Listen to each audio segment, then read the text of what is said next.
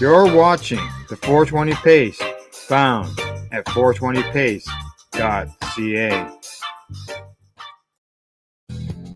Stay tuned. We'll be right back after this toke.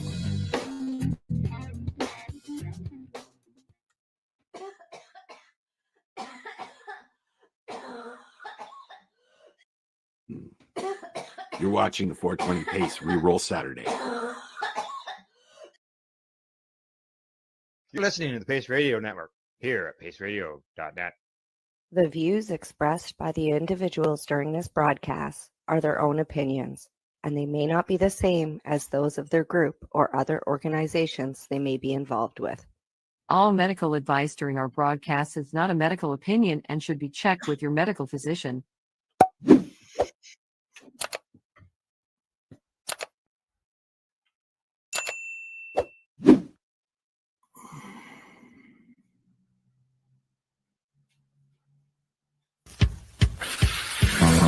Oh yeah, baby, that's lovely.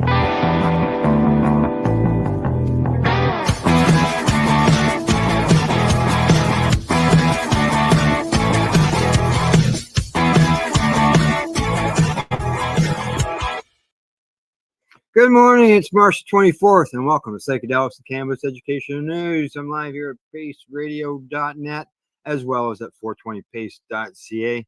Cindy's out in BC, she's out west, but we're heading to the US. We're going to go to the Netherlands, and we're going to go across Canada as well. We're going to find out about Texas banning THC, a new mildew-resistant cannabis strain, and doctors who support the criminalization of psychedelics. But first, I'm starting off with a story on how illegal cannabis sales spike here in Canada, while alcohol sales plummet. And this comes to me from the International Cannabis Business Conference. Headline says, legal cannabis sales spike in Canada as alcohol sales plummet. And the story starts off letting us know that Canada was the second country to adopt a national recreational cannabis legalization law and remains the most robust nationwide legal adult use cannabis market on the planet. Uruguay legalized cannabis before Canada. However, Uruguay continues to limit adult use cannabis carments to legal residents.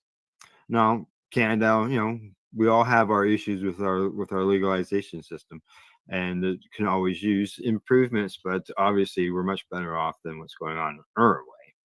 Now, the legal adult use market in Canada is the best recreational cannabis carments experiment for public policy and economic researchers for a multitude of reasons. The data generated in Canada provides insight into what other nations may expect if or when they adopt a similar legalization model. Yeah. So, other countries would be looking at us. One thing the data is demonstrating in Canada is that legal cannabis sales continue to erode the unregulated cannabis market, and paralleling the rise in cannabis sales is a drop of sales of alcohol products. Now, they say that sales of alcohol and cannabis in Canada are opposite trajectories, according to the data provided by Stats Canada, who is the national statistics agency here in Canada. It says for the fiscal year ending March the 31st, 2024, sales of alcohol beverages experienced historic declines, with beer sales experiencing the largest overall decrease. Now, in comparison, sales of recreational cannabis by provincial cannabis authorities and other retail outlets increased 11.5%, or about $500 million from one fiscal year to the next, reaching $5.2 billion in 23-24. And they say that sales of cannabis products had previously grown nearly 16% the year previously. Now, Canada legalized adult use back in 2018, as we know. Separate data published in February in the American Journal of Preventive Medicine reported that fewer young adults in the U.S. acknowledge consuming alcohol while following the opening of licensed cannabis retailers.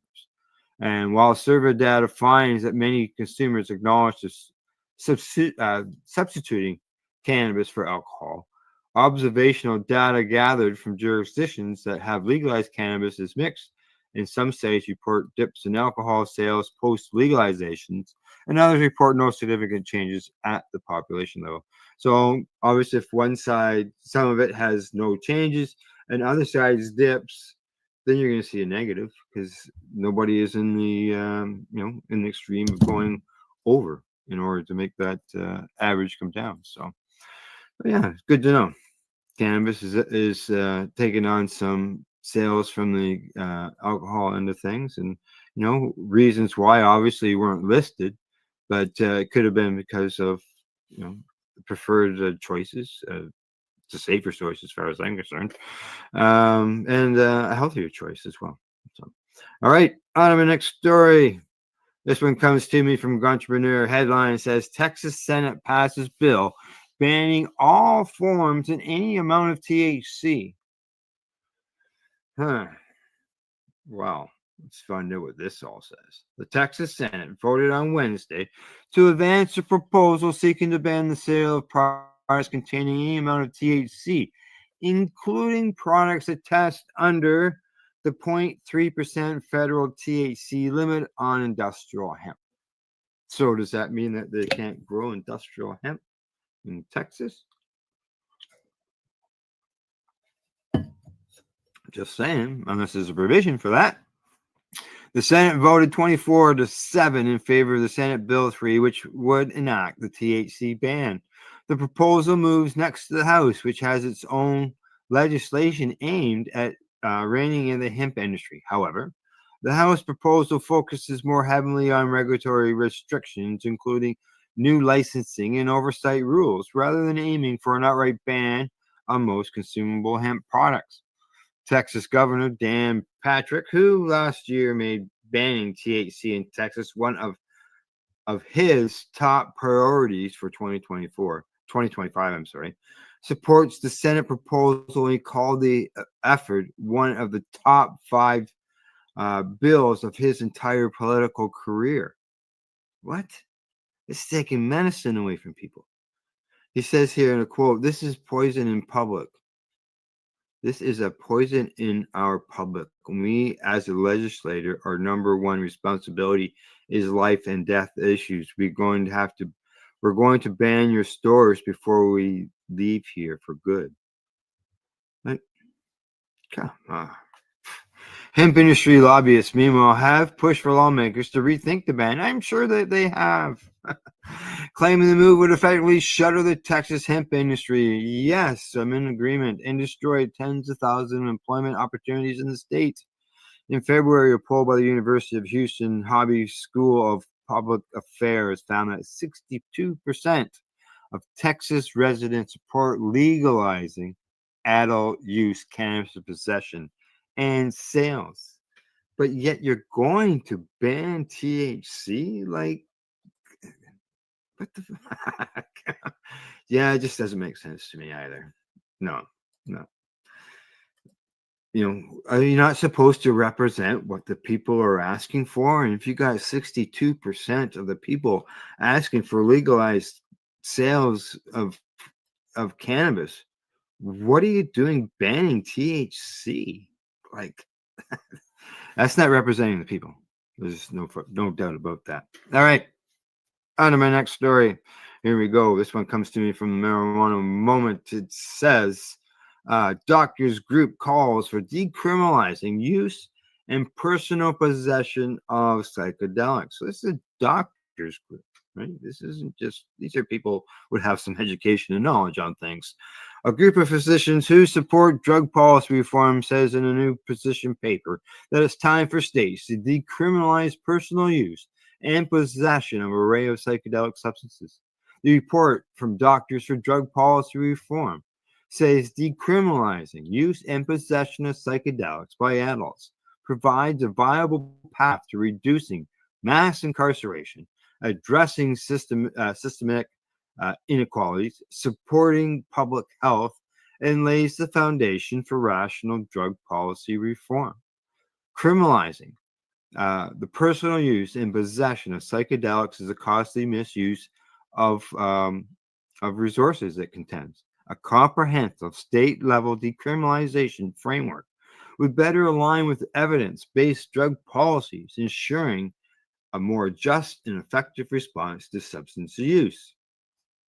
The paper was written and developed by Crystal Carrington, a New York-based psychiatrist, psychotherapist, and psychopharmacologist. It focuses on what it calls well-researched psychedelics, such as psilocybin, LSD, ibogaine, MEOT, DMT, MDMT, DMT, including ayahuasca and mescaline, but adds that this does not apply that other psychedelics should remain criminalized. Most psychedelics are currently considered Schedule I drugs under the Controlled Substances Act. A classification, the report says, fails to reflect scientific evidence that psychedelics pose a very low risk of serious harm, minimal potential for problematic use, and have shown promising applications in mental health treatment through large-scale clinical trials. Exactly. The Senate 1 status of psychedelics falsely inflates their risk and perpetuates a legal regime that imposes excessive punishment for nonviolent drug offenses, Carlton wrote, adding that research from the 1990s through today has provided substantial evidence that psychedelics are less harmful than either controlled substances such as heroin and cocaine or non-controlled substances like tobacco and alcohol. That's the last story. People, alcohol going down using cannabis. But federal drug policy has been slow to catch up.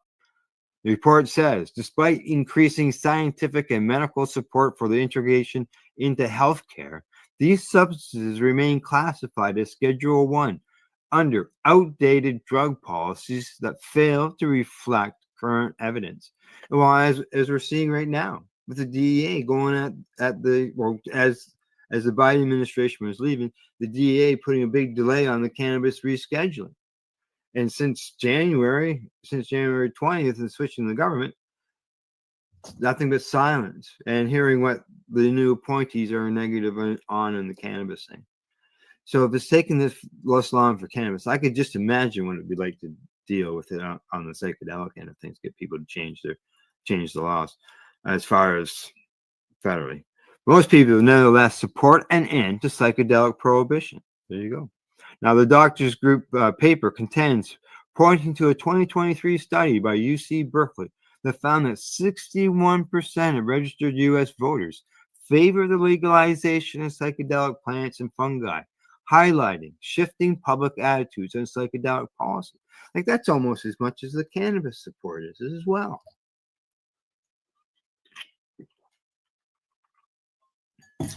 The paper continues with this sentiment reflects increased public awareness of the gap between drug policies and scientific evidence. This misalignment between the legal psychedelics classification and their actual risk underscores broader systematic failures in drug policy. Yeah. Now, a better approach, according to the doctors, they assert, would be to remove criminal penalties around the use and possession of psychedelics. A change the group says would advance public health, promote social equity, and allow better acculation of scarce public health and safety resources. It also says a harm reduction based approach ensures a more just, evidence-driven, and equitable framework for drug policy, reducing incarceration rates, mitigating stigma, and fostering public health-centered solutions. This policy framework does not include the cultivation, sale, or distribution of psychedelics, but prioritizes harm reduction by eliminating outdated and ineffective penalties for personal use. Decriminalization is an immediate practical step towards addressing inconsistencies in current drug statutes, while allowing the federal government to retain jurisdiction over their legal status and enforcement, the paper concludes. This approach builds a more equitable and rational drug policy by prioritizing public health, reducing incarceration, and lessening financial burdens on the criminal justice system. In addition to defining clear quantity thresholds for personal possession and setting age limits on possession, the doctors also advises collaboration with medical and community groups to create training programs for clinicians, law enforcement, and young people, as well as redirecting funds from law enforcement to public health. It says reform should include automatic expungement of past convictions for simple possession of psychedelics, including cases where individuals were inappropriately charged for distribution. Yeah. Metrics and data should be collected on criminal justice and health impacts. The group continues, while Indigenous perspectives should inform policy making to ensure ethical and inclusive reforms. The decriminalization document comes on the heels of another doctor's possession paper about treatments and strategies for opioid use disorder. That paper by Hunter Platzman argues that rather than rely agonist treatments such as methadone and buprenorphine, whatever, policymakers should embrace additional safer supply interventions, such as prescribing pharmaceutical grade heroin. They prescribe it as a pill all the time. While agonist treatments are legal, well-established treatments, that paper argues they're used by fewer than 35% of the people with opioid use disorder. Others are either unable to access the therapies or refuse them altogether. Prescription heroin, Platzman argues in the report, demonstrates superior efficacy compared to traditional medications like methadone and is far less lethal than highly toxic synthetic opioids such as fentanyl. And as we know, so this story continues on for a bit, but it's good to see that the doctors, this doctors group, is supportive of psychedelics and reform. There's no doubt about that. Good day, buddy Weeds. How you doing, buddy? And a puff pass to you as well, for sure, man. All right, I will continue on with the news. Good to see you there, buddy. All right, next story. This one is coming to me from Stratcan, and I can tell you, I don't know what they're doing here, but I know some of us would like to see or have maybe better outcomes when it comes to powdery mildew, and that is the headline here in Stratcan, and it says researchers announced development of powdery mildew resistance for cannabis plants. Now I haven't read the story yet, but I know that there's a pile of people out there that have to deal with powdery mildew constantly, and it's not good stuff. It says here, Aurora Cannabis Inc. says it has discovered a novel source of genetic resistance against the common fungal disease that affects cannabis plants. The cannabis producer recently identified the novel single dominant powdery mildew resistant locust called PM2, which provides resistance to powdery mildew disease in cannabis. Powdery mildew is a fungus that affects numerous plants, spreading through spores. This proprietary genetic marker technology is now in use in Aurora's breeding program and is expected to produce powdery mildew resistant cultivars that will be explored for commercial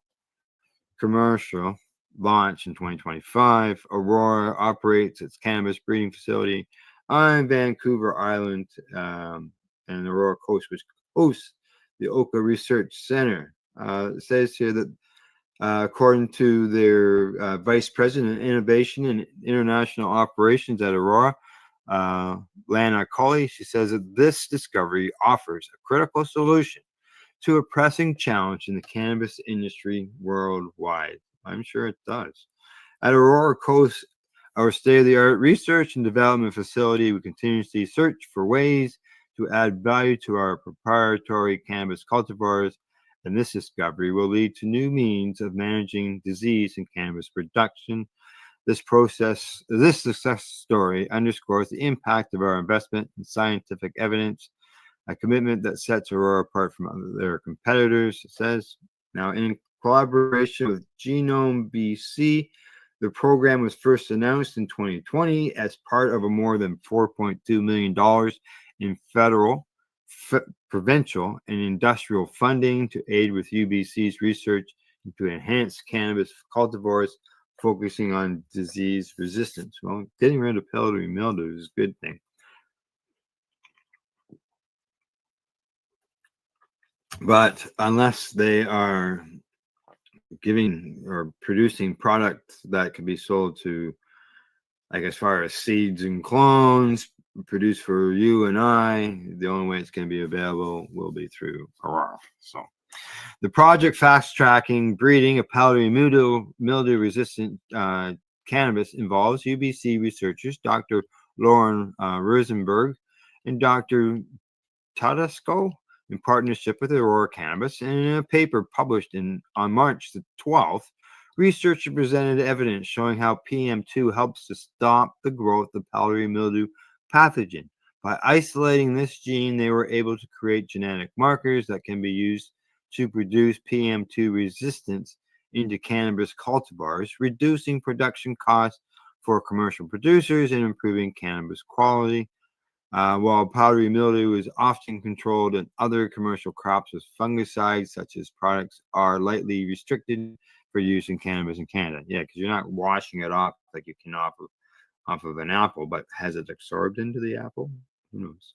In peer-reviewed research by Jose Caladon, principal scientist of breeding and genetics at Aurora, in collaboration with researchers at the University of British Columbia, it was noted that breeding genetic resistance to economically important crop disease is the most sustainable strategy for disease management, enhancing agricultural and horticultural productivity, particularly where the application of synthetic pesticides is prohibited.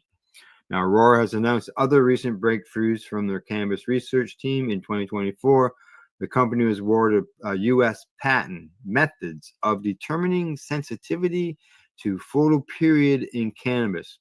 It's to aid in creating outdoor cannabis cultivars that do well in high latitudes, regions like Canada.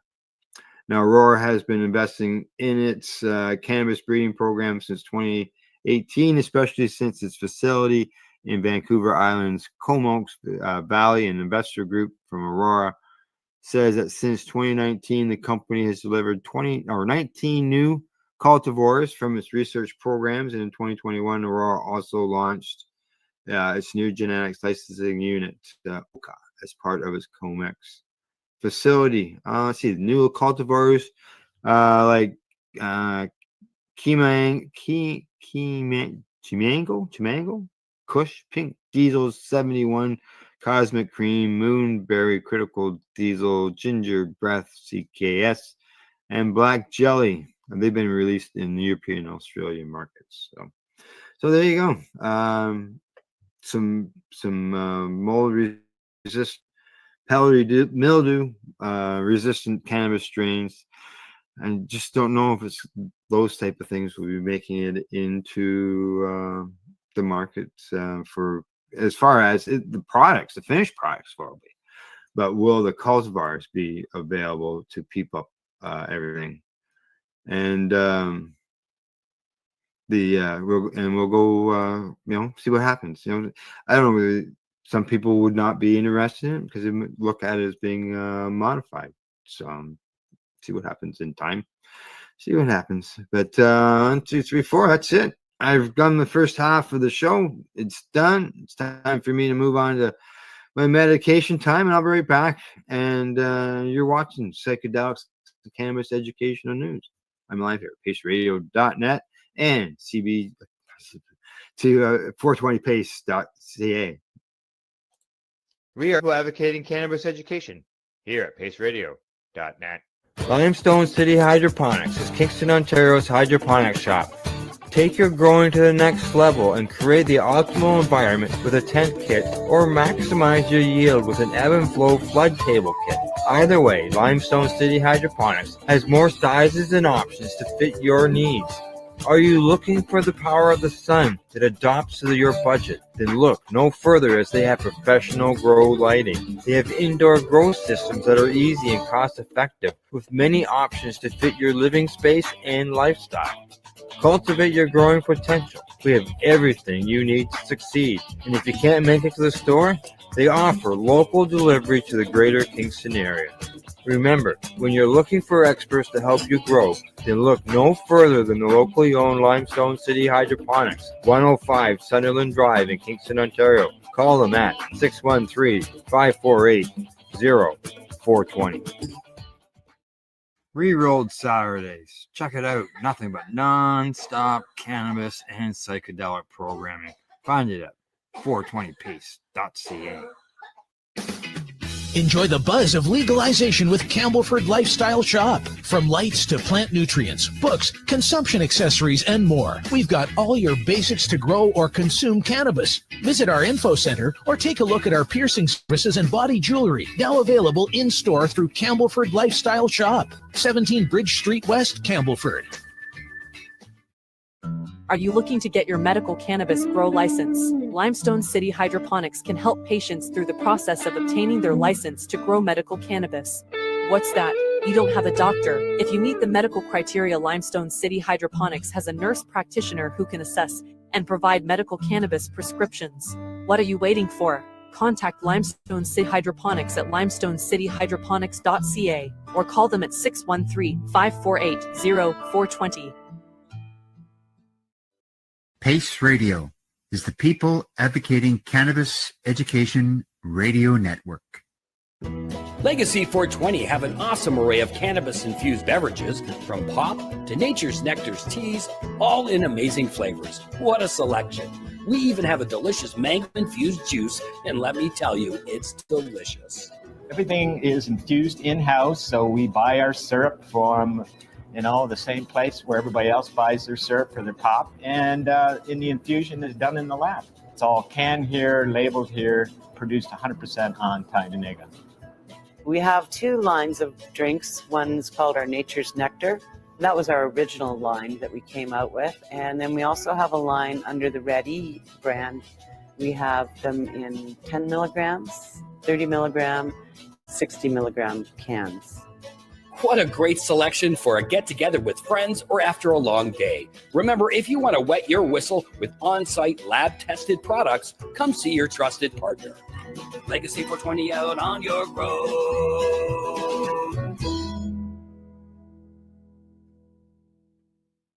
You're listening to the Pace Radio Network here at paceradio.net.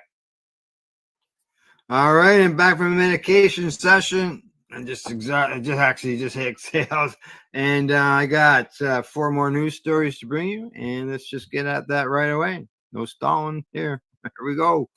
Right from International Cannabis Business Conference. Legal cannabis supply changes coming to the Netherlands next month.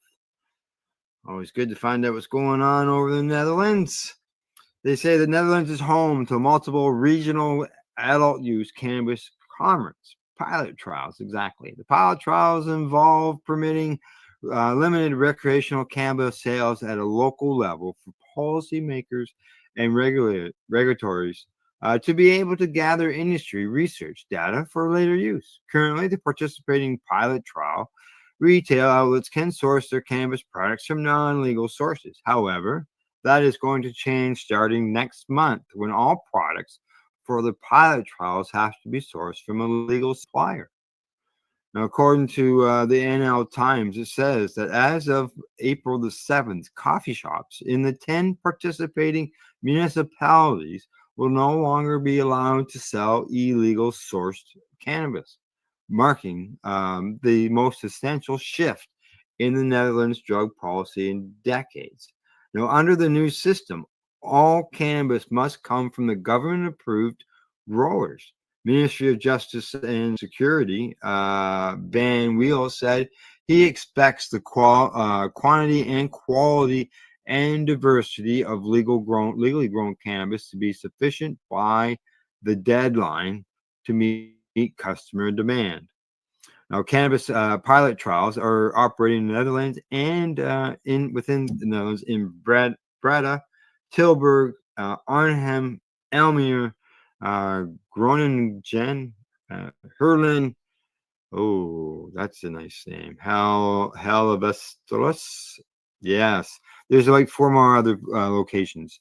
Proposal to expand the cannabis trials include the Amsterdam Oost district was previously denied by members of the Netherlands Parliament, and a poll conducted in April of 2024 found that 60% of residents in the Netherlands support having a regulated cannabis industry. So, in other words, legalized cannabis. So there you go. Numbers again in over the 60% mark. So yeah, exactly. More in other countries that legalizing cannabis. I can see they did that probably to get the switch over to go slowly, versus where in Canada we just made that. Yeah, but they were only pilot trials in certain places instead of allowing the whole country to do that. But see what happens down the road. We'll keep an eye on things. All right, on to my next story. This one comes to me from StratCan. Headline there says cannabis flower prices continue upward climb in February of 2025. Yeah, the lower the price in the legal market, sounds like it's a thing of the past. At a glance, Canadian wholesale bulk flower conditions over the month of February presented an encouraging increase in cannabis flower categories Index 5, which is 25 to 30% THC, and Index 6, which is over the 30% mark. What above what was initially forecast for the month? Index 5 increased 6.8% and settled at $1.57 a gram. Up from $1.47. This climb marks the highest settled prices for the category since August of 2022, when cannabis flower 25 to 30% traded at $1.62 a gram. They say this is good news for Index 5 and Index 6, which hit $2.75 a gram in February, reflecting strong market demand. Meanwhile, Index 4, which is the 20-25% range, peaked at $1.75 a gram, and the average price of all dried flower climbed 1.5% from January to $1.38 a gram in February. The forecasted flower price for Index 5 now sits at $1.54 per gram. That's what they're selling it to each other for before it gets well to us.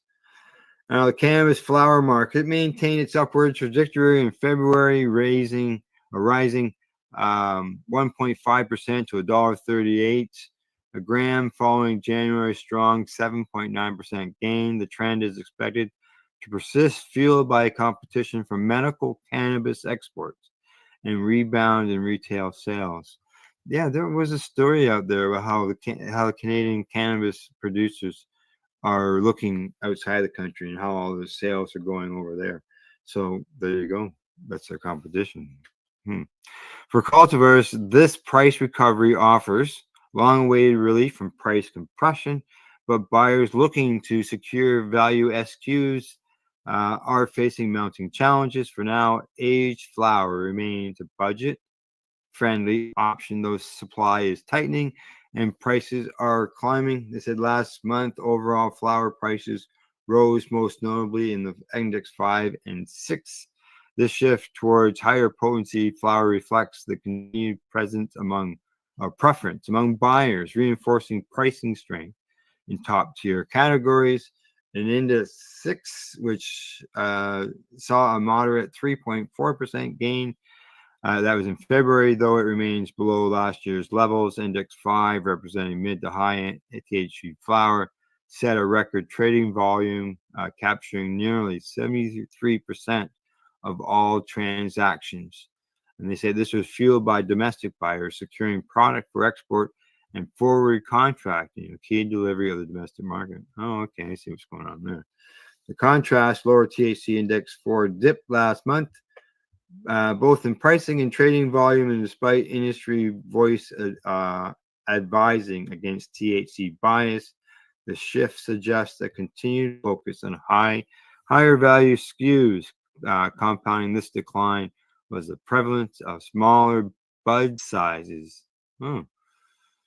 that generally trade at a discount price. With the increase in exports and the beginning rebound in retail sales, competition for premium flower is intensifying, and the coming months will determine whether an uptick in pricing can be sustained, particularly as new international markets open and global demands domestics continue to evolve. Now that 10 cents on that gram, see how much it reflects. They didn't get into that part, but how much it reflects to you and I at the counter. Be interesting to know what that works out to be, whether they just pass the whole thing. And something tells me they probably do, versus absorbing it, because it was already cannabis per gram was already super low, and they were saying there was no profit in it then. So I can't see where they were going to absorb it. All right, got two more stories. And this next one comes to me from Mugglehead magazine, which I just closed off instead of opening. So just give me a second here. Hey, that happens. You hit the wrong button, right? Here we go. This one, Mugglehead magazine, says taking psilocybin or LSD can lessen frequency of severe headaches by 25%. Yeah, 25%. New research out of Sweden has shown that classic psychedelics like magic mushrooms and acid can reduce a user's likelihood of having recurring cluster headaches and migraines. The investigators who completed this analysis are based out the Karolinska Institute Center for Cluster Headaches at the university's Department of Neuroscience in Solona. Their study was published in the Journal of Psychopharmacology on March the 12th. It says here, lifetime use of classic psychedelics was associated with a 25% lower odds of having frequent bad headaches, according to Swedish researchers specified in their study. Now, women in particular are 30% more likely to benefit from LSD and psilocybin for elevating skull throbbing than men. They also have determined that. Now, they analyzed vast pool of data. They analyzed this vast pool of data from a group of over 11,000 people. So it wasn't just 20 or 21 in the United Kingdom to draw these conclusions. The Swedish Brain Foundation was one of the notable funding contributors for this research. Now, a study author, Carolyn Rand, explained in an interview with Psych Post last week, and I believe we had that story in a previous show, it says that there is a need to develop new treatments for primary headaches. And as people with headaches, most typically cluster headaches, sometimes report that they have, people get headaches, self-medicated with psychedelic substances with great success. We believe that these compounds need to be investigated more closely. I will say more research. And they said that the Swedish investigation is but one of several recent analyses that point to psychedelics as an efficacious alternative to traditional over-the-counter prescription medications. Now, in May last year, analysis published in the Journal of Neurological Sciences found that psilocybin was capable of nearly cutting the number of headaches subjects experienced in half 3 weeks post-administration. And last year, a study titled Psychotropic Drugs Reemerging as Headache Medicines was posted in the peer-reviewed journal CNS Drugs. It highlighted the growing interest of psychoactive substances for clinical research in this regard. And goes on, the authors say that the use and reported therapeutic effects of such treatments have long been reported through formal clinical trials are only recently taking place. Now, unlike traditional medications that need to be taken repeatedly, people who have taken psychedelics often report long-lasting relief after a few doses. Advocacy for their usage to treat these unpleasant neurological condition goes back to the 1990s with groups like cluster busters and even further. Historically, many cultures all over the world have treated headaches with naturally occurring indole hallucinations, which would be hallucinogens, psilocybin, ibogaine, M5-MeO, DMT. For centuries, the Psychedelics Advocacy Organization says. So there you go. Cluster headaches, all that type of stuff. There's so many people out there that deal with headaches that I'm hearing, see it, hear about it. Someone just says, just in general, I got a headache today. I got a bad day, got a headache.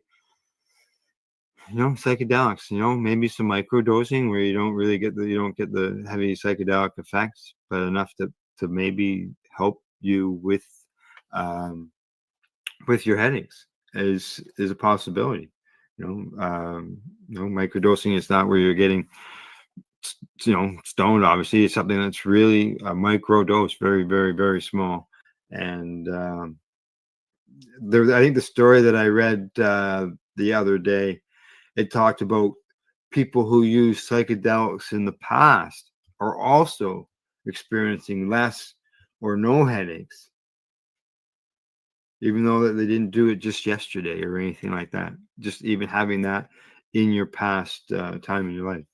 So it's always good to do that. And if it can give you relief, as it said in that story, for long term versus having to friggin' drop a pill for 8 hours or 12 hours, whatever it is. Do some microdosing. Who knows? Maybe once a month or whatever. So something to look into. And that's why we share news and educational news, is the fact for people to bring it to use, and hopefully it opens your eyes and invites you to do some more research. And most of these stories are all posted at our Psychedelics and Cannabis Educational Facebook page, so you can always find them there as well. All righty, on to my last story of the day, and this one is coming to me from the Oz. We'll figure it out. But it says the government's rake in more cannabis revenues. Yes, more money to the government. Federal and provincial governments earned $2.2 billion from the sale of recreational cannabis in the fiscal year ending March the 31st, 2024, an increase of 12.6% over the previous year, according to the Stats Can report that came out on March the 7th. Sales of recreational cannabis by provincial cannabis authorities and other legal outlets increased by 11.6%, or $500 million from the previous fiscal year, reaching $5.2 billion in 2023, 2024. The growth in sales occurred despite a 2.8% decrease in the price of cannabis. Inhaled extracts was the fastest growing cannabis category in 23-24, up 31% after growing 59% the previous fiscal year. And this category was the biggest contributor to the increase in cannabis sales, accounting for over 2/3 of the $500 million increase. Whether it's because there's no ash, so there's no mess, there's no roach. There is the cartridge when you're done that you have to get rid of. I'm going to assume as well as the smell, heavy reduction in the smell. The average legal consumer spent $163 in 23-24 on cannabis. Yukon had the highest sales per person at $356, while Quebec had the lowest at $96. Quebec sales were impacted by its ban on cannabis vapes and topicals, as well as limited edible offerings. And I think there's some changes coming up for that as well. Dried cannabis has been steadily losing market share to inhaled extracts over the 3-year period from 2021 to 2024. Dried cannabis decreased from 71% to 61% of the recreational cannabis market. We got some of that in the last report I read. Inhaled extracts extracts increased from 18% to 29%. Ingested extracts, edibles, beverages, and other cannabis products accounted for the remaining share of the market. So there you go, alcohol and cannabis sales in Canada. Chart there. Breaks down some of the stuff. Beverages at 1.6, extracts, ingested extracts at 3.1, solid edibles 4.3%. Chart there. There we go. That's from the Oz. So sales, obviously, they're on the price of cannabis expected to go up in the legal market. I would think if it's going up at the what do you call it, the between the producers themselves, so that cost will obviously pass on to the others as well.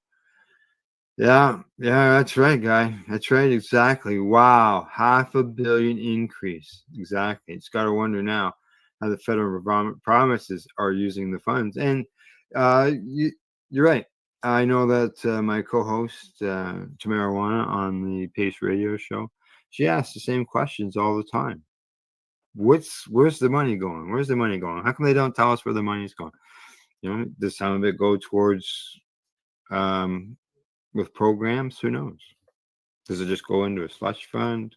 Explain, looking for like a printout somewhere of everything where it goes instead of just of a general view. Be interesting to see what happens to it all. All right. Other than that, that's it from the Legacy420.com news desk. That's the news for today. I'll be back on Thursday. Glenn will be joining me. He's back from down in the deep south, and he will be joining me Thursday for the broadcast. And other than that, thanks for Camelford Lifestyle Shop. I was actually talking to the owners there this morning at legacy420.com, at ease.ca, and limestone city hydroponics.ca. And in closing, we'd like to say thank you for watching and listening, and please don't forget to educate, medicate, and do not incarcerate. And you're welcome. Talk to you soon. Bye-bye. You're listening to the Pace Radio Network here at paceradio.net. The opinions of the individuals during this broadcast are their own and may not be the opinions of their group or other organizations they may be involved with. All medical advice during our broadcast is not a medical opinion and should be checked with your medical physician.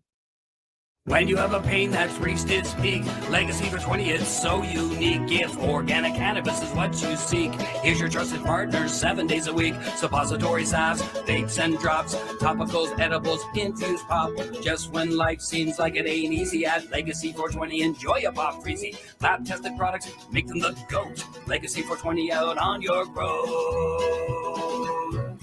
Legacy 420 in Tyndonega Mohawk territory. Indigenous organic cannabis at its finest. Enjoy the buzz of legalization with Campbellford Lifestyle Shop. From lights to plant nutrients, books, consumption accessories, and more, we've got all your basics to grow or consume cannabis. Visit our info center or take a look at our piercing services and body jewelry, now available in-store through Campbellford Lifestyle Shop, 17 Bridge Street West, Campbellford. Limestone City Hydroponics is Kingston, Ontario's hydroponics shop. Take your growing to the next level and create the optimal environment with a tent kit, or maximize your yield with an ebb and flow flood table kit. Either way, Limestone City Hydroponics has more sizes and options to fit your needs. Are you looking for the power of the sun that adapts to your budget? Then look no further, as they have professional grow lighting. They have indoor grow systems that are easy and cost effective, with many options to fit your living space and lifestyle. Cultivate your growing potential. We have everything you need to succeed. And if you can't make it to the store, they offer local delivery to the greater Kingston area. Remember, when you're looking for experts to help you grow, then look no further than the locally owned Limestone City Hydroponics, 105 Sunderland Drive in Kingston, Ontario. Call them at 613-548-0420. We are people advocating cannabis education here at radio.net. Stay tuned We'll be right back after this toke.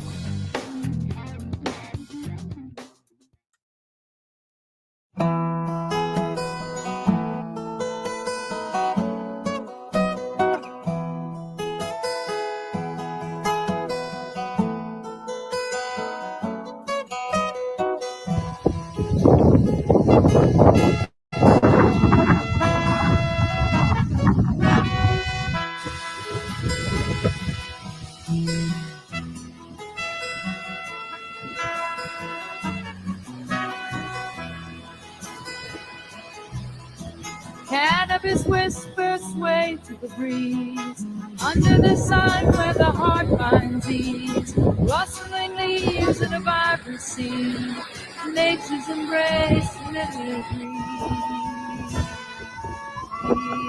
that the good times roll and shine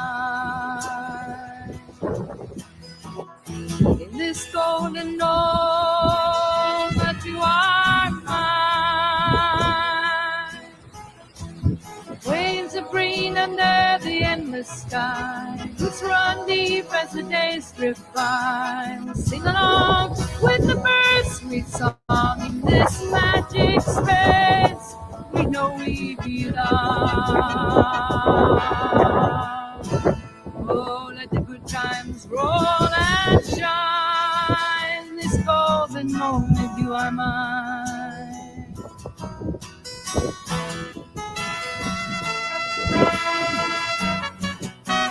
Rolling hills with the sun on our face. Every spirit's in this sacred place. Every laugh and every moment we find. With heartbeat on, souls intertwined. Let the good times roll and shine. In this golden moment, you are mine.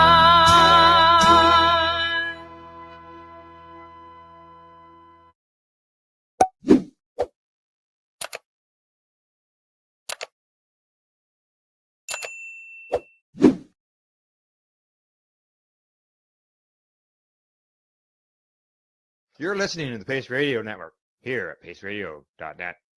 The views expressed by the individuals during this broadcast are their own opinions, and they may not be the same as those of their group or other organizations they may be involved with. All medical advice during our broadcast is not a medical opinion and should be checked with your medical physician.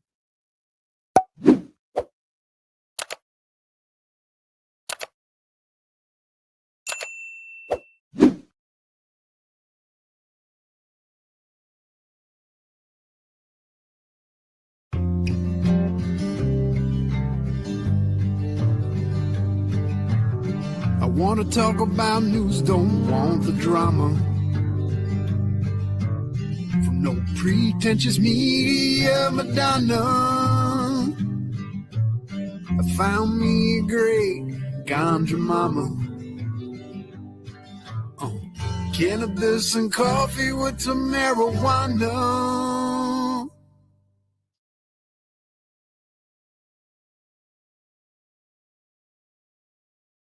Well, I guess I don't have my shit together this morning. Good morning, everybody, and welcome to Cannabis and Coffee with me, to Marijuana. It's been a weekend. Let's just say I put on some kilometers this weekend. I left here Friday.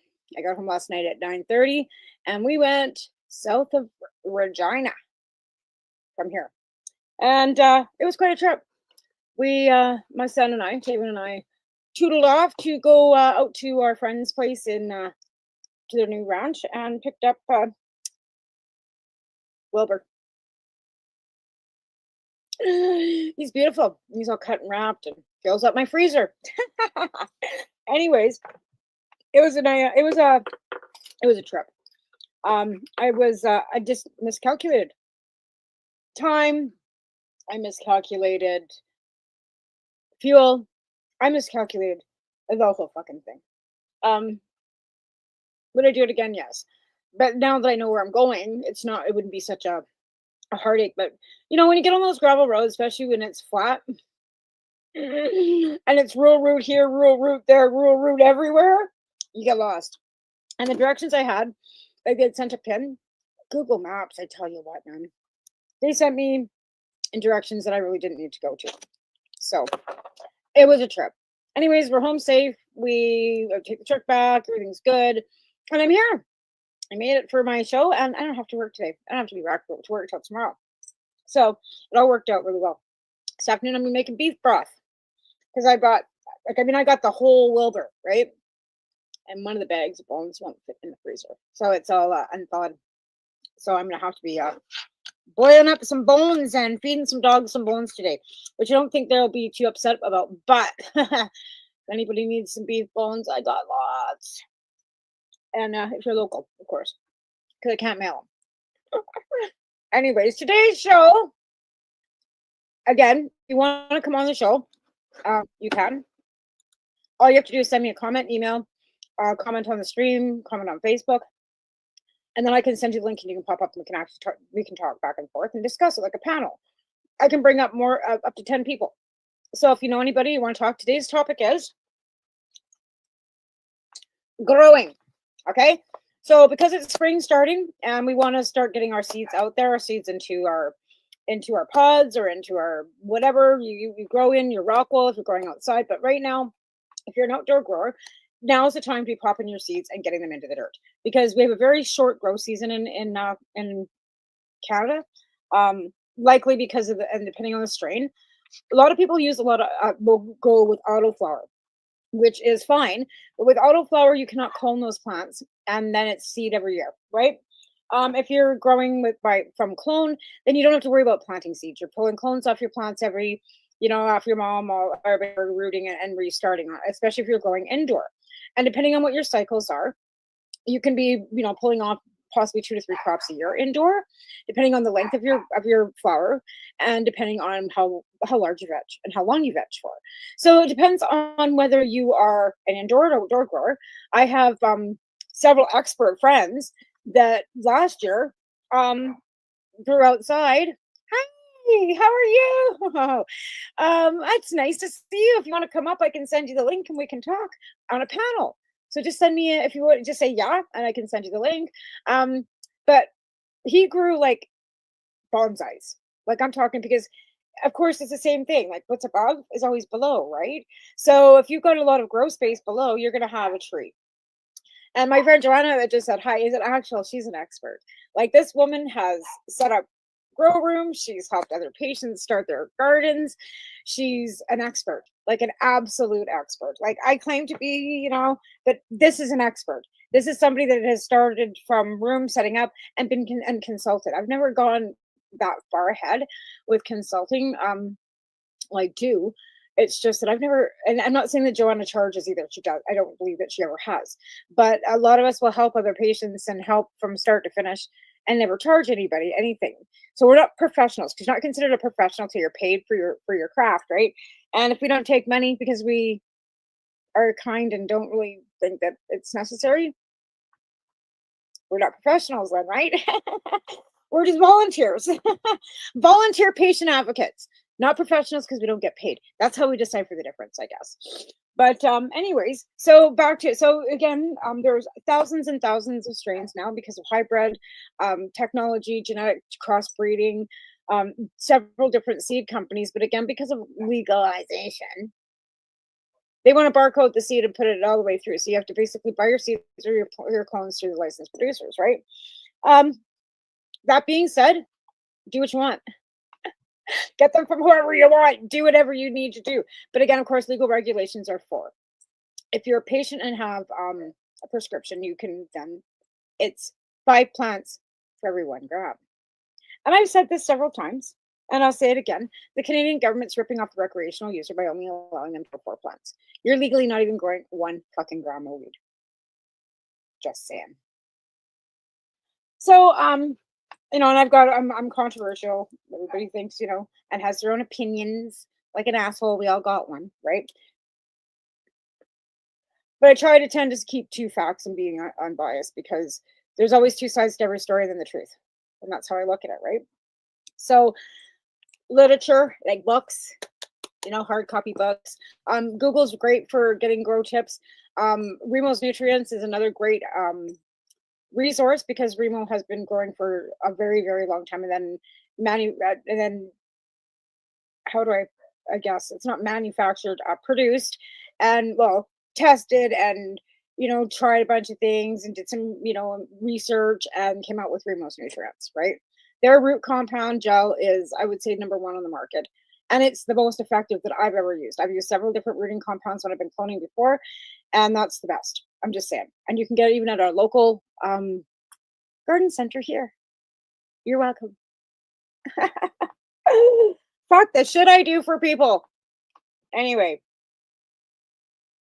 Yeah, like I said, I just tell it the way it is. And yes, you can get it at our local garden center. You're welcome. Remo's Nutrients available at Top Crop. There, there's your free commercial. I'm kind of in a bitter bitchy mood today. Can you tell? Anyway, back to growing. So this grower's handbook was something that was gifted to me back oh Jesus, I can't even remember.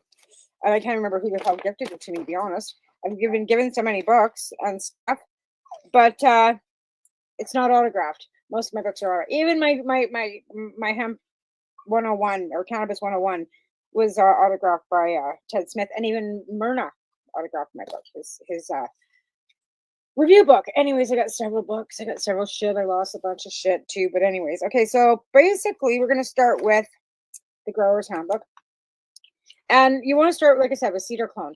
And with clone, you can absolutely use root compound.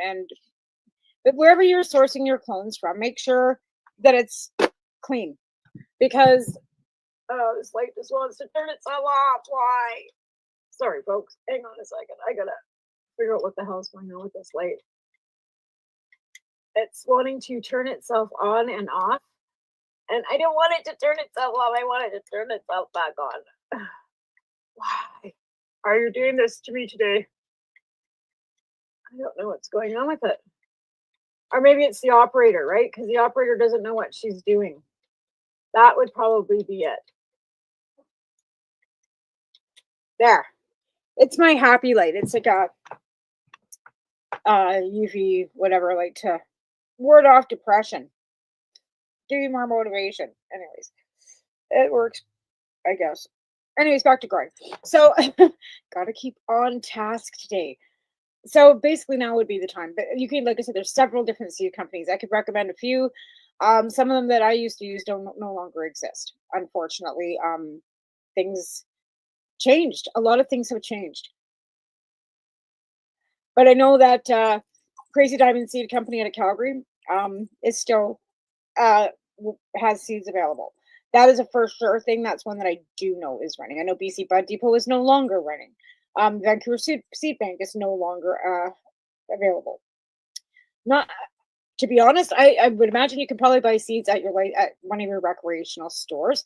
I've never looked for any seeds at the stores, but I'm pretty sure I've seen them in the stores. So you can access seed at your legal pot store or cannabis store. Again, there are a lot of resources to growing. And a lot of people will say, well, it's just a seed and you plant. It is. It is. It is absolutely just a seed. You water it, you put it in dirt, or you can grow in water. There's hydroponics, there's aeroponics. There's several different systems that you can use depending on whether you're going to be indoor or outdoor. So again, with the regulations in Canada, you're allowed to grow legally 4 plants outdoor, but they cannot be seen in public. So it can't be in your windows. They can't be in the middle of your yard where somebody could possibly see it. So I don't know how they're enforcing these regulations. I don't see anybody, probably all complaint based. Like if your neighbor doesn't like your pot plant, they call the RCMP, there might be a problem. But again, I'm not really sure if, I know we have community safety units because apparently that's where all our taxation is supposed to be going.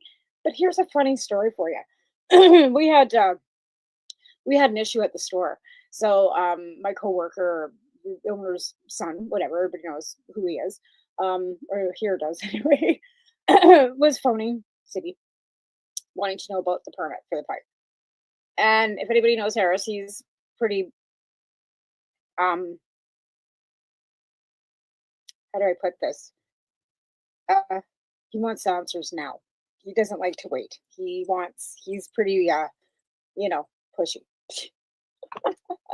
He can't help it. He's got a disability that makes it so that that's just the way he is. Anyways, so he phoned the city councilor that he knows to come in and talk to him, or just like was asking him like, what can you do to help me get this moving along faster? I'm not even sure what the total text was. All I know is that day that I was working, that city councilor came into this store and I got him nailed. I said, so where's cannabis taxation money? Why are taxes going up? What the hell is going on? If it's going to addiction and counseling, where's our recovery center? You know what? I got a blank look and didn't know what I was talking about. I said, maybe you better go talk to your city administrator and find out where the fuck the money is. He had no idea. So you're a city councilor sitting on our city council and you don't know that you're supposed to be receiving $11.5 million or whatever it is a year for cannabis taxation, and you have no idea. I found that rather disturbing. So I don't know who's collecting the money at City Hall. Or does anybody know who's collecting the money at City Hall? Does anybody know where the money's going at City Hall? Anyway, so back to the fact that if you had a plant growing in your yard, it would probably have to be complaint basis. Now, I know back when legalization first happened, there was a lady up in, I believe it was Invermere, who had a garden tour. And in her little garden tour, she had her little 4 plants in her garden. And because she had a garden tour and somebody seen them because they were out in public, the RCMP came and ripped them out and caused a great big. She was never charged, but they were ripped out and because they were in public. So, but again, that was right after legalization. We're 6 years in now. I'm not sure how invested the RCMP is in wasting their time on such things as that. But again, who knows if they've got nothing better to do? And if it's a complaint, they kind of have to follow up on it. It's unfortunate, but that's kind of how the police forces work, is that you have to, it's all complaint based, right? So if you don't, they have to follow up, whether it's within their best interest or not, I guess is kind of how it has to work. But it's funny because it makes no sense as to why they waste their time, especially now. But again, depends on because there are people still out there that don't like legalization. Just saying. Okay, so this book is written by David Robinson, and it's got some really good tips in it. Again, we've got the Hash King and all kinds of different mediums and on YouTube, right? So Remo's Nutrients is one. Mick Mann. Okay, so Mick Mann has been kind of off like the whole scene for, I don't know, probably 10 years. He's not really, like, he is involved, but he's not really. But he used to be the Gorilla Grower on YouTube. And Mick grew some of the best Burmese bud I'd ever sampled. I can't remember if it was Burmese Haze or something. I can't remember the exact strain. I know it was Burmese something. I just can't remember the exact name of the strain. But we went out to Saskatoon to a harvest cup one year, and we had brought some of our hash bud, and we didn't have enough to put in as an entry because there was a certain limit. We never grew that much. Like, even though we were budding off 30 plants, because they were hash bud, and because it was a very short, stocky, low producing but high quality cannabis, we took it.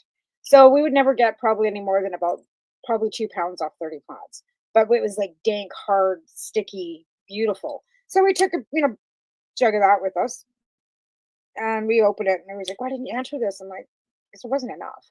Like, there really wasn't. But we shared that. But Mick said that was probably one of the best buds that he'd ever smoked too. But his Burmese was so good. But again, another great grower to get tips and stuff off of. And like I said before, it is a seed that you're going to put into your dirt or your water or your rock wool or whatever. But nutrients are important to a point in your pH balance in your water. But again, it's your lighting. So the spectrum of your lighting is what actually will bring that bud to fruitation, right? And at the end of it, the last 4 weeks of your flower too, depending on what nutrient, there's bud candies and all kinds of different boosts. CO2 you can pump into your room. There are all kinds of different things to make those buds better, right? But again, it's the love and the care. You need to have movement. Those plants need movement. You need to keep your temperatures below 70 degrees because then that will eliminate bugs. Spider mites love heat, right? No matter what, you got flying gnats and I don't know what soil, unless you're using straight water. Any soil even I've gotten from the place that I worked, okay? It was the top premium fucking black gold fucking soil you could get, peat moss and all kinds of beautiful stuff with the sheep manure and all that, mix it all together, right? Even the big bales of fucking sunshine mix, okay? No matter what, you turn the fucking shit into, like, you turn the lights on and you got gnats, black flies. I don't know where the hell their legs are. So unless you actually put that fucking dirt and bake it in your oven at 200 degrees for fucking at least an hour to kill all the fucking eggs and gnats, it's the only way I can even. And my husband said, we need to bake the dirt. No matter what, you need to bake the dirt. And I'm like, then you're baking the dirt, you're taking out some of the minerals and, and the solidifying, good properties in that soil too, right? To kill the bugs. But it seems to be a temperature thing. So we found that if we didn't get our rooms ever over 70 degrees, we never had an issue. You'd still have the flying gnats though, and the little black flies. It doesn't seem to, I don't know. You can fly strips, turning the soil, keeping the top layer of the soil dry because they love the moisture to lay their eggs in. There's so many tips I could tell you about keeping black flies and stuff out of your soil, but do they all work? No. People use cinnamon, people use cayenne pepper. Does it work? Sometimes yes, sometimes no. I'm not big on pesticides. I'm not big on, killing stuff with Raid, Dr. Doom and all these things because it does leave some sort of residue on the plant, no matter whether it dissipates in the air or not. So am I big on that kind of stuff? Not really. But sometimes you got to do what you got to do. I mean, we had spider mites at one point when we first started growing way back, like, I'm going to tell you what year it was. But it was right at the end, right, where we had bud, and our buds were beautiful, big, nice. We actually vacuumed the buds. Like we took a nylon and we put it over a little, like a vacuum, and we lowered the temperature to try and stop it. But we didn't want to spray, but the only way we could figure to get rid of those and the webbing and everything, we vacuumed. And then now Al has said this a couple times, and he's actually got videos and stuff. He's been washing his bud. So before he trims, or I think it's before he trims it, or is it out? Maybe it's after. I'm not real sure about that either. Either before or after. I will switch his bud because he's growing outside too in water, right? And you can see the water change, but it doesn't seem to affect the quality of the bud or take the trichomes off, right? Because you don't want it too cold though, because cold water will knock anything really cold will knock the trichome off. Why we suggest you freeze your isopropanol and your deep freeze before you wash your bud, before you make your RSO. It just is a quick wash. It just knocks it off quick. When you're making hash, bubble hash, you're using ice and water with the bubble bags, right? So it's the cold water. It's the ice that, kind of knocks those trichomes off. Why? But people say they're freezing their cannabis in the deep freeze. It's where they store it. I'm like, don't do that. Don't store your bud in the deep freeze, man. All your trichomes are in your fucking bottom of your bag. Like, don't do that. And for years, people we didn't know any better, right? So it's trial and error. A lot, even with growing. Like, I don't know how many times we failed. And that's the thing that we, didn't really make the government understand either when patients were growing, is that there's failure.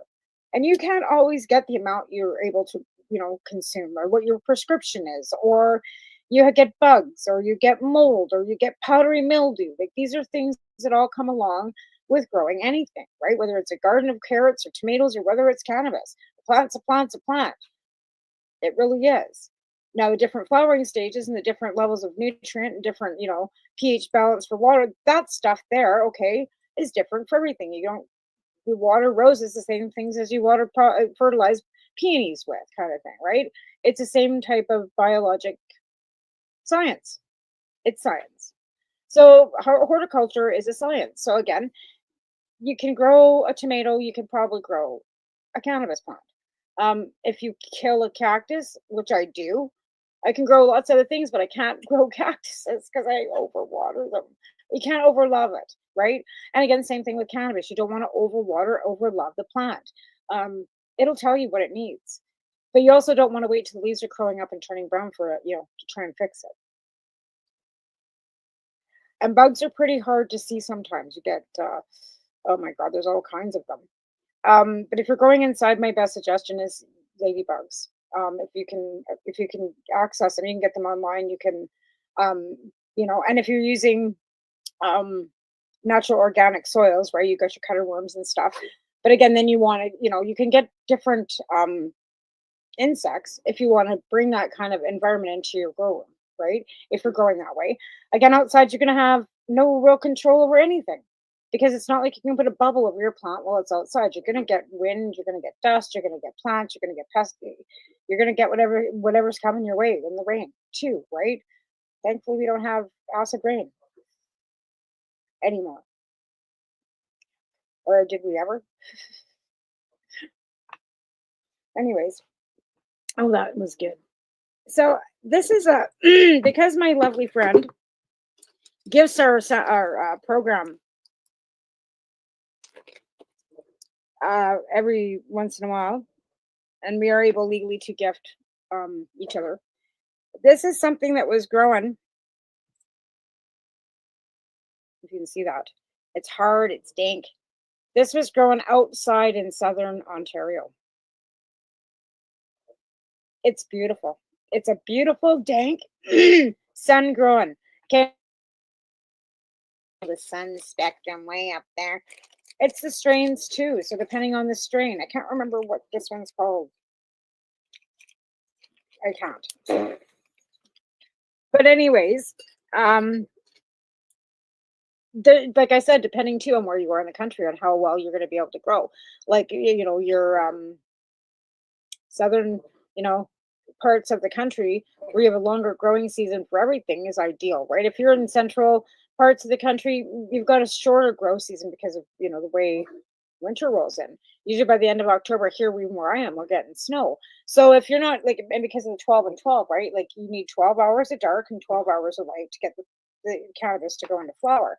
So if you're starting, say September 20th is like what is winter solstice, right? Or 12 and 12. I'm talking out my ass right now because I haven't done. I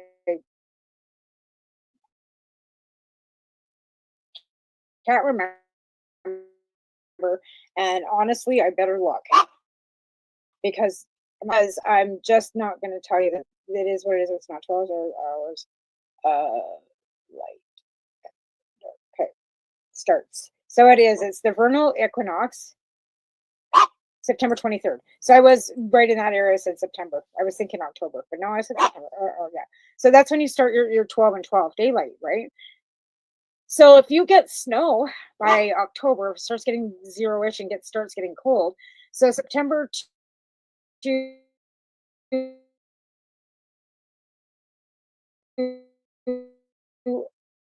October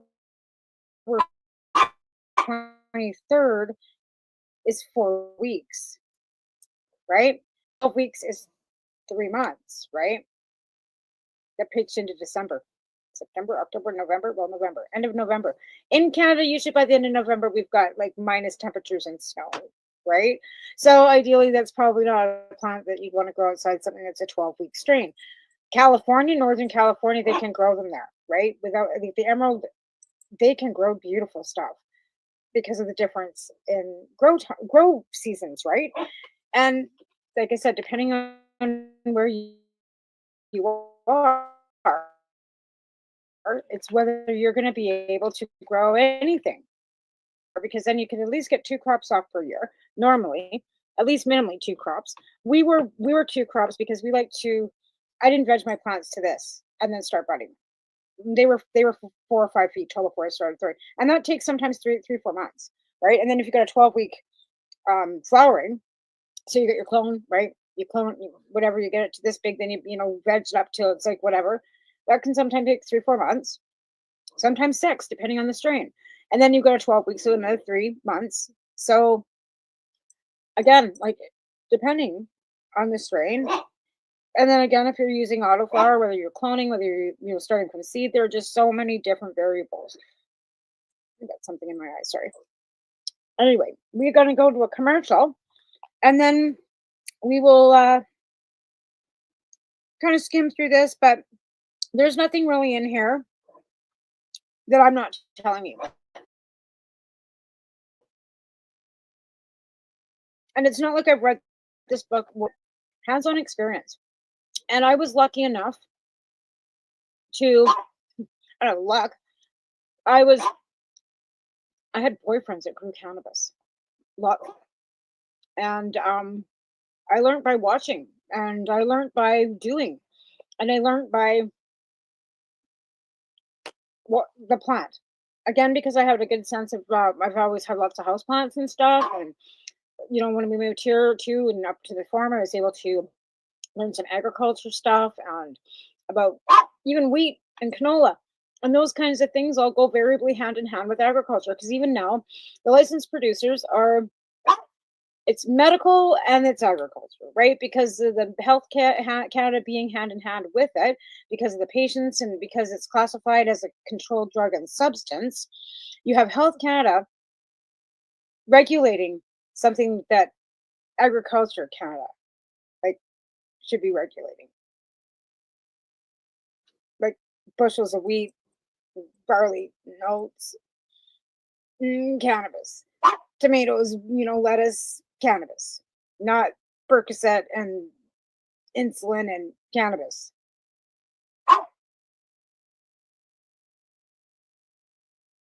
See where I'm going with this? Okay, we'll be back. I'm going to take a quick break for our commercials to thank our beautiful sponsors that keep us all going, which is Limestone Hydroponics, Camelford Lifestyle Show, and Legacy 420. And of course, both our producers, Al and Al. Be right back.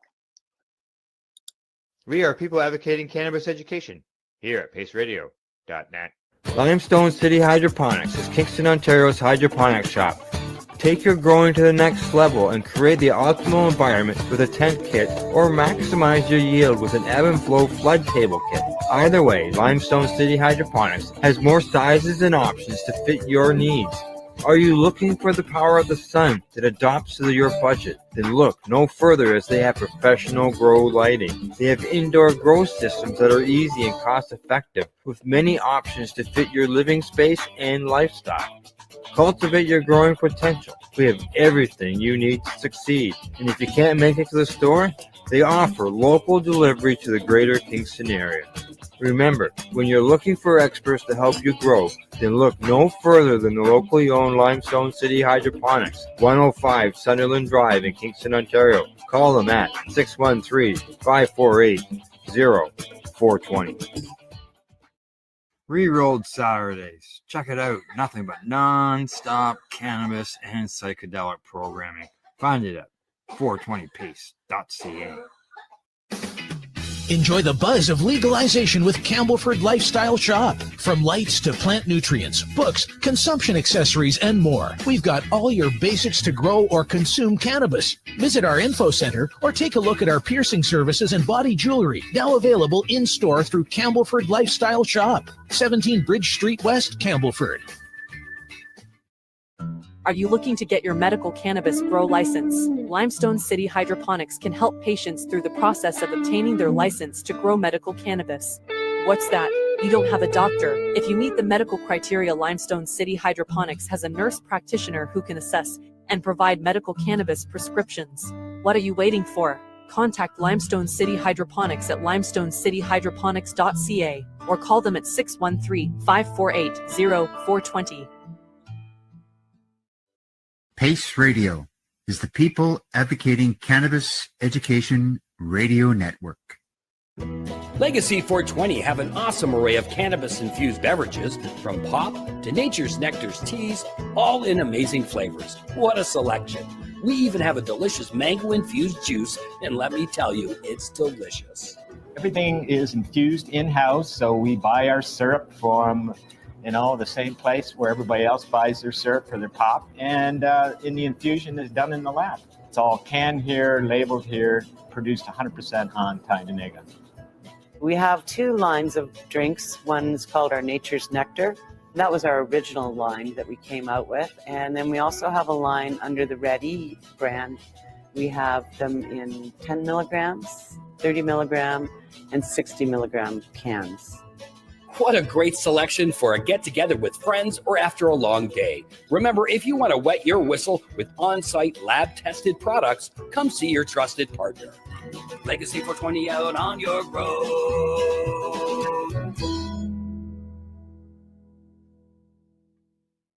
You're listening to the Pace Radio Network here at paceradio.net. All right, we're back.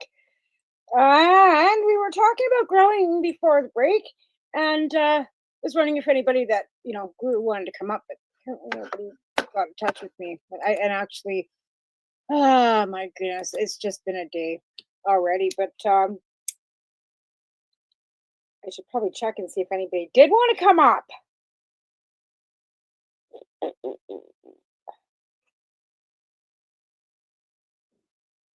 Doesn't look like it. Nobody ever wants to talk to me on here. It's funny because nobody wants to talk to me on here. But TikTok is a whole different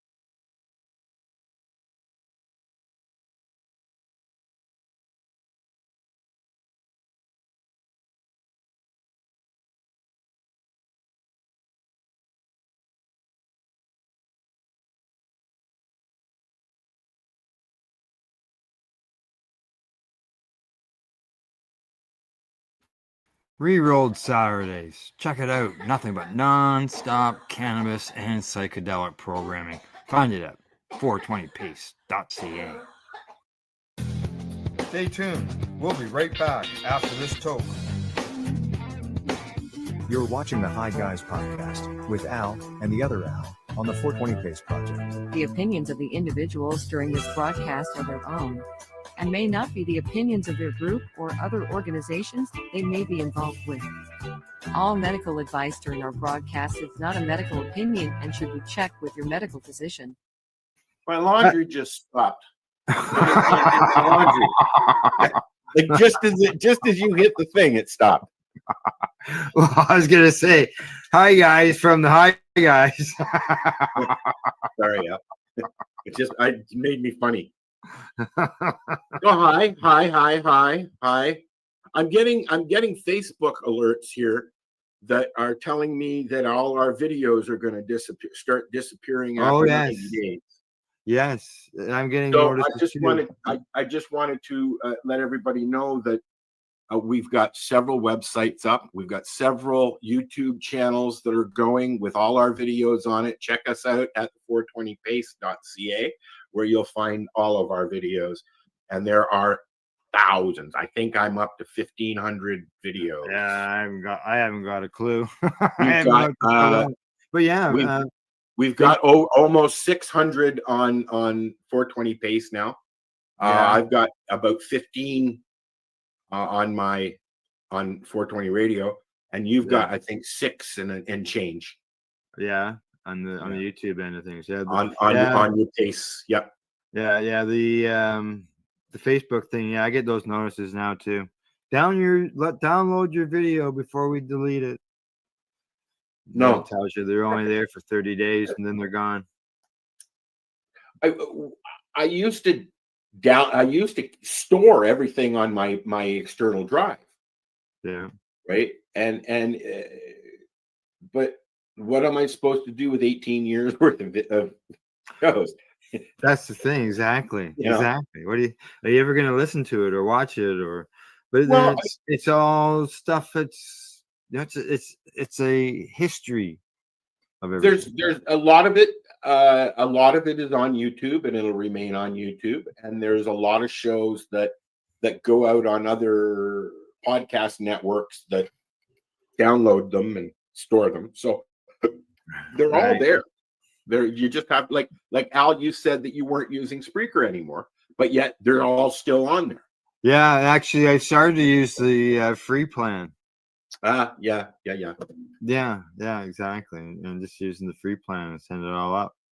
Hey there, Big Terp. How you doing, buddy? He's in the grow. He's here. There you go. Yeah. I got something to bitch about. Oh God. Just hold on one sec. There you go. Okay. All right. There you go. Yeah, I sent in my application for my license, my renewal. Oh yes. I know where you're going because I've been there and done that. Yeah, I sent it in, and then I received a big brown envelope in the mail, and I went, "All right, my license is here." And I opened it up, and they denied me. Yep. I went, what the heck? What were the reasons? So I pulled it out, and there was a piece of paper in there, and it told me the reason. It's not as if I missed anything. I filled out everything like it was supposed to be filled out. I used the same paperwork the last time I filled it out. That you downloaded from Canada.ca. What I do is I have a bookmark of the application form. So I went to the bookmark, went in, filled out the thing, filled it all out, mailed it in, they sent it back, and they rejected it. The problem? It was the wrong paperwork. Correct, which is why I stopped. Yeah, they updated the paperwork. So why is the other one still like if you go directly to the website? On the website, yeah. If you go to the website and go in and click on the link, so on and so forth, the new one is there. Yep. If you use an old bookmark, you're still going to find the 'Cause old it's still there. application. So why is that old application still available online? Even though it's not on the, linked off their website, it's still available online. I sent mine in. Mm-hmm. Doctor signed it. By the time I got everything unpacked and sent it in, it was a little bit late. They sent it back to me, and they said was the date is about to expire. Okay, from the date he signed. Okay. It was like 3 or 4 months later it was going to expire by the time and they sent it back with the forms to refill out. So I filled out those forms and sent it back in.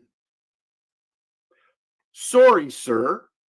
Brown envelope. Sorry, sir. You filled out the wrong forms.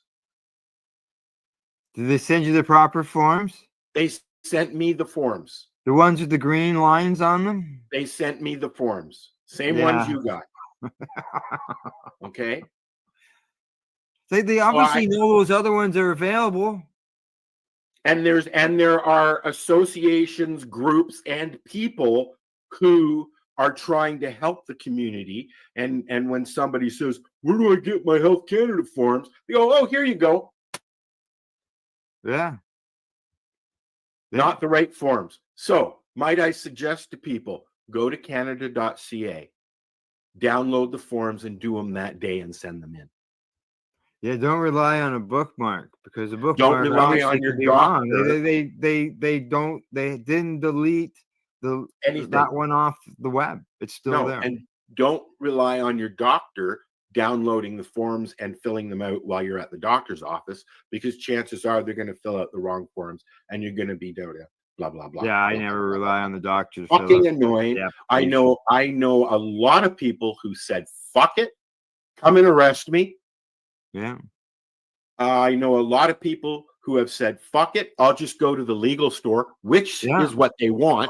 And even doctors are saying that as well. Go to the legal store. You don't need me anymore. Correct. The only reason that my doctor here, my new doctor, will sign, is because of my grow, not because I want access. Yeah. You don't really need, and I see their point, Al. You don't really need the access anymore. Okay. The only time you need Health Canada's interjection is when you want to grow your own. Yeah, but I figured at some point that they'd be trying to rip their grow rights off of us, and that may come down the road because of the fact that, back in the Terry Parker's decision, the problem was access, and now it is accessible. But there are other court cases that since then that have said that this program, the medical program, has to remain. So I would think that's a charter challenge. So I mean, that would be a big federal case. Oh, yeah. Jack and Paul and John and all the other lawyers in the cannabis community would jump on that if they tried to remove the program. I mean, they're going. Oh, we saw that question 5.2 of the task force review thing of cannabis a few years ago. They asked if brick and mortar stores could replace the medical cannabis program. Why? I don't understand why pharmacies can't. Well, that was the decision that they were against cannabis when it all first came out. Pharmacists Correct. were, And then, they had that. I think that opportunity was they threw that opportunity away. Well, and now they want it back. Did jump in, and but now they've jumped out. You can't get pot through Shoppers anymore. No, you can't. But you can go to Optimus Cannabis, which is out of Nova Scotia, and they do mail order. And Lenny's pharmacist knows what he's talking about, deals with patients on his own, and he only brings in things that are medically useful. Yeah, He's I see not it. a I see it. recreational shop, and that's Optimus Cannabis. If you want medical cannabis, there you go. Head over to Optimus. I'm Optimus. You're welcome, Len. All right, Al. You got that question. Here it comes. Okay. What are you smoking? Kife. Okay, there you go. There you go. I'm I still have my 2 vape cartridges here that I've had for the last month. They're still going, eh? And do you Yeah. use them throughout the day usually? Yeah, but they're not mine. I still smoke my doobies, but I have those for when I'm inside and I can't smoke joints. I don't That's why I smoke don't joints let in the him house, smoke right? in the house. Yeah, so I have my vaporizers to smoke in the No house. smoking for you. Yeah. It's been like that ever since I've been licensed. I don't normally smoke freely in the house. Did you smoke freely in the house before you were licensed? Actually, let me think. You have to really go back and go back in the memory banks for that one. I know that. So, do you get more snow down there, Al? Yeah, we did. Just so you know, we got a message here from the Big Turp. I see that. Yeah, he says growing our only way we can get the right medication as an individual. That allows the options, choices. But some you got to remember though, some people can't. Correct. Oh, absolutely. There's people who can't. Even people who spend $1.5 million on a condo can't grow in their own condo because when I was staying at my mom's in her condo, I used to sit outside on her little porch. She was on the first floor, and even though there was a fence, Mount Pleasant was right there. So I used to sit at her little coffee table outside smoking doobies, and they couldn't see me, but I could hear the comments of people walking by. Right. And then every time I would take the dog out, because it's right on the bridle path, right? It was right behind her apartment. And every time I would take the dog out, fucking security would follow me around. Oh. Not because they had a problem with it, because the old guy wanted a fucking toke. Oh. I used to catch the old guy under the fucking pool smoking hash. Oh, really? Yeah, in the storage area. I've got a hash story for when we get to product reviews, but keep going. He'd come out with a big glow on his face and, "Hi, how are you?" You know. Yes, exactly. So yeah. So back to the snow. I'm sick of fucking snow. We just got 22 centimeters. And there's more coming. We got a little bit, but it melted. It was almost melted. I could see my car. I had a chunk of ice, maybe this big, left on the hood. Mm-hmm. And now it's covered. And I've got a 4.5, maybe 5 foot snow drift in the center of my driveway. And now, is your vehicle underneath that snowdrift, or is that part of the snowdrift? It's part of the snowdrift. Yeah. Part of the snowdrift. Yeah. Oh, let's see, Big Turp. What Big Turp says? He's smoking. He says cherry. He's behind. Ghost Rider, a mule fuel. Never heard of it. Yeah. I've heard of Ghost Rider, actually. Have you? Yeah. Never. Mule fuel. Not heard of that. Cherry something wherever. Yeah. Well, doobie wise, I'm still smoking my last summer's harvest. Got my was it all of a sudden my mind went blank. The Trophy Wife is one of the strains, and Cherry Dragon is the other. Cherry Dragon. Yeah. Yeah. The pictures, it goes red. The leaves all go red and everything. Oh, it's one of those funky colored ones, is it? Yeah, yeah. Well, I didn't really see too much of the red last harvest, so see what happens this The year. color comes out right at the end, I guess, eh? Well, yeah, usually when the nutrients and everything slow down, colors start to appear. Think of the fall. Your leaves change color. That's the way I like to look at it.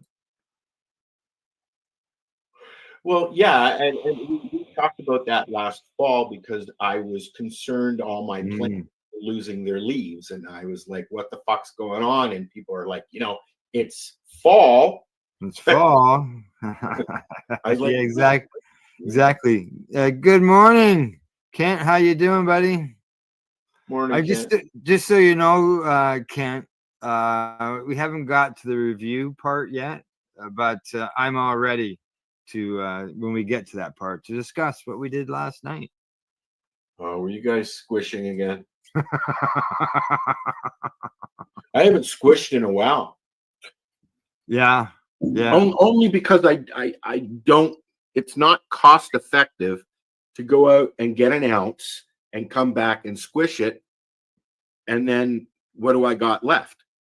Because the yeah. ratios aren't that great. To be Well, honest, yeah, it depends on how much humidity too is in that bud that you're buying from the it store, depends on right? a lot of things, and usually mail order stuff, be it LP or legacy, is very dry by the time you get it. You know, I don't remember the last. I mean, I always do what I call the squish test. It's the only thing we can do here in Canada. When you go to the legal store, you can't see it, you can't smell it. God forbid you can't smell it. Yeah, Uh, and so you squish the bag, and if there's a little squish to it, you know that it's got some moisture in it, and if there's not, it's really hard, right? yeah. So It's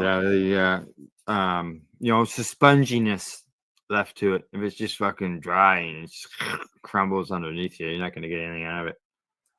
Right? I'm in that issue right now, Shadow. I got everything I need to set up my grow room, but there's things that I can't do on my own, and I've got no help to do it. So yes, what are we supposed to do? Yeah, so Shadows, that Al mentions there, he says, that's the thing. I own my own house, and so I can do it. But as I get older and I'm in my late 60s now, what It do gets I do harder. then? It Gets harder to grow and I all that have stuff. several things that I need to do downstairs to finish it so that I can use it. Mhm. But because of my arm, I can't raise my arm past here. I Yeah. can't do the ceiling by myself. And when you don't have help, it makes it even harder. And I Yeah. can't afford to hire somebody to come in and do it. No. As far, once you got your room built and all that, even still, then you can, people who are on disabilities, like who are hampered by the disability, to be able to grow. Yep. Yeah, they've always had to get a designated grower, but from my understanding, that's even harder these days because They're shying that's on that that big, as well. yeah, like that's that thing that they call the loophole that's in the regulations. The mayors, the municipalities, the cities, all that stuff have been screaming for the longest time about the designated growers. So I get that argument. I've been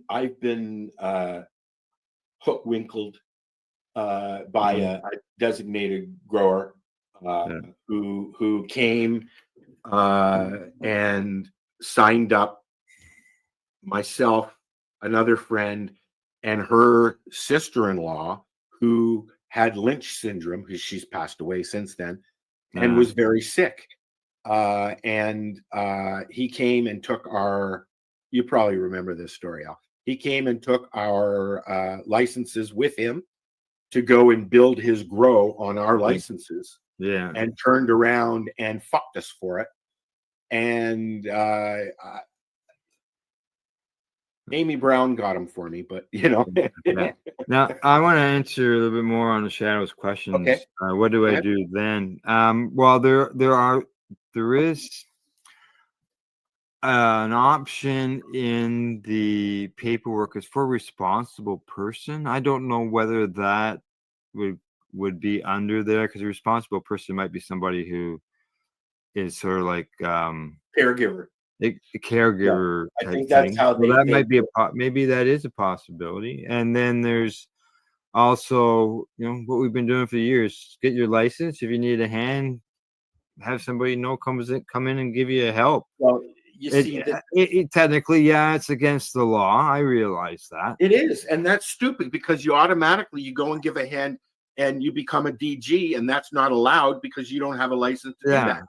But yet again, how often are they ever going to come knock on your door? They're starting to. Of a small grow, like They're starting to. They are increasing the inspections. But if you've got a 5-plant grow or a 5-gram grow, I wouldn't worry about I'm 61 years old. I can barely fucking walk. I have diabetes and other health issues that I use cannabis for. One of them is ADHD and other mental health problems. When I don't have it, what am I doing, Al? Yeah. I'm in bed drooling. It's not fair that they've put all of this in place to protect us, but yet it's impeding the ability to actually do it. So a lot of people are saying fuck it and just doing it. Now, Big Terp, he says that nobody's bringing this up, but we should have a proxy growers for older folks. We should have. Well, they would consider that a designated grower. And they don't want to do that for the reason that people are basically what happens when you have a DG is somebody comes in or somebody grows for you at another location. They give you your license and they keep the rest. That's always been the give and take of a designated grower. They get something out of it. Now these days it's a different situation. It's now a that different cannabis story. is legalized, right? That's great. And technically, it's that grower is supposed to be handing it all over to the patients, but yeah. Yes, but you know as well as I do. And then there were some until it became legal here. The usual arrangement with a designated grower was, here's your meds, we keep the rest so that we can make a living. Because they're usually paying for the hydro and all the plants. Oh yeah. And everything. Exactly. The patient's not paying anything, and that's it was helping them pay for that stuff. So yeah, and that was the way it worked back then. Now it can't work that way. No, I know. Well, even now, like you can buy a pound of cannabis for thousands less, basically, than what you could before. But yet, when you need something like $300-$500 a pound versus a couple thousand. But when you need something like FICO, it's a $6,000, $7,000, $10,000 fucking price. Yeah, and there's people, especially like over in the UK and all that, are paying huge amounts. I've watched it. I've seen it. Oh, I reported on it. It's ridiculous. At one time, $5,000 was the running price for a full regimen of FICO or cannabis oil. The cancer removing. That was the 90-day thing. But now what's happening, and since we brought this up, this week on my show, the 420 radio show, Marcel and I and the guys, we're going to be talking about the differences between RSO, Rick Simpson oil, and what we call now FECAL, full extract cannabis oil. The differences in methods and things like that. Oh, yeah. Well, because the reason we're doing, there's a reason I'm bringing that up, Al. The reason we're doing that is now the scam is, let's make something that looks like cannabis oil and give it to people with cannabis for $5,000-$6,000. Oh yeah. Let's make cannabis oil and stick it in the fucking stores and put filler in it. And the only thing that it's good for is to catch a buzz. Filler. Ooh. Okay. So it's annoying to see that. Although we've been battling that shit. I'm a little animated today, sorry. We've been battling that shit since I've been in the community. You know, and there are vipers out there that the only thing they care about is the money. They don't care about your health. They present, look how many Rick Simpson oil people are out there now. Yet you've got Rick himself saying, I don't know all these people. They ain't representing me. Don't use mine. Me. Yeah. The There's people I know that going are around. representatives of Rick Simpson are himself, Gingrich. We've just lost Corey, who was involved in that camp, and Janet in the States. Right? They're the only people that I know that are the authentic Rick Simpson Phoenix oil people. His name's being thrown on things left and right, and you can even get Phoenix oil from the legal store using his name. Yeah, that's not right. I know they're trying to combat. If he's not involved in that, that's absolutely not right. Absolutely not. Yeah. You know, Rick is an older man. He's not involved in anything other than getting the word out. That's all he's been about. I saw a post yesterday on Facebook. It was a lawsuit that was apparently involving Rick and against people using his name. There's actually a few of them. Yeah. So, Big Terp's got us a message there. He says, if I was going to grow for the elderly, I would only grow in their home. But that's the thing. It makes sense to me. Like my buddy said.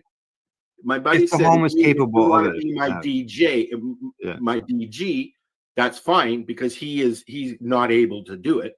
And I'm like, well, I'd want to do it at home. I'd want to do it at my place, but the proper thing would be to do it in the person's home. Yeah, if possible, yeah. If possible, yeah. All righty. Well, anything else on that? Time to move on to the list. I think we should go to the list because I'm getting really ranged up. All right, let's change the subject. Here we go. It's certainly high on the list. Yeah, you're right, Al. That does need an update in more ways. In more ways than one. Well, that was 2 years ago already that I did that. A year anyways. Okay. All right.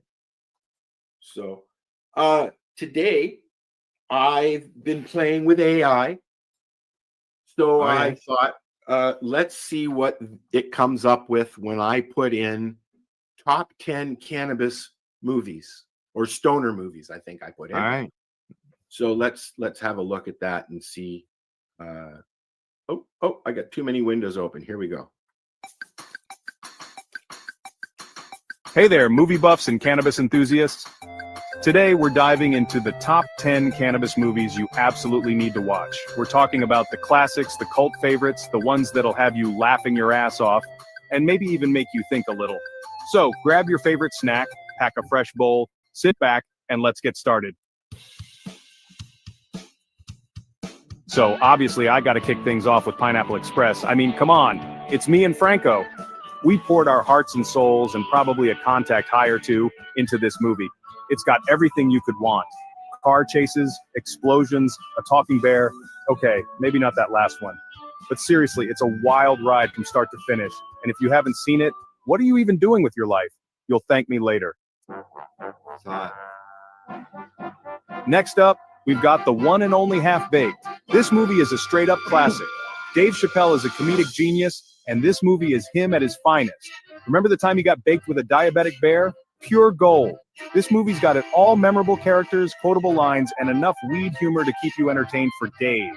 If you're looking for a good laugh, look no further than Half-Baked. Now let's talk about Harold and Kumar Go to White Castle. This movie is all about the munchies, man. I mean, who hasn't had those late-night cravings that send you on a crazy adventure? Harold and Kumar's quest for those tiny, delicious burgers is relatable, hilarious, and man, does it make you crave White Castle. It's the perfect stoner comedy for when you're feeling hungry and need a good laugh. Chapter 4. All right, let's switch gears for a second with Reefer Madness. Now, this one's a bit of a trip, and not necessarily in a good way. It's this super over-the-top propaganda film from the 30s that tries to scare people away from weed. They've got people going insane, turning into murderers, all because they took a puff. It's absolutely ridiculous, but that's what makes it so entertaining. It's like a time capsule of how misinformed people were back then. Oh, yeah. Plus, it's always fun to laugh at how bad the acting is. Chapter 5. No Cannabis movie list would be complete without the legendary Cheech and Chong. These guys are the godfathers of stoner comedy, and Up in Smoke is their masterpiece. From the iconic van made entirely of weed to their hilarious run-ins with the cops, this movie is a non-stop laugh riot. Cheech and Chong's chemistry is undeniable, and their laid-back humor is timeless. If you're a fan of stoner comedies, you owe it to yourself to watch this one. Chapter 6. How High Man? This movie is just pure fun. Method Man and Redman are hilarious as two friends who ace their college entrance exams with a little help from a magical strain of weed. It's a classic stoner comedy with a heart of gold, and it's always a good time. Plus, who wouldn't want to get high and suddenly become a genius? Chapter 7. Now, for a little something different, we've got Dazed and Confused. This coming-of-age classic captures the hazy, carefree vibe of the 1970s perfectly. It's got a killer soundtrack, memorable characters, and a whole lot of weed smoking. Even if you weren't alive in the 70s, this movie will make you feel like you were right there with them, cruising around and getting high. That's illegal. Hold on to your hats, folks, because we're about to enter the wild and twisted world of fear and loathing in Las Vegas. Based on Hunter S. Thompson's iconic novel, this movie is a visual masterpiece that's not for the faint of heart. Johnny Depp gives an unforgettable performance as Raoul Duke, a journalist who embarks on a drug-fueled journey through Las Vegas. It's a wild, hallucinatory ride that will leave you both entertained and slightly disturbed. All right, let's get serious for a minute with The Union, the business behind getting high. Yeah. This documentary takes a hard-hitting look at the cannabis industry, exploring everything from its history to its impact on society. It's an eye-opening film that will challenge your perceptions of cannabis and make you think about the plant in a whole new light. Mm-hmm. And finally, we're wrapping things up with Super Troopers. This movie is just plain hilarious. It follows the misadventures of a group of Vermont state troopers who love to mess around and get high. Their pranks are outrageous, the dialogue is quotable, and the characters are unforgettable. If you're looking for a good laugh, Super Troopers will deliver. And there you have it, folks. The top 10 cannabis movies you need to add to your watch list. From side-splitting comedies to thought-provoking documentaries, there's something on this list for everyone. Did we miss any of your favorites? Let us know in the comments below. Don't forget to like, share, and subscribe for more awesome content. There you go. I think I haven't seen them all. I know that, but I've seen probably most of them.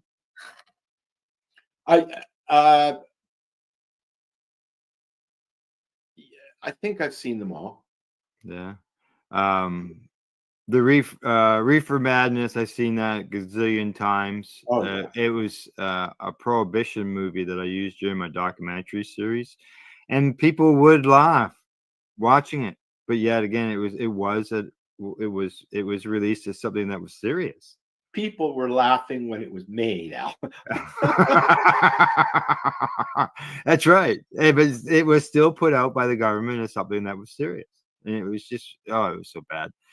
And The Union, that's a very good movie.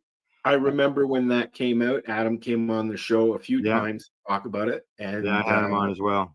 He was the film has been nominated at a lot of film festivals. Yeah.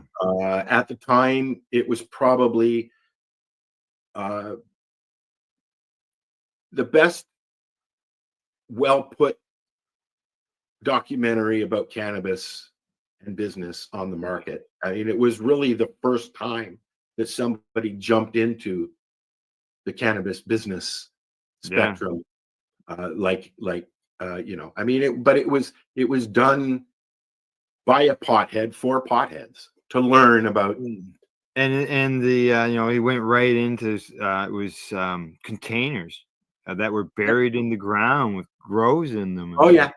And then the follow-up movie to that, The Culture High. The Culture High. yeah, it was another very good educational movie or documentary that people should watch. It's Well, you know, Adam went in and Adam Scorgi, I think yeah, is his last name, Scourgy, yep. went at it from an interest point. Like, you know, he was very interested. He was an up and comer in the business. He is still very much around doing documentaries. Yeah, He also did I Am Bruce, yeah. which was a movie about Bruce Lee.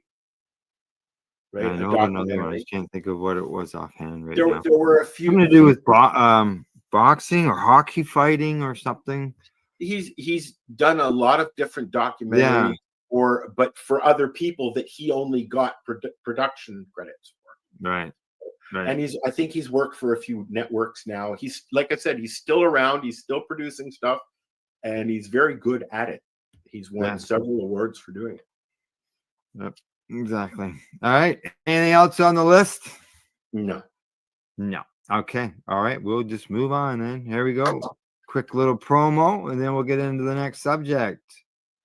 Rerolled Saturdays. Check it out. Nothing but non-stop cannabis and psychedelic programming. Find it at 420pace.ca.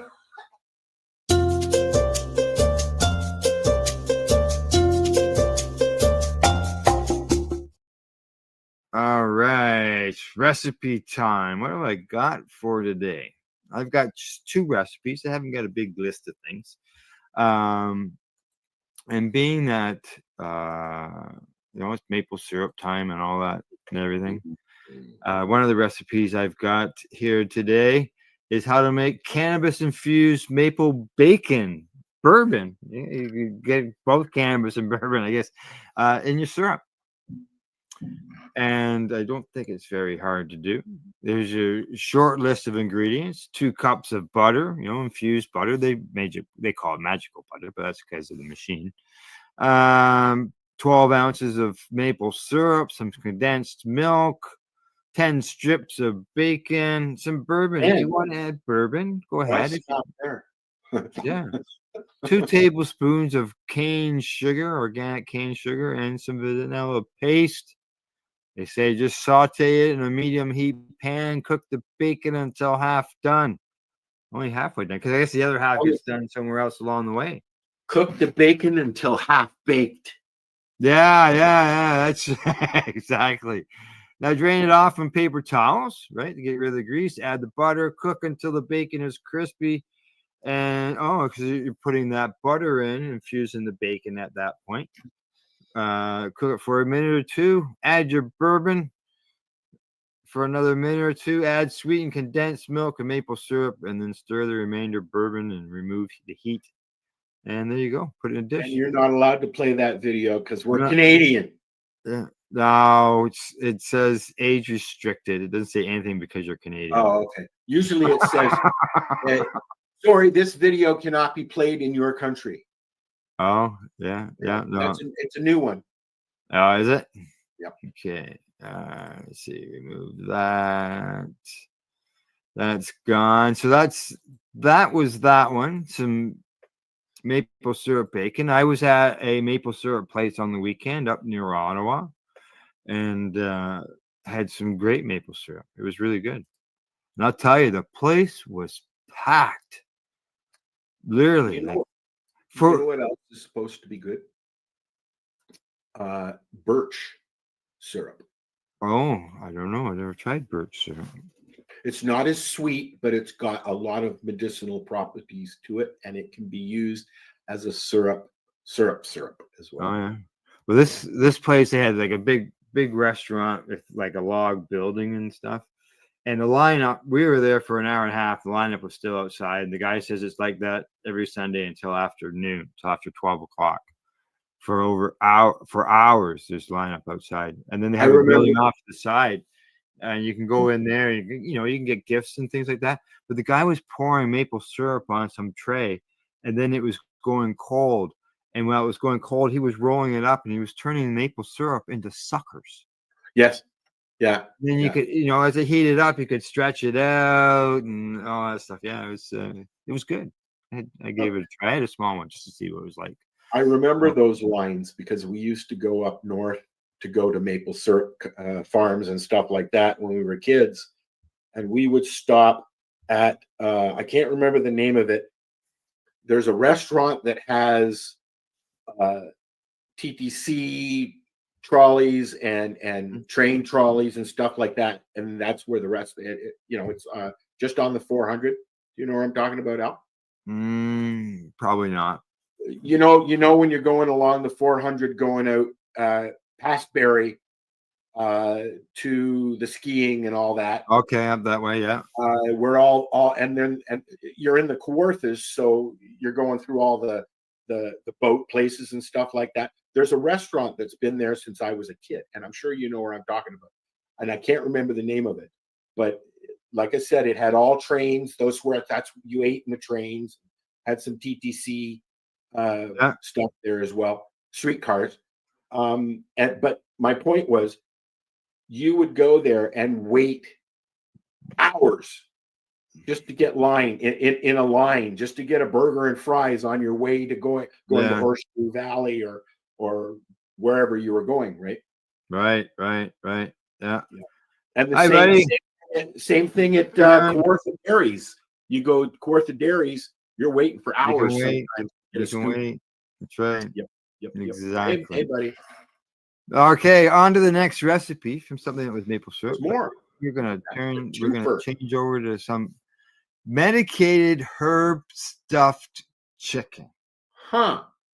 And it looks like it's got 2 cannabis infused ingredients. That's butter and olive oil. I see that, yeah. Yeah, you got your butter, you got your olive oil, you got some sun-dried tomatoes, some chicken breast, cream cheese. I'll be right back. All right, cream cheese. Let's see, some mozzarella cheese. Make sure it's diced. 3 large garlic cloves, minced. Right, so you want to squish it all up. Some basil, some lemon juice, some chicken bouillon, some broth, and some salt and seasoning. Crank up your oven to 325. Some people might want to go a little bit lower because of the concern about the temperature and their cannabis end of things, but make sure you cook it longer to try to make up for that. Just in a large mixing bowl, they say thoroughly mix the cream cheese, butter, tomatoes, garlic, basil, lemon zest, and chicken bouillon. And they say with the long, thin paring knives, slice a pocket in each chicken breast, fill each breast evenly, and plug the pocket hole with a large basil leaf. Heat a large saute pan, medium heat, add the oil, wait 2 minutes, and slowly add the chicken breast one at a time. Allow 60 seconds before adding each breast. Saute it for 3 or 4 minutes, flip it over for another 3 or 4 minutes, and then it says bake the pan. Maybe you're going to get baked yourself in the process. Cheers to that. Hi, Mark. Remove the pan from the oven and let it rest for 10 minutes and serving your Italian stuffed. 10 minutes? Yeah, there you go. That's too long for a pothead to wait. So, yeah, there you go. Some how to make. There you go. There's the chicken right there. You can see the stuffing in it. It's one of my favorite things to eat is stuffing. Yeah. You still eat stuffing, Al? Yeah, I eat stuffing. I gotta watch the amount of onions that are in it, but I'll eat some stuffing, and then I can't overdo it either because then I'll get bloated for it. Yes, thank you, Kent. That's it, Weber's. Yep, and you can actually get their burgers in I think Loblaws. Oh, really? Yeah. Is it still there? I don't know. Yeah, Kent, is it still there, buddy? Yeah, let us know. Here you go. Alrighty. So we've had we got some chicken there. Medicated chicken with 2 different kinds of medication in it. So that should do really well. And who knows? Maybe do you like your chicken with maple syrup? I I know. You know what? Maybe. Yeah, I know. Eh? I've never tried it either. It does sound like something that could be something that could I've be had good. burgers with maple syrup. McDonald's has their new breakfast with a hint of maple syrup in it. Yeah, I put maple syrup on my eggs over the week, 2 weeks ago, 2 weekends ago. Tim Hortons, or as we call it up here, Timmy's, has their maple syrup bagels and and whatever they do, cookies, whatever they do. It's right now is maple syrup time in Canada. Yeah. Is Just so you maple know, syrup as big here in the States as it is in Canada? yeah. I don't know, but Kent says the business is still there. Okay, cool. Good. Yeah, it's it's maple syrup is big up here. I know that. You can see the pails in the trees. So waiting to get their stuff. All righty. I'm all done the recipes. Anything you want to add before we move on? I'm hungry. You're hungry. Okay. All right. After well, let's have a doob then. Here we go. Into the product review.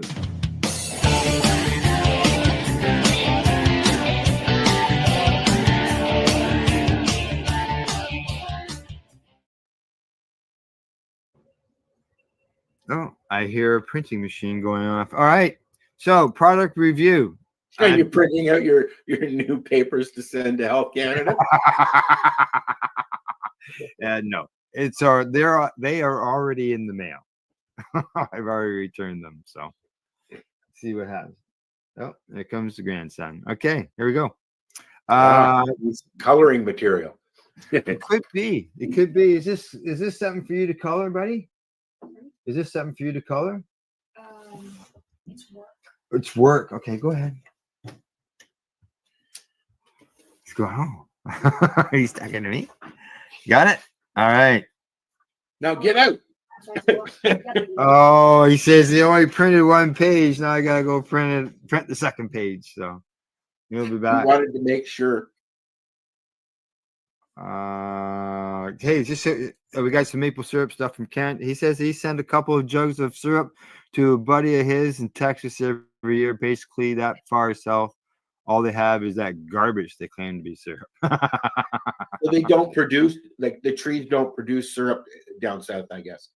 Well, I don't know. Because of the climate here, that it's best here, I guess. Climate, crap. That's what I was going to say. Climate-wise, right? So, all right, now product reviews. I got two things to review.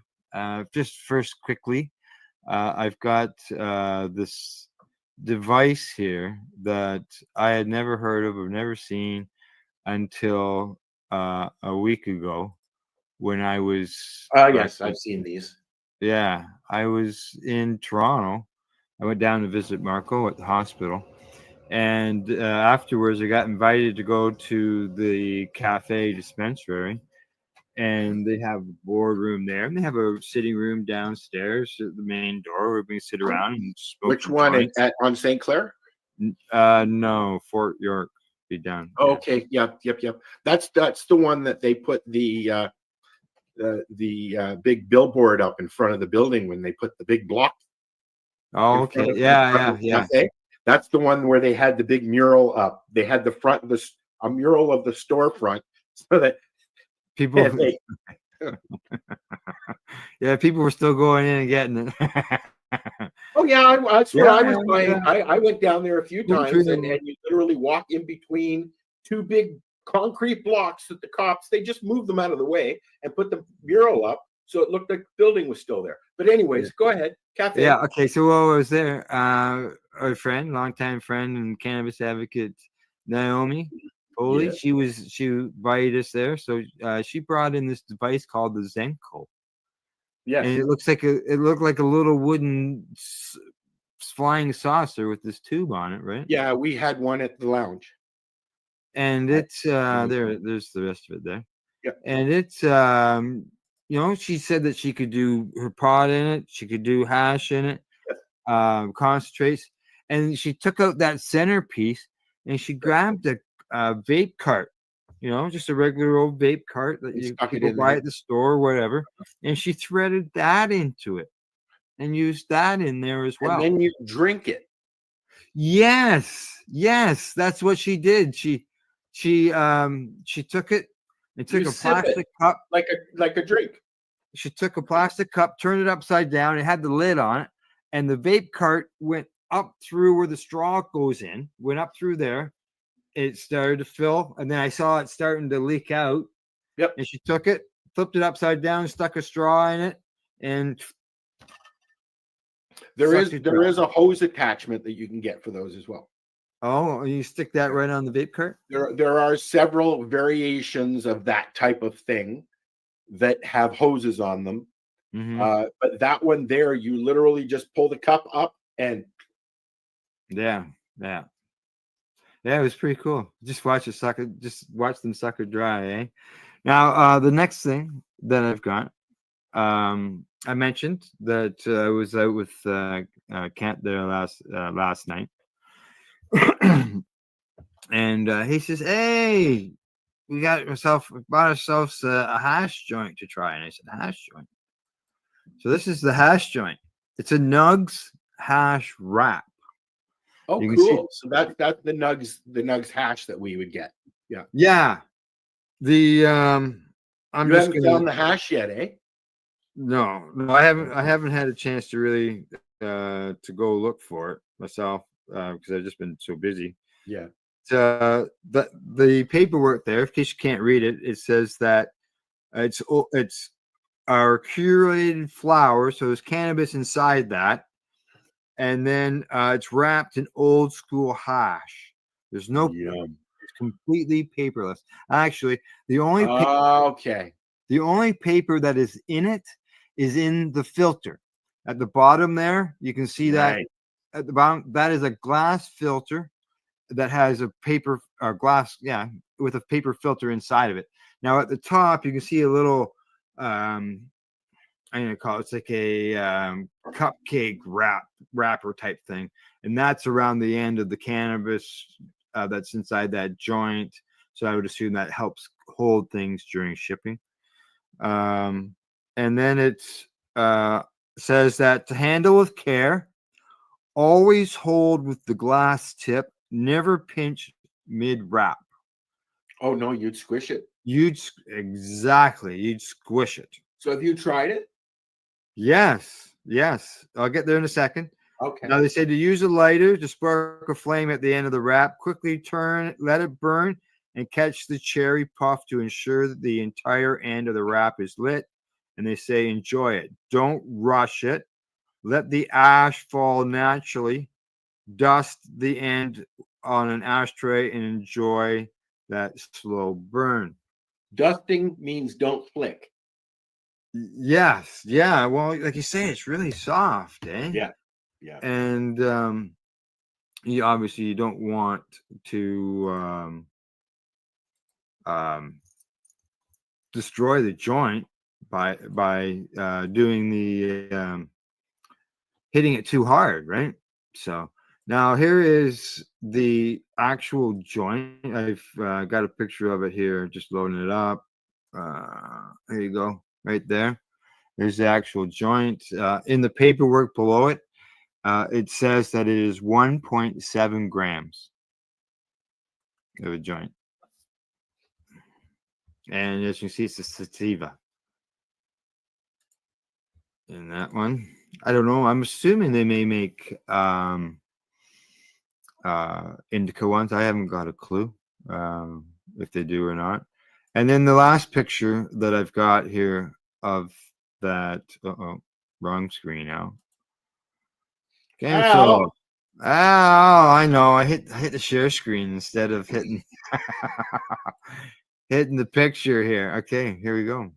Now this is it burning.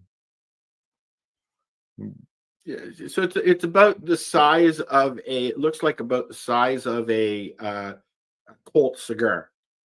Correct. Well, yeah, it might even be a little bit bigger than a Colt cigar. That's what we were calling it, like a cigar. The ash, like the joints burn smooth, like as far as even all the way along. There was no run, no nothing. And the ash stayed on it, and eventually, like I said, just dusted off. We just tapped the hash or the ash on the ashtray, and it came off. So cool. And now, as far as smoking it, we didn't finish it. You didn't? No, we didn't finish it. We smoked most of it, but we didn't finish it. You didn't? Yeah, key word on there was smoke slowly. It's not. Yes. They are like we've had a hash joint in the past. Found this one, a little harsher. It was there was a lot of coughing going on. So that's why slow. That's slow and light draws. Don't haul on it like you're a vacuum cleaner. Or else, yeah. Yeah, that gives a chuckle as well. But yeah, it was I didn't time it though. See how long we went. Matt says that looks like a Tuesday morning wake and bake for me. Now, I haven't got a clue what it costs because it is a legal joint, just so everybody knows. Here, let's look. Let's look. He bought it. I know where he bought it at. All right. No, I will just go on the OCS website. Yeah, he got it at Spirit Relief in Campbellford. And type in nugs, pre-rolls, correct? Yes, pre-rolls. Oh, I've got to verify. Give me a minute. Yeah.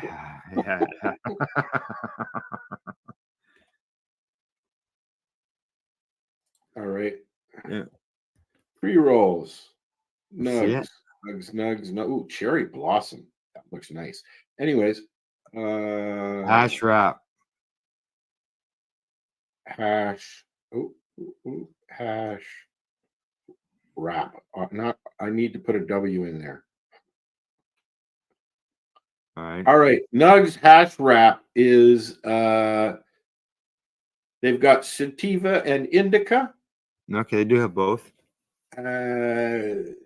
The sativa is 34 to 42%, 2% CBD, and same with the indica. You have the sativa here, so we're going to go here.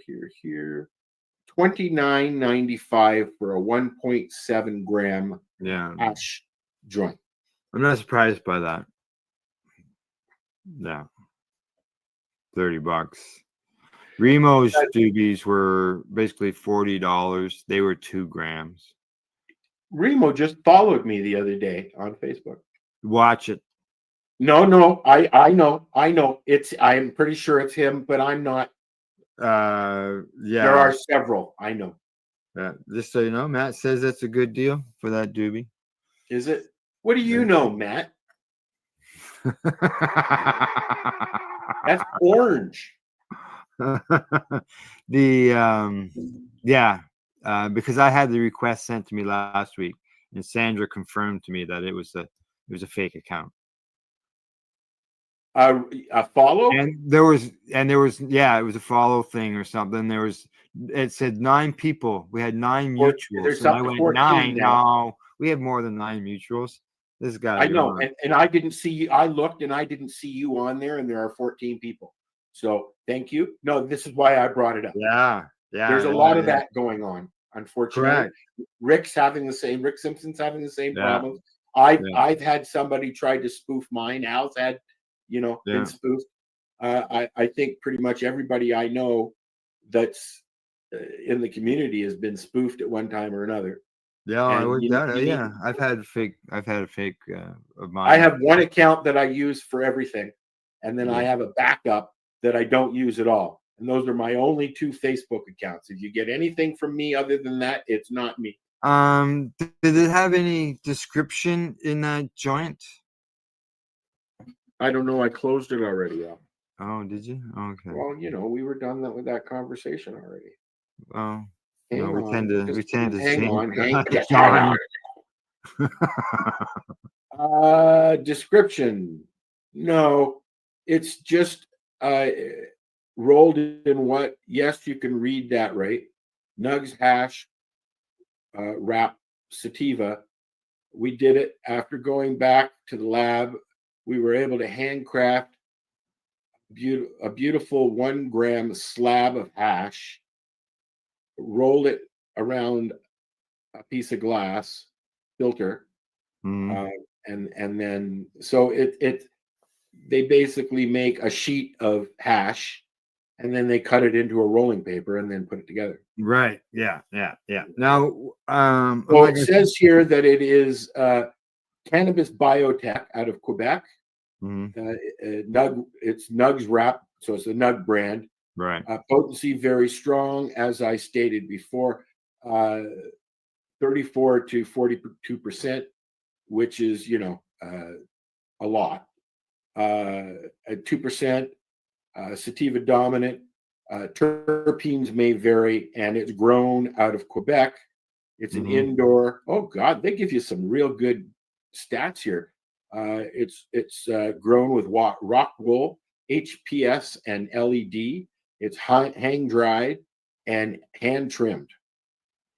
Anything else you want to know? Yeah, I'm just gonna say. The only thing I'm gonna wrap up on that is that the only reason we didn't finish the joint was because of coughing. It wasn't because we were too high. It was because we were coughing. This is why I have trouble using my. I have trouble using my dewdrop for that reason. Yeah, that's why my emphasis was on slow and low, was because, yeah, it was taking our breath away. It wasn't so much getting overly high or anything.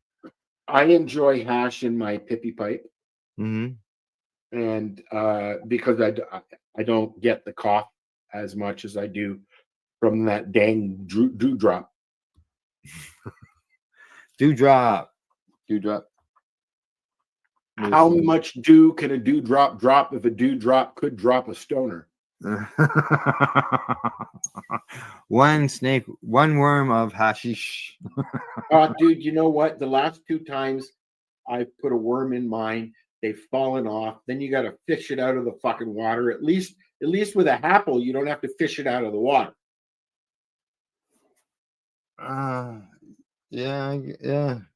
Well, there's no water in the. There's no water in that top chamber, but yeah, I haven't dropped any in that, so I haven't. It falls right through. Experienced it yet. Through right down to the fucking bottom. Yeah. Alrighty, we're done reviews of products. Time to move on to the headlines.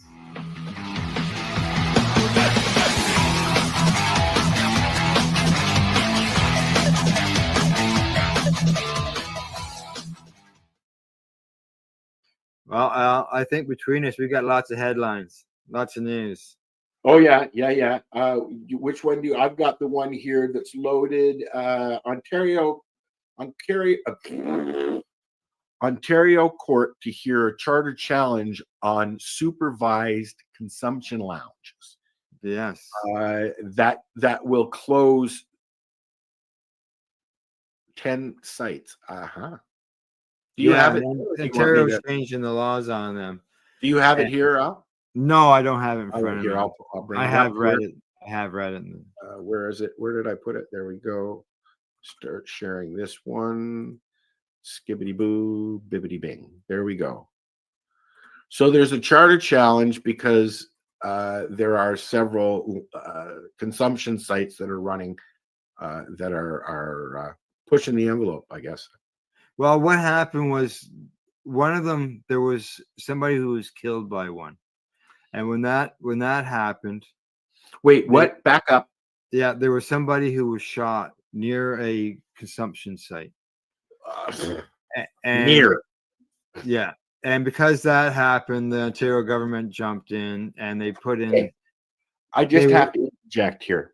Yeah. How many times have people been stabbed or shot sitting beside a fucking needle exchange? Or a bar. I bounced in my 20s. Even I've had a gun pulled on me at a bar. You know, I had a gun pulled at me in a not in a restaurant, but in a gas station. Really? Yeah, I was working behind the counter. They stuck. You got robbed? I got robbed. Yeah. No. Yeah. I have a friend who owned a grocery store in Australia, and several people came in at gun and knife point. He was stabbed several times, leaving him almost dead on the floor. And he lost the business because of it. So, anyways, back to let's this. go back to Yeah. Yeah, so they've changed. They're changing some laws, and they only want these sites in certain locations, and the way that they operate will be done differently as well. So where was this that this happened here? Here's the story here. I was going to read for you. Oh, I haven't got it. Hang on a second. Can you see that far? Yeah, I can see it now. I had to blow up because I run I'll make everything it bigger small. for you. There you go. Oh, that's all right. They say that dozens of people showed up at this courtroom to deal with this law, and they say that the provincial law will shut down 10 sites that are supervised consumption locations. The province passed legislation last year that banned consumption sites deemed too close to schools or daycares. The neighborhood group, which runs the Kensington Market overdose prevention site in downtown Toronto, launched a lawsuit in December along with two people who used the space. And the group's lawyer, Carlo DiCarlo, hey, that's a different type name. Last name, first name's the same. Asked, does Ontario's actions increase the risk of death and harm? And he says the answer is yes. Now, Bill Sinclair. Oh, you moved. This is consumption sites, not cannabis consumption sites. Correct. This is not cannabis. This is consumption. Needle exchange places. Injections. Yeah, for injection sites. Yeah. Let's see what else. You see, the group says consumption sites are part of the solution on the ongoing drug crisis that claims thousands of Ontario's lives every year. DiCarlo says it's something that will minimize deaths and the spread of infectious disease, and that will allow people to continue their fight to recovery. It gives them access to clean needles. Well, these sites are supposed to be to help keep things clean. Clean gives them access to care, and the door where they can get and they're getting clean meds. Right. Like I don't want to call them meds. They're getting clean, whatever it is they're going in there for. It's clean. It doesn't have fentanyl in it. You know, blah blah blah blah blah. And I get it. They say that the group points to the evidence that the 10 sites have never had a death and have reversed several thousand overdoses. Why would we want to shut something like that down? We used to see at least one or two overdoses in the park beside the lounge a week. Right. Now, why are they doing this? Is because the province is moving to an abstinence-based treatment. Abstinence. Yeah. And then the 10 consumption sites will cease operations April the 1st when the new rules take effect, banning them within 200 meters of schools and daycares. I get that. I do. I get that part. But so they need to put them in areas where, most of these consumption places are funded by the government. Yeah. They say that 9 of the consumption sites will be converted to homelessness and addiction recovery treatment hubs. Or heart hubs, as the province refers to. So they'll just go back to the fucking parks and the subways, the subway tunnels, and the underground to do what they've been doing, and they're going to do anyways. Yeah. Yeah. All right, that's that one. Ridiculous, redonkulous. All right, next. Yeah, you got another news article? Or you want me to bring one up? You can bring one up, and then I will find another one to do after that. All right. I will bring that one up right now. And this one here is an update to the cannabis rules and regulations that are going on. Now, I'm just going to speed right down to the bottom we're not really the bottom, but into it. They say changes to the cannabis regulations. They mentioned research changes. Organizations and individual organizations now do not need a research license when conducting non-human or non-animal research while possessing no more than 30 grams. Micros and nurseries, they have increased by a factor of 4 as far as their size. Micro cultivators were previously limited to growing cannabis within 200 square meter canopy. That has been now raised to 800 square meters. They can now possess, they've gone from 600 kilograms. They can now process 2,400 kilograms. Nurseries were limited to growing cannabis flower in a 50 square meter space, harvesting up to 5 kgs of flower for the purpose of seed production. That has been increased to 200 square meters. Quality assurance, they say the changes to the regulations increased the number of alternate QAPs, which is quality assurance persons, and that's what I was before I got sick, but not a licensed producer. Previously, there was a limit to no more than 2. Now there are no limits.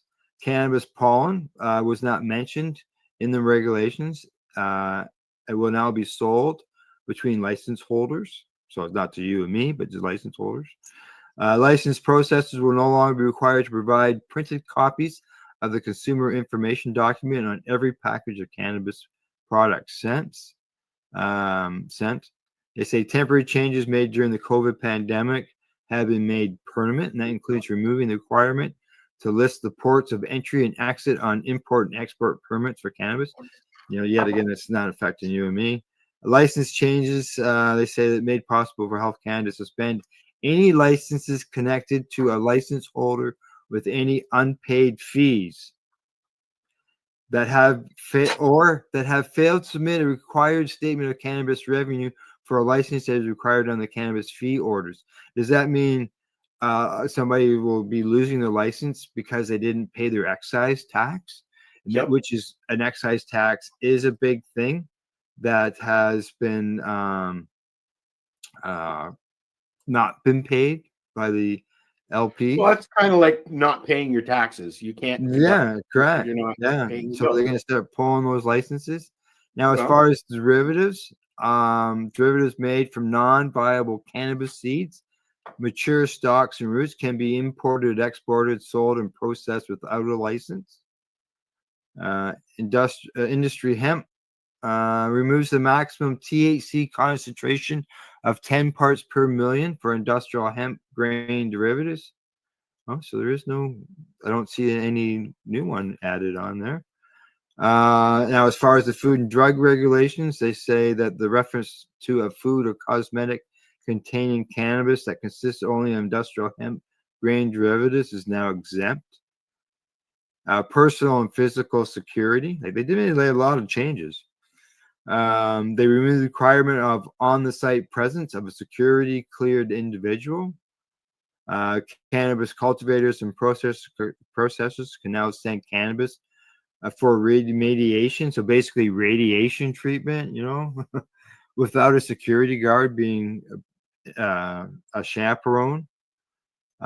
Intrusion detection systems required a site perimeter has been removed. Storage areas to have a room within a room, that requirement to record or retain a list of individuals entering or exiting the storage area has been removed. Yet again, nothing that affects you and me.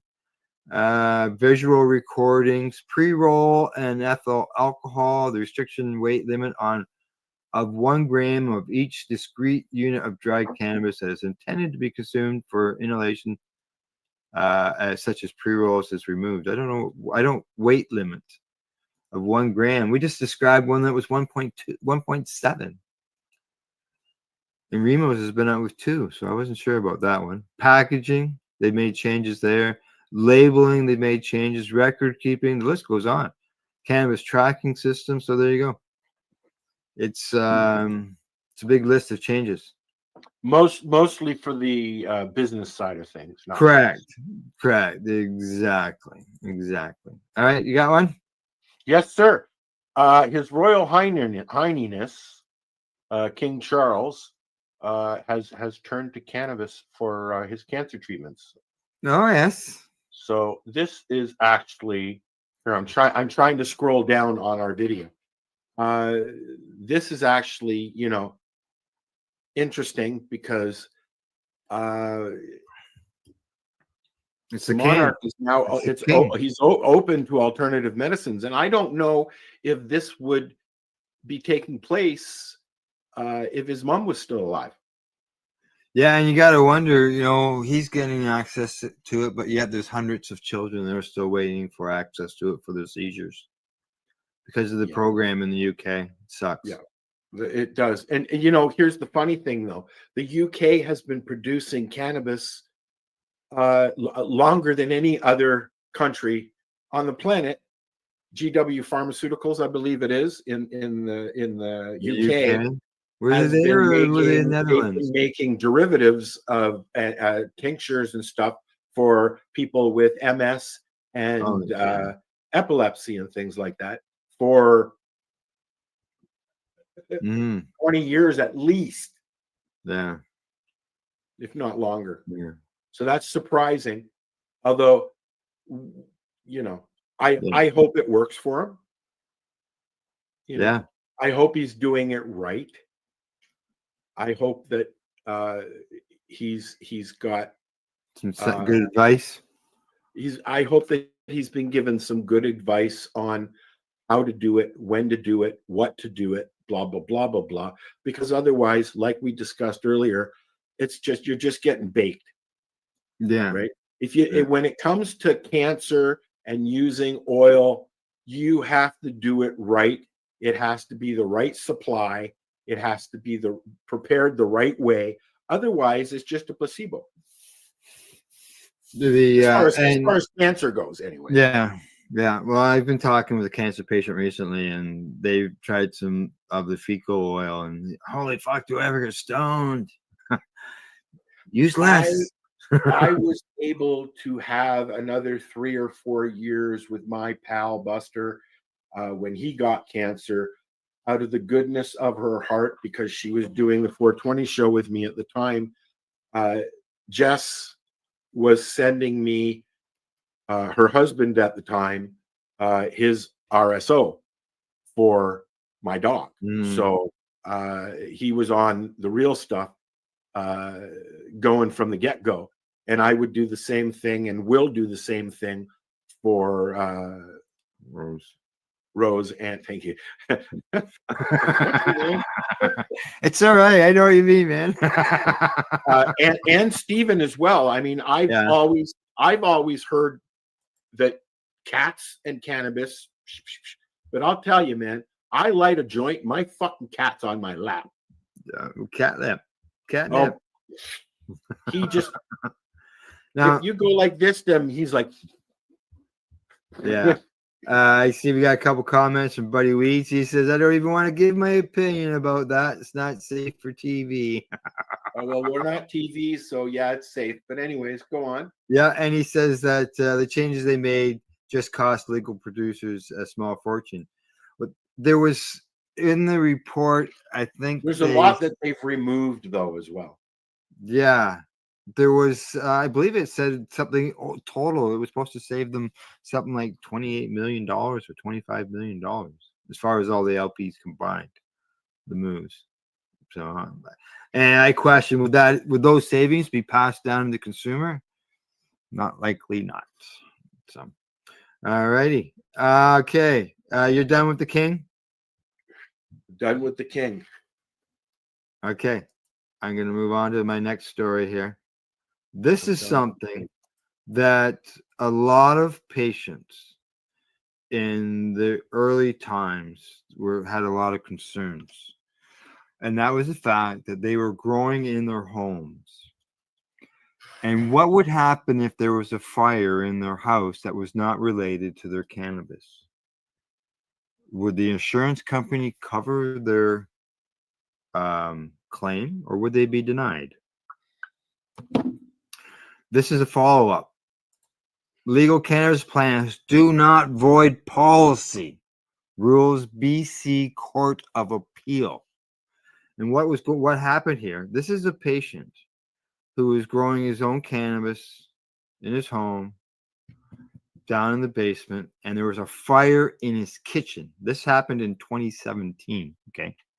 And they denied him insurance because of the cannabis plants that were in his basement.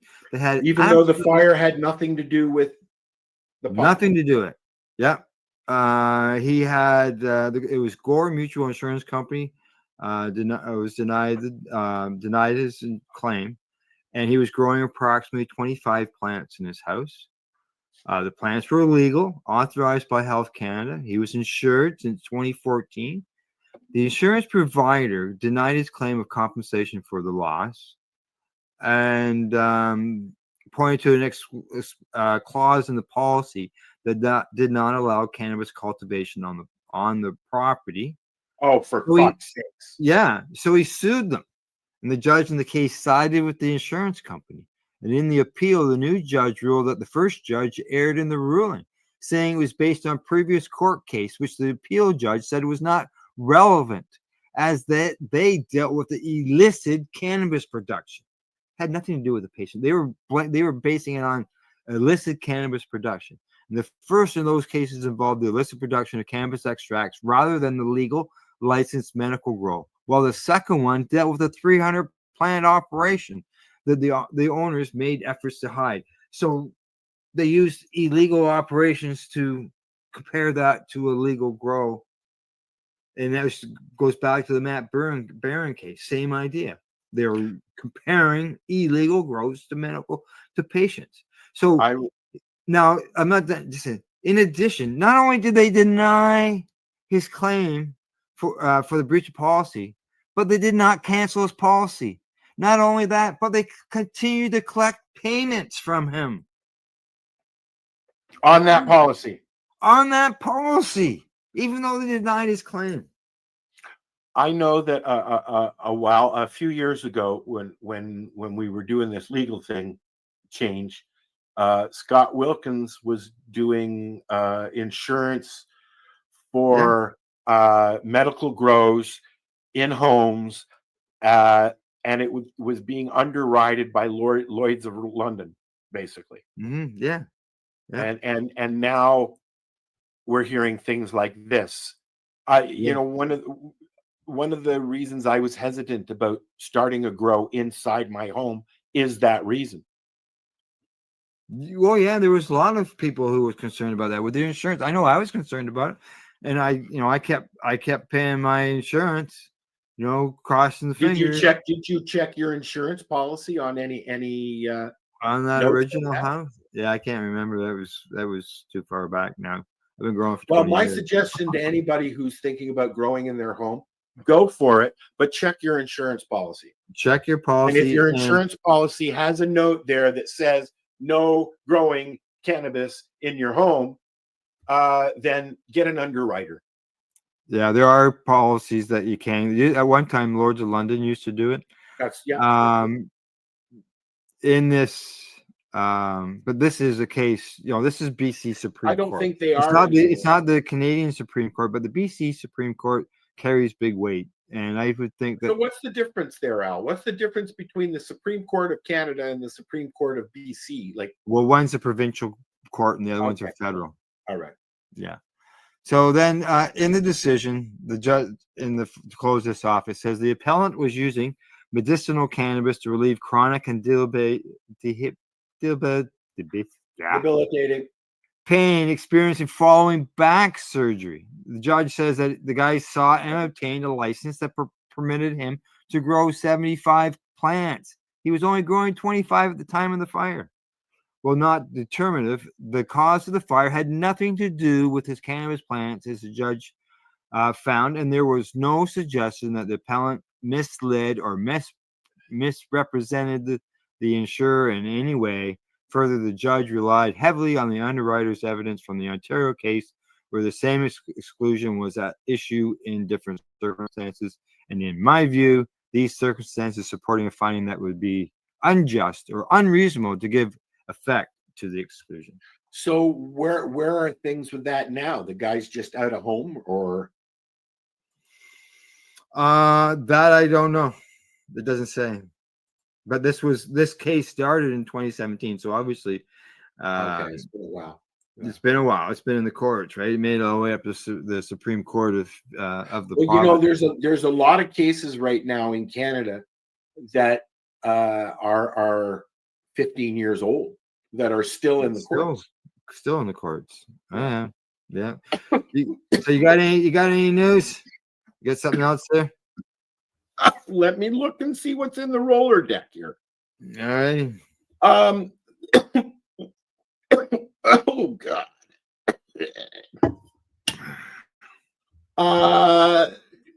Here's the one that we were talking about there the other day, Al. It is. Excuse me. That got me by the boo-boo. Here's another bullshit move by a corporate entity. There is an association or a blood drive that are enticing donors to give blood for in return getting cannabis. Right. I think I've seen that in the past. I'm going to open the actual article. Here we go. So now we can actually see what's going on here. This is ridiculous. Although, Al, when I posted this, you said that you thought it might be an issue here in Canada to do something. Yeah, because here in Canada, you cannot use cannabis as an enticer. That rule wasn't changed, eh? Well, is this the U.S.? This is U.S., yes. Yeah.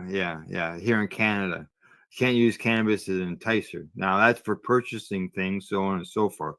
So I don't know how exactly where the blood end would come in, but I know that you're not allowed to use it as an enticer. Like, for example, buy one bong and we'll give you a gram of cannabis. Buy Well, here's the $100 article here. You can see it, yes, Al? I just have to blow it up. Yeah, I can see it. It is the Rock River Valley Blood Center and and Leaf Dispensary, and they are in Freeport, Illinois. Rockford, Illinois. Yeah. They had it the other day, March the 22nd. It was on. Bleed for Weed operates like a normal blood drive, but once a donation has been successfully facilitated, donors get a voucher, according to a local news outlet. Each voucher has been redeemed by Life Dispensary in Rockford for either an eighth of flower or an edible chosen by the dispensary. For those who pass on the cannabis, t-shirts will be available. Hey, you know, I'd go give a couple of pints for a fucking quarter. Pull me up. Pull one out of each arm. Here's my question.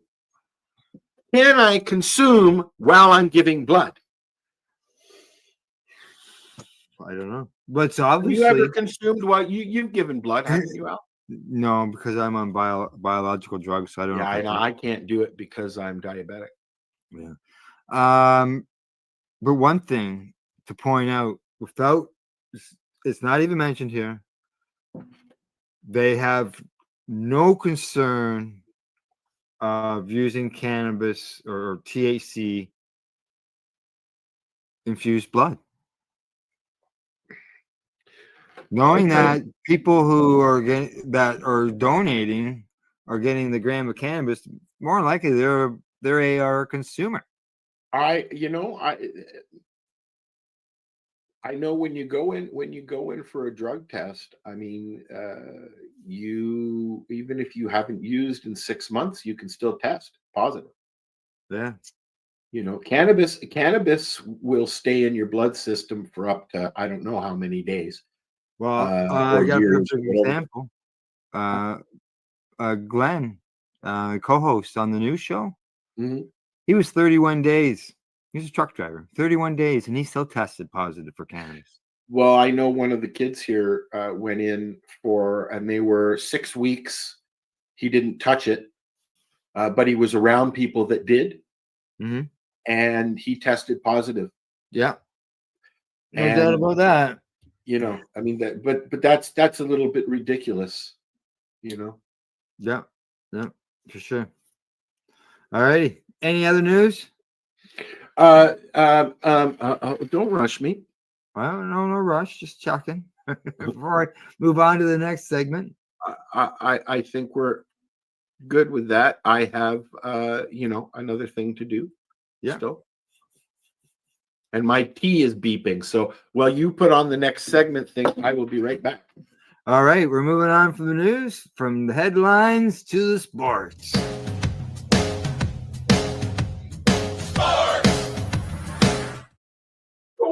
All right, sports. There goes Al. Well, Al is away.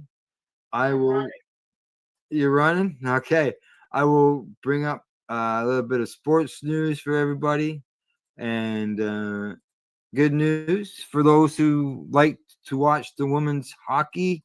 The Professional Women's Hockey League is looking to expand, and it says a Detroit boost bid for the expansion team by drawing U.S. record crowd for pro women's hockey. Now they're looking at expanding maybe into Seattle, Vancouver, Quebec, and there's going to be an announcement in April. You can see that, hey, Detroit needs a team. And let's see what all it says. There's the PWHL is 6 teams, and they're looking at maybe expanding in 2 more. Detroit improved its chances by drawing over 14,000 fans to a game. Is this men or women? Women. Okay. Women. Yeah. That's happening a lot. We just talked about the WNBA not too long ago. Yeah, exactly. There's another game that had almost 14,000 fans to it. Denver drew over 14,000 fans to a game. So this is this a women's NHL league? Correct. Okay. Yeah. Yeah.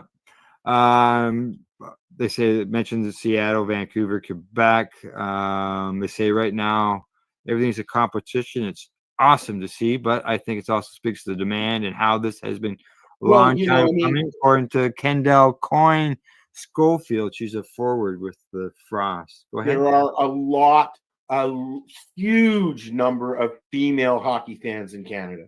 Yeah, well, here you go. The world attendance record for women's hockey was set nearly a year ago when 21,000 people were in the stands for a PWHL game between Montreal and Toronto in the Canadiens Arena. That's an NHL-sized arena. Do you remember back in the day when somebody said, "Women in the NHL? Woo! Women in the NBA? Woo! What about fucking football? Women in football? There's been some women who have been brought into NFL teams to play." Yeah, there are right now. There's lots of women involved in the coaching staff. In the past, there was a lady who played the goal in NHL. Oh, I didn't know that. I was being silly, but I didn't know that they were actually they've actually brought. Well, I think they've tried bringing female players into baseball. Yeah, I don't know. They say that 1 million fans have attended the league games since in the first season in a bit. To think that they had 1 million people come watch it the games is good, right? So yeah, this see what else on here. Yeah, that's about it. They mentioned the teams there, and so see what happens. Hopefully the women's league can expand. And I know over the years I used to watch them in the Olympics and think, holy fuck. Have you heard anything about what's going on with this banana baseball league? No. You heard anything about it? No, I don't know anything about banana baseball league. I'm gonna look up some stuff on it because I see a lot of reels about banana baseball and very colorful uniforms, but different rules. It's silly, it's funny, and I believe they have women on the team as well. Oh, good. Yeah. Good. All right. Last thing in the sports end of things, just some quick scores here. In NHL last night, Canucks over the Devils 4-3. Red Wings over Utah 5-1. The Jackets beat the Islanders 4-3, and the Stars shut out the Wild 3-0. Baseball starts March 27th. Yeah, we'll be And able to the add that. Stanley Cup is coming up soon, right? Yeah, it is. There we go. Are they playing now, or just so Kent says I was thinking what her name was, Kent, and I just couldn't say what it was. But there you go, Manon Rion. She was a goalkeeper. Okay. Yeah. In the NHL. Correct. Yeah. Not the women's league. NHL. No, correct. NHL. Yeah. Yeah. But now there's so many talented women that they have their own league, which is great. So, all righty. I got nothing else in sports. You got anything you want to mention? Not sports related. Not sports related. All right. We're going to move on then from sports to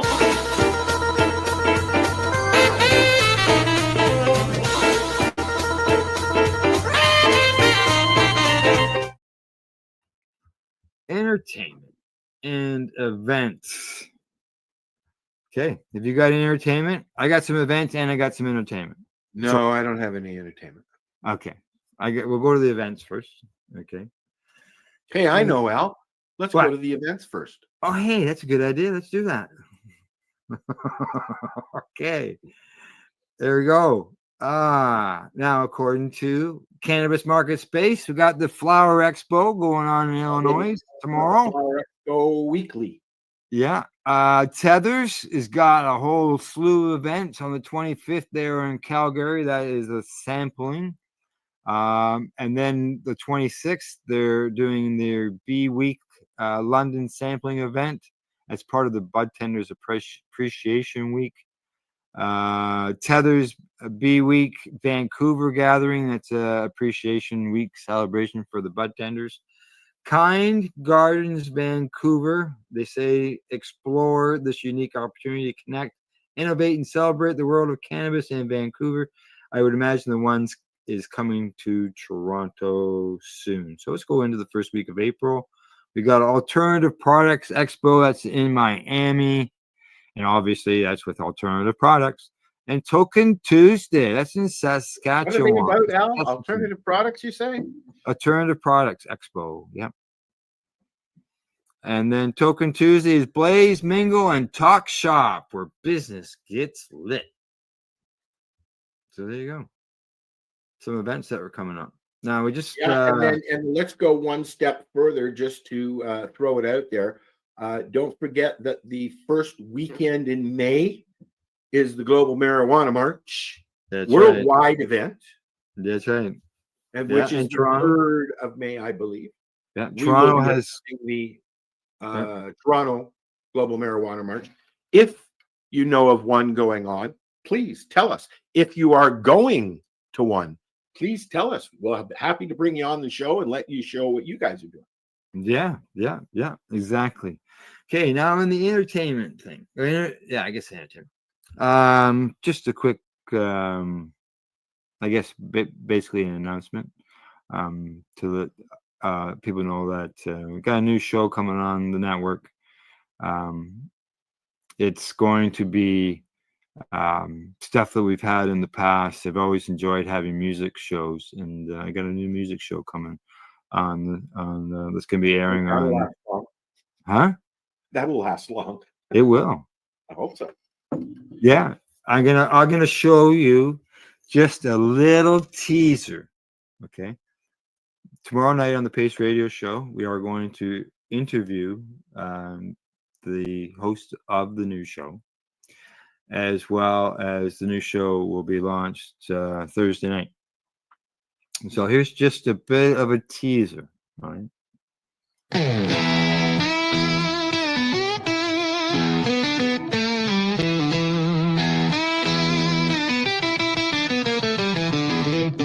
He sat in the corner, eyes half closed, Still wrapped in smoke like a worn out road. They say he's seen the past, the present, the end, through the bottom of a bong that ain't never been cleaned.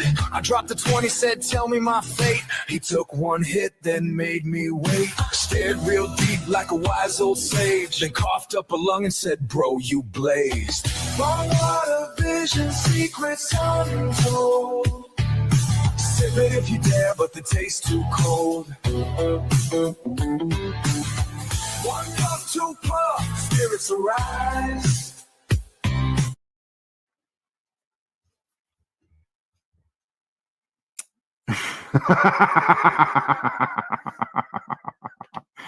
Yeah, I'm not worried about anybody saying, "Hey, that's copyrighted." Which happens with Facebook, YouTube, and everything when it comes to music.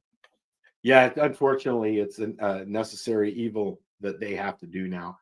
I don't like it. I don't like not being able to play music. It was when I started doing this, it was the whole package. It was hanging out, smoking doobies, talking about cannabis, and listening to tunes. So, This is considering doing the same thing. Yeah, this is going to be an hour-long broadcast that will be DJ'd with the music. So, and so we got Buddy Weeds. It looks like he likes that. He likes it. So that's good. But there'll be more information will come out. Anybody check out the Pace Radio Show tomorrow night. We're going to be interviewing the guy behind all that. No, don't do that. Don't watch that stupid show. And then it'll be released Thursday night. Come watch stuff on 420 Radio. 420 Pace is all going to be covering it all. Good. Thanks, Buddy Weeds. Good stuff. I'll pass that on to the DJ. Like I said, I truly miss having the station going all the time. Yeah. I've had, like with Pace Radio, we've had music for 4 out of the 6 years. You've always had music within your stuff. Up until 2 years ago. Yeah. I had hundreds of episodes of coverage radio that my buddy Mike did for 8 years that Spreaker just deleted, just flat out deleted. We had, before that, we had a reggae show with Passion, which up until we had to remove it, was our highest rated show. Oh, yeah. Passion was a DJ in Jamaica that was doing the show from beach parties in Jamaica on Saturday evenings. So and they were long and actually DJ'd and stuff. And I miss that show. I really do. Yeah. I see Buddy says he likes the songs played on Friday reruns. Yeah, because when you do the replays, the rebroadcasts, they get the songs. They get I songs. Get copyright strikes too. Yeah. See, that's the nice thing about this. I don't have to worry about that. Well, there are ways to we were experimenting using a few different services where they pay the royalty fees for you, but that's a whole other kettle of fish because you've got to then we're trying to drive people to our YouTube channel now, and YouTube is being tolerant and inserting information about the music and stuff like that. And I understand the need for artists to be paid. That's why they're doing this. Okay. But we're not trying to take your music. We're trying to promote your music. And we used to be able to do that quite readily. We've had a lot of bands, some big bands on the show, and they're like, sure, go ahead. Yeah. But now, even one of Al's little start segments there for one of his shows gets clipped now. The Pace Radio Show. I had our theme song for the 420 Radio Show was done by Jim Melvin, who's a member of the Royal Kush Band, and he's a friend. And I said, would you mind doing this? And he said, sure. I've even had issues with Facebook about that because it's music. And apparently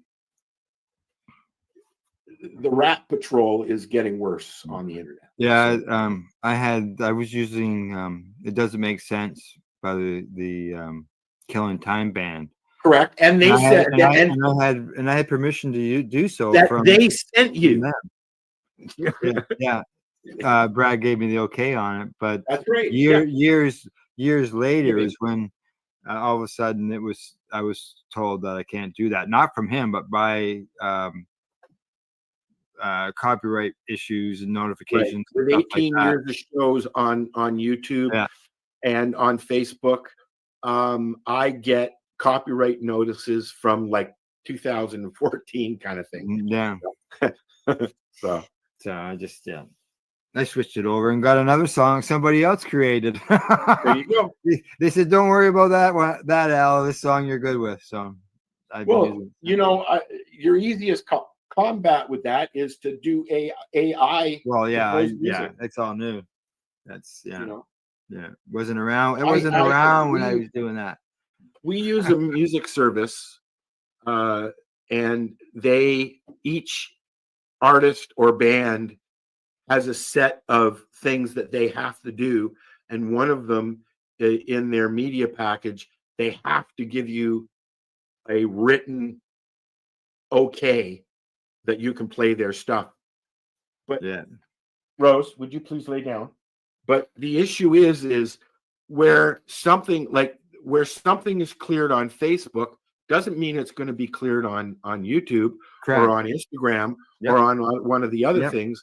And that's the issue, because you may be using copyright cleared music from Facebook, but that doesn't mean it's copyright cleared on YouTube. No, right? Al and I use was it free, open source, copyright free stuff from Facebook and from YouTube, but we still get flagged.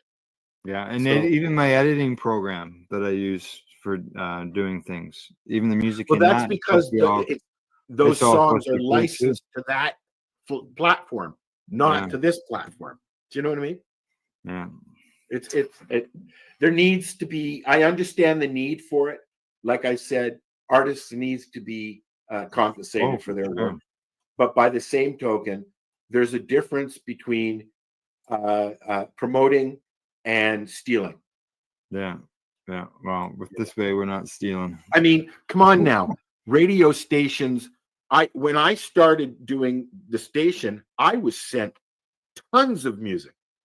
Almost daily, I'd get music in the mail, CDs and stuff, before we started transferring stuff electronically.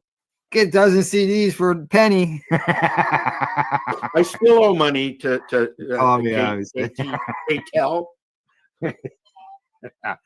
I had a KTEL video thing I was going to play too, and I should have. But anyways, all right. Excuse me. All right. Anything else? I have a video. Buddy says he hopes that you can share content in all forms. Well, and he says, well, almost all. Yeah. I have a choice of 2 other videos that I put together. Okay. I'm going to let Al choose which one we're going to watch. All right. One is The Powers of Cannabis Sativa. And the other one is Medical Cannabis, A New Hope. Is medical cannabis a new hope for epilepsy? Let's go to the epilepsy. Alrighty. I knew you were going to say that. Look at that. Now, pardon the watermarks. I'm using the demo version of the program. So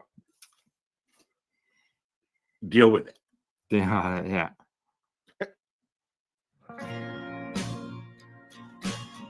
Epilepsy is a challenging neurological disorder. It affects millions worldwide. Seizures are the hallmark of this condition. They can be debilitating and impact quality of life. Traditional treatments don't work for everyone. This has led to a search for new options. Medical cannabis has emerged as a potential therapy. Cannabis contains compounds called cannabinoids. These interact with the body's endocannabinoid system. This system plays a role in regulating brain activity. 2 main cannabinoids are of interest: CBD and THC. CBD does not produce a high. THC is psychoactive. Research suggests that CBD may have anti-seizure properties. It is already approved in some countries for specific epilepsy syndromes. THC's role is more complex. It may have benefits for some, but more research is needed. The combination of CBD and THC is now a focus of investigation. The use of medical cannabis for epilepsy is gaining attention. Clinical trials are ongoing. Legal reforms are being debated. Patient advocacy is growing. This essay explores the current landscape of medical cannabis in epilepsy treatment. We will delve into the science, legal aspects, and personal stories. Scientists are actively studying cannabis. They want to understand its effects on epilepsy. Clinical trials are crucial to this research. These trials test the safety and effectiveness of cannabis-based treatments.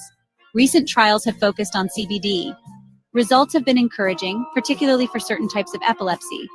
One notable example is Epidiolex. This is a purified CBD medication. It has been approved for Dravet syndrome and Lennox-Gastaut syndrome.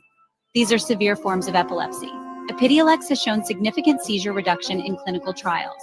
This has provided hope for patients who have not responded well to other treatments. Newer trials are exploring the combination of CBD and THC. Researchers want to see if this combination is even more effective. A large-scale trial is underway in the United Kingdom. It involves both adults and children with drug-resistant epilepsy. The trial is using specific formulations of CBD and THC. Researchers are looking at seizure frequency, quality of life, and other factors. Preliminary findings from smaller studies suggest that CBD-THC combinations may have benefits. However, larger, well-designed trials are needed. These trials will provide more definitive answers about the safety and efficacy of this approach. The legal status of medical cannabis varies worldwide. In many countries, it remains a controlled substance.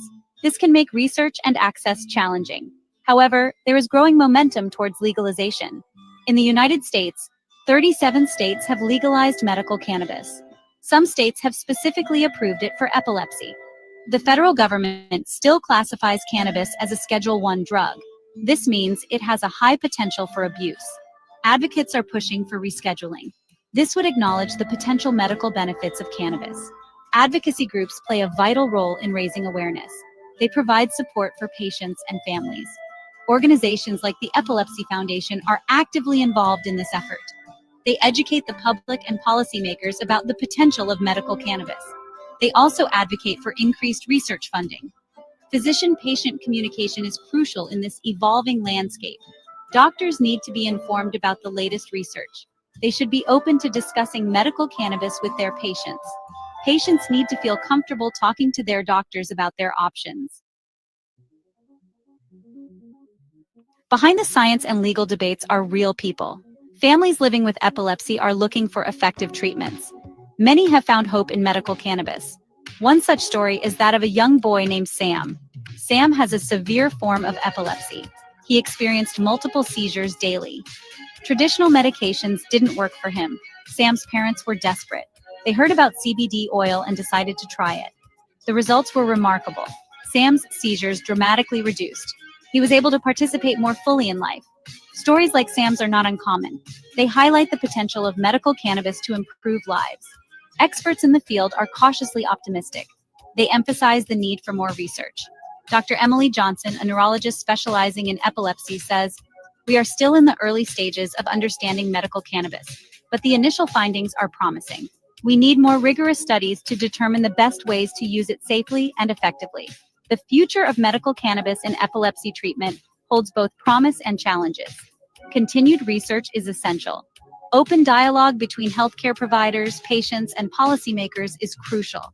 By working together, we can unlock the therapeutic potential of medical cannabis and provide hope for individuals and families living with epilepsy.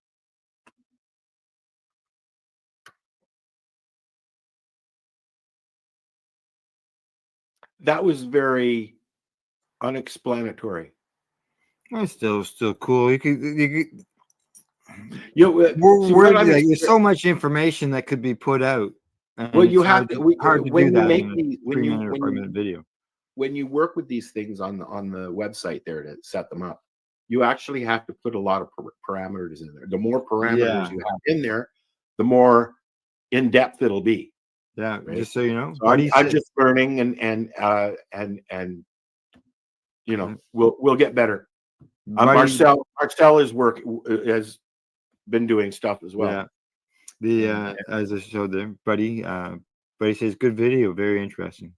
Yeah, I thought so. But like I said, there was a lack of information in there though. There's probably always something missing. You couldn't squeeze everything you wanted to into a 3 to 5 minute video.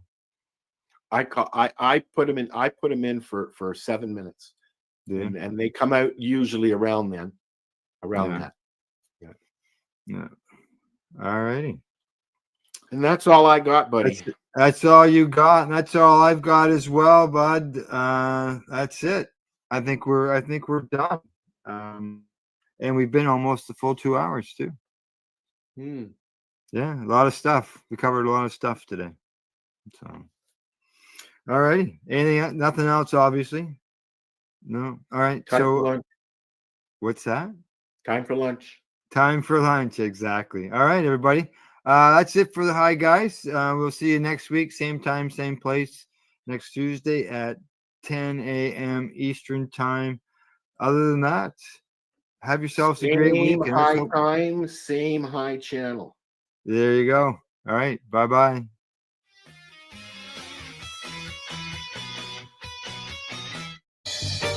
You're watching the 420 Pace, found at 420pace.ca. Rerolled Saturdays. Check it out. Nothing but non-stop cannabis and psychedelic programming. Find it at 420pace.ca. You're watching the 420 Pace Reroll Saturday. You're listening to the Pace Radio Network here at paceradio.net. The views expressed by the individuals during this broadcast are their own opinions, and they may not be the same as those of their group or other organizations they may be involved with. All medical advice during our broadcast is not a medical opinion and should be checked with your medical physician.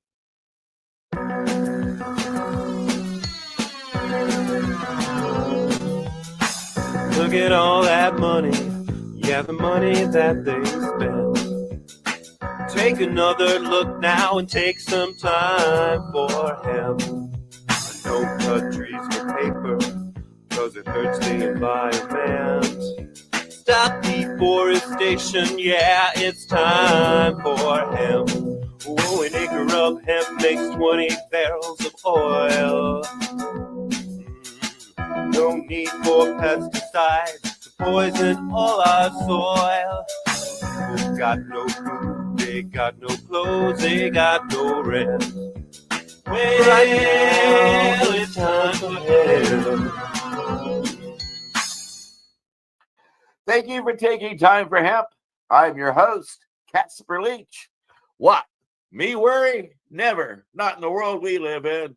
And if I do start to worry, I just grab my pipe and take time for hemp. And if you want to see more programs like this, we would appreciate it if you hit the like button below. And if you haven't, subscribe to our channel and share us with your friends.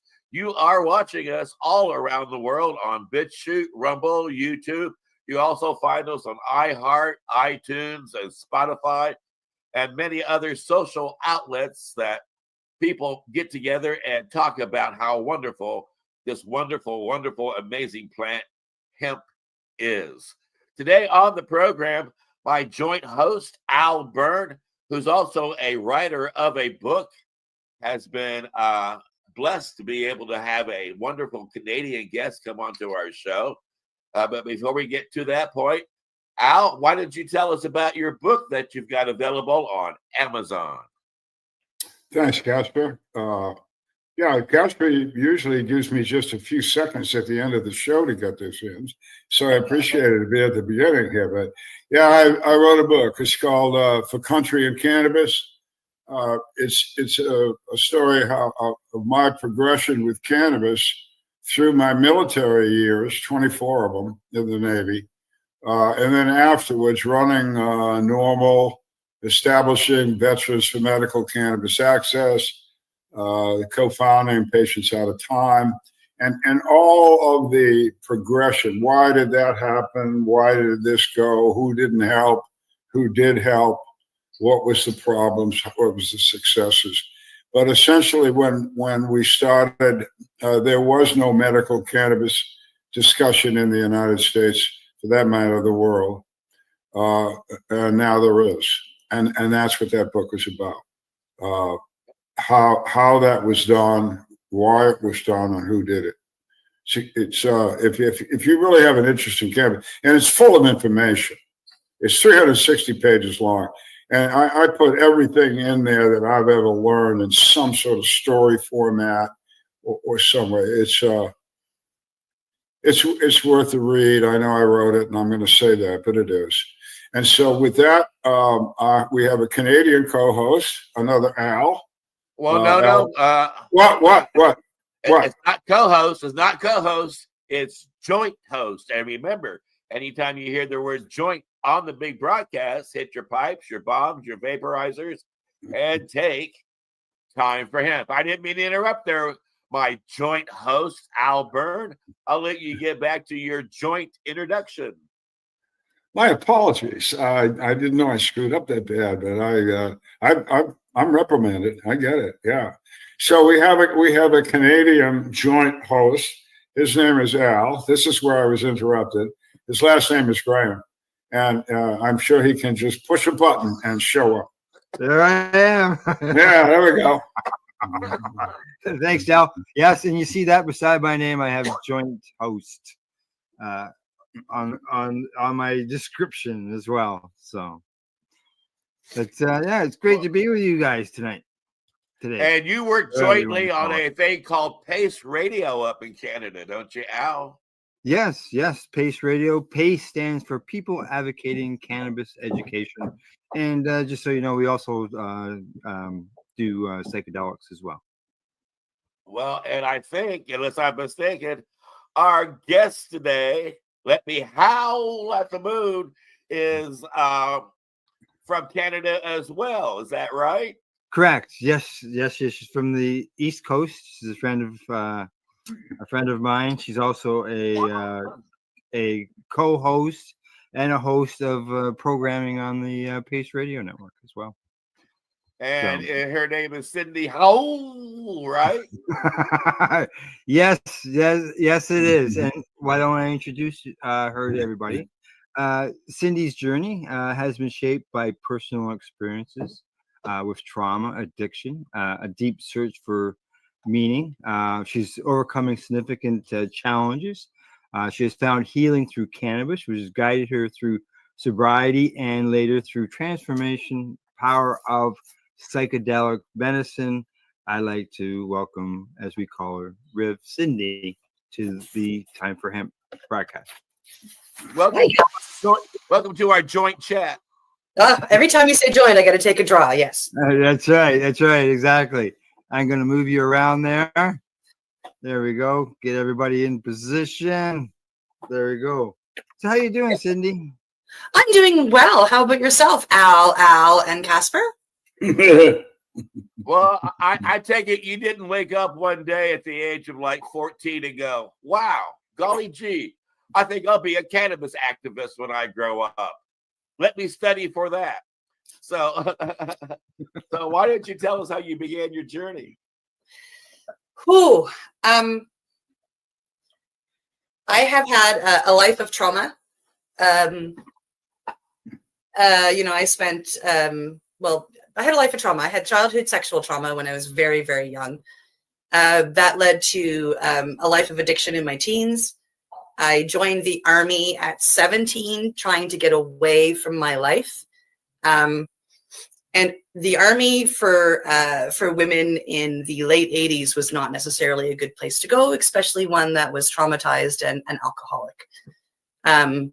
So my time in the Army didn't go as I had planned, and I ended up traumatized there. And I left. I fell heavily into addiction for a while, moved around the country. I eventually came home. I ended up married to a guy who, on our wedding night, started the abuse. I stayed with him for a few years, and I finally kicked him to the curb. which led to more addiction, which led to more trauma, which led to more addiction. And I ended up in Dartmouth, Nova Scotia, and I ran the trap house. Like, I mean, my host was the host you came to when you wanted the good drugs. And then one day I decided I was going to move back to my hometown, which is Windsor, Nova Scotia. And on the day I moved home, which was April 19th, 2008, I quit the street drugs. That was it. I was done. I didn't do anymore. I just quit them. But pharmaceuticals took their place. I thought I was okay because it's pharmaceuticals. The doctor gave it to me, right? Right. And then eventually I ended up on 9 different medications. And I was betrothed to them. I lived for them. And one day I walked into an illegal cannabis dispensary here in Nova Scotia. I was high on whatever pharmaceuticals I was taking. And somebody in there recognized that. And he said to me, he said, Cindy, he goes, I want you to take these canna caps. These, it's cannabis oil. That's all it is. It's perfectly fine. And take these twice a day. Go home and take these twice a day for a week and then come back and tell me how that worked for you. I was using cannabis and mushrooms during all of this time, but with the wrong intention. So when this gentleman gave me these caps, I mean, I paid for them, but he sent me home. It was almost like a prescription from a doctor. On day 3, I woke up and I took my canna cap and I didn't touch my pharmaceuticals. And I didn't even put 2 and 2 together yet. And it was probably about 5 or 6 hours later, and the withdrawal effects hit me. And I realized that, holy shit, I didn't take my meds this morning. Like I can swear on this show. Can I swear? Yeah. I was like, what the fuck? And I realized in that what the fuck moment that I didn't need them if cannabis could do this for me. Mm-hmm. So fast forwarding, 8 months later, I was the manager of cannabis dispensary, and I was off all of the pharmaceutical medications. Nice. Yeah, I was still a cigarette smoker. No, sorry, I had just quit smoking cigarettes at that point in time, but I was still an alcoholic. Which eventually I just got sick and tired of being numb, which was weird because I had done the drugs to be numb. Yeah. And that just led me on an incredible journey. I decided to give up alcohol. I became completely sober, no cigarettes, no street drugs, no alcohol, no cigarettes, no, none of it. I mean, I gave it all up and I concentrated on cannabis. I eventually found psychedelics through cannabis. I found mushrooms, and mushrooms led me to other psychedelics. And that led me to a profound feeling that I'm not even sure if I can put into words. So yeah, it's a little bit of my story quickly on how I came to cannabis and what it did for me and how it got me sober. Well, that brought you to cannabis, but what made you start standing up and speaking out loud and risk being put into a spotlight where a lot of people, including authorities that are against these types of activities, would suddenly pay a lot of attention to you? I mean, it's one thing to quietly do that and go, oh, well, cannabis heals me, and cannabis and mushrooms, they're great, and they've calmed me down, and just tell your brothers and sisters and go on with your life. It's another to get up and, like you, yes, and be an outspoken advocate, and that's quite another big step. For me, it wasn't. For me, it was I found sobriety and I found healing. And let me interrupt, Reverend. That's a hell of a story. Oh, thank and you. I believe every word of it. But I got questions because there's people in the audience. I know the answer. I'm going to ask her questions and I know the answer. But people in the audience are going, hey. And so I have 2 questions. The first one would be, you've given up street drugs, pharmaceutical drugs, etc., cigarettes. How hard was it? How hard? Yeah. It was incredibly hard. I had tried a number of times to quit cigarettes with no avail. I always succumbed to the addiction. But when I decided I was done, when that willpower hit me, the sweats and the shakes and the vomiting and the headaches they paled in comparison to the willpower I had to be sober. And cannabis gave me that willpower. Yeah. And to answer your question, Casper, the reason why I stood up and became an activist is because cannabis helped me get sober. And if cannabis can do that, and I knew other people in the same situation, how the hell could I keep my mouth shut? Yeah. Sharing one story helps to educate other people. Yeah. Is something I've always believed, and there's no doubt about that as far as I'm concerned. So now the as far as with the cannabis and the things, back then, cannabis wasn't always something that was you could just go to the corner store and get, right? And actually now at the corner store, as you mentioned, you fight addiction of alcohol.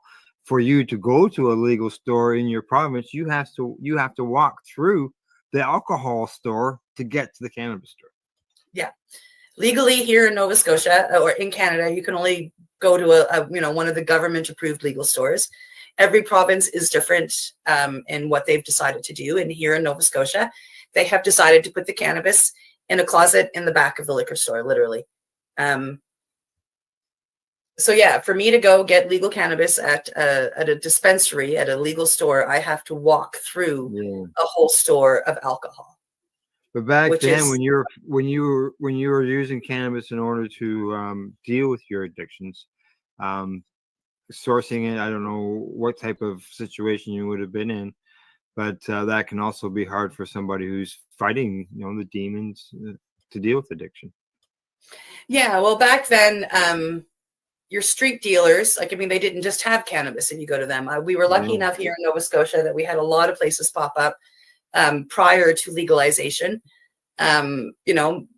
We had a few chains, our capital city here in Nova Scotia, and its, surrounding areas had, I don't know, a dozen or so illegal cannabis dispensaries. Medical cannabis dispensaries is what they call themselves.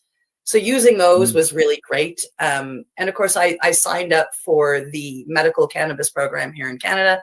So I, got a licensed producer and they sent me my prescription every month. Yeah. Well, I do have this question because I have noticed some things in your background, ma'am. Excuse me, I've done a background check here. And it seems to me that you are still pushing addictions where you're at. And doesn't that make you feel bad? I mean, after all, I saw that you pushed one of my addictions, chocolate. And you do chocolate infused. Chocolate hemp and that's like, oh my gosh! If I walk through a store and I see chocolate, it's like, oh, I'm face first into it. I can't leave it alone. I can't. Well, my chocolate is different than what you're going to find at the store, though. I work with one of the medicines I work with and I facilitate is called cacao. Which is the theobroma plant, which is where we get chocolate. But I work with the chocolate that comes off the tree. It's actually a fruit. So when you're eating chocolate, you're eating your fruit, just so you know. Good. But when the chocolate comes off the tree and we have the cacao that they literally scrape out of these beans, that's the chocolate I work with. And I infuse that. Now, so it's actually healthy for you and heart healing. Yeah, I see on your information that you also ran delivering cannabis-based medicines, which I believe included a chocolate, that award-winning chocolate treat or something. I've won 2 awards for my cannabis chocolates over the years, which is just kind of exciting. And yeah, I did I delivered cannabis. I drove the province during COVID, when everybody was scared and everybody was locked in their houses and nobody could get out for food or even go to the pharmacy for their other medications. And people were finding themselves without anything. I took donations of cannabis and food and I literally drove the province and I did deck drops and I dropped off medicine and food for everybody that needed it. Now, do you do inter-country shipping?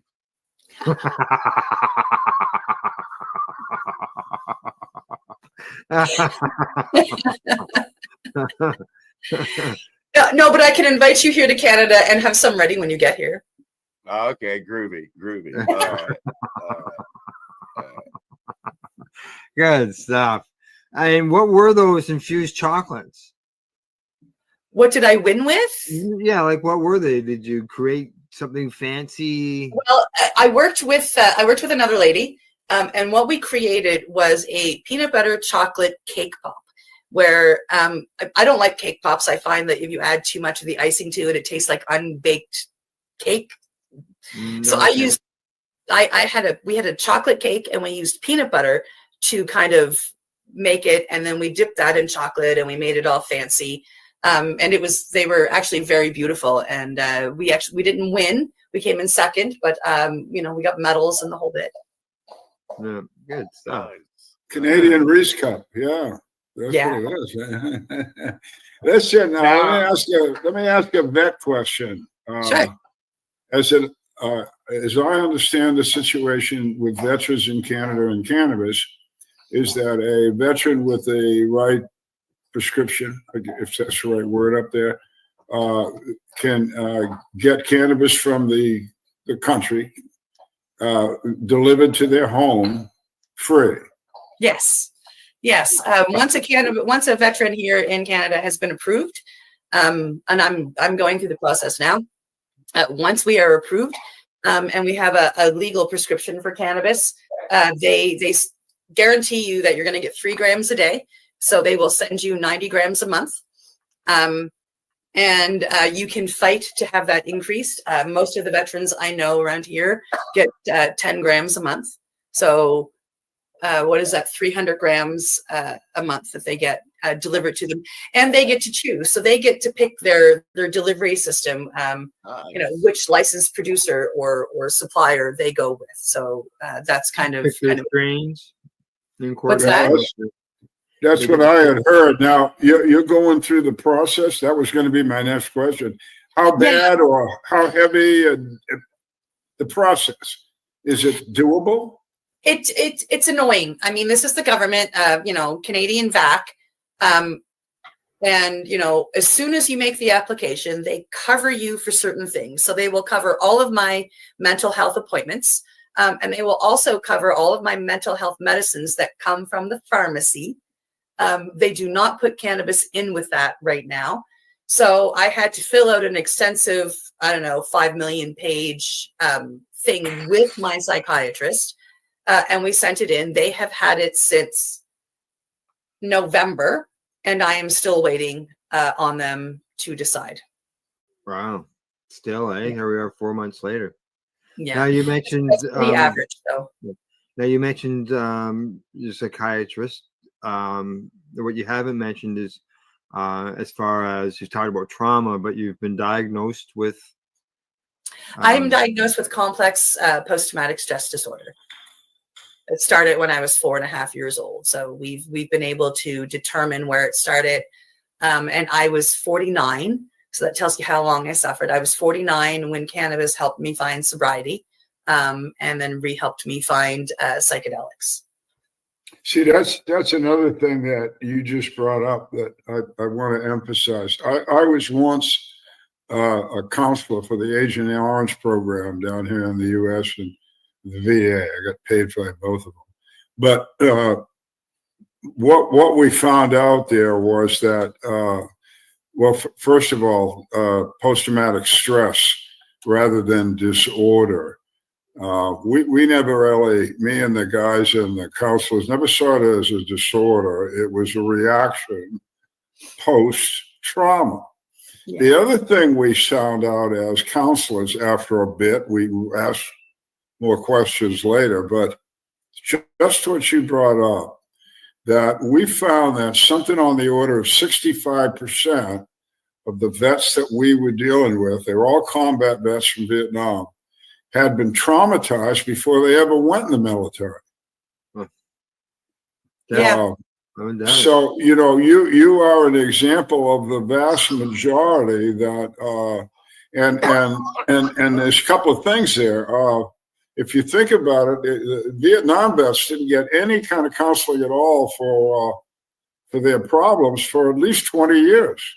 Yeah. Well, you're looking at a lady here who didn't get any counseling for what, 40? 45. So I mean, think about these issues, and again, we're military talk here, but all kinds of people get post-traumatic stress, automobile accidents, and they see a murder, or somebody tries to kill them. I mean, it's on and on. So don't think this is just a non-civilian problem. You can turn your back on it. So again, Reverend Cindy, I'm glad you brought that up. It's very important.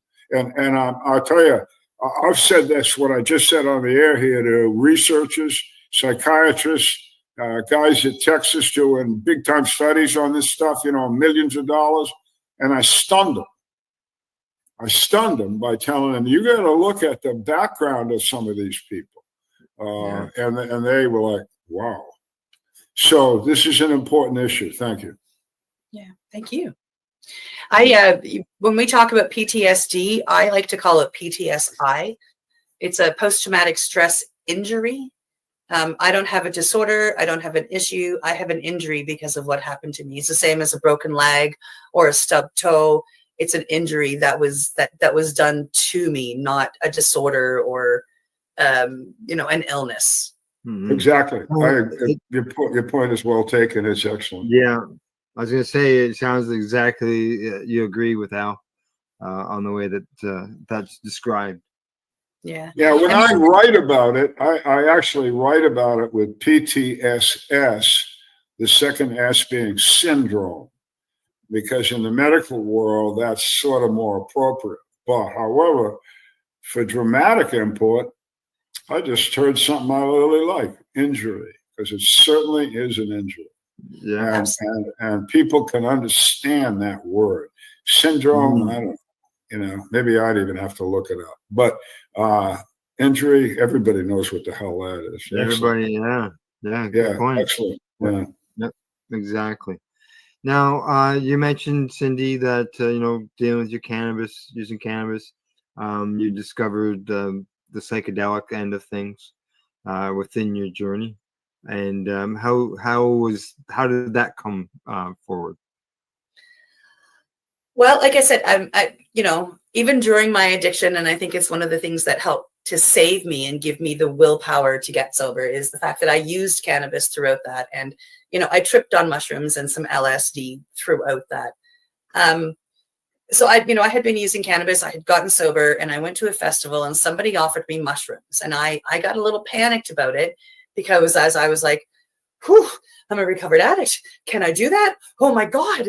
And then they explained the whole medicine thing to me, the fact that it's natural. It's, it falls under the same realm as cannabis, not as cocaine. And that made sense to me. So I enjoyed the weekend. I did some mushrooms and we had some fun.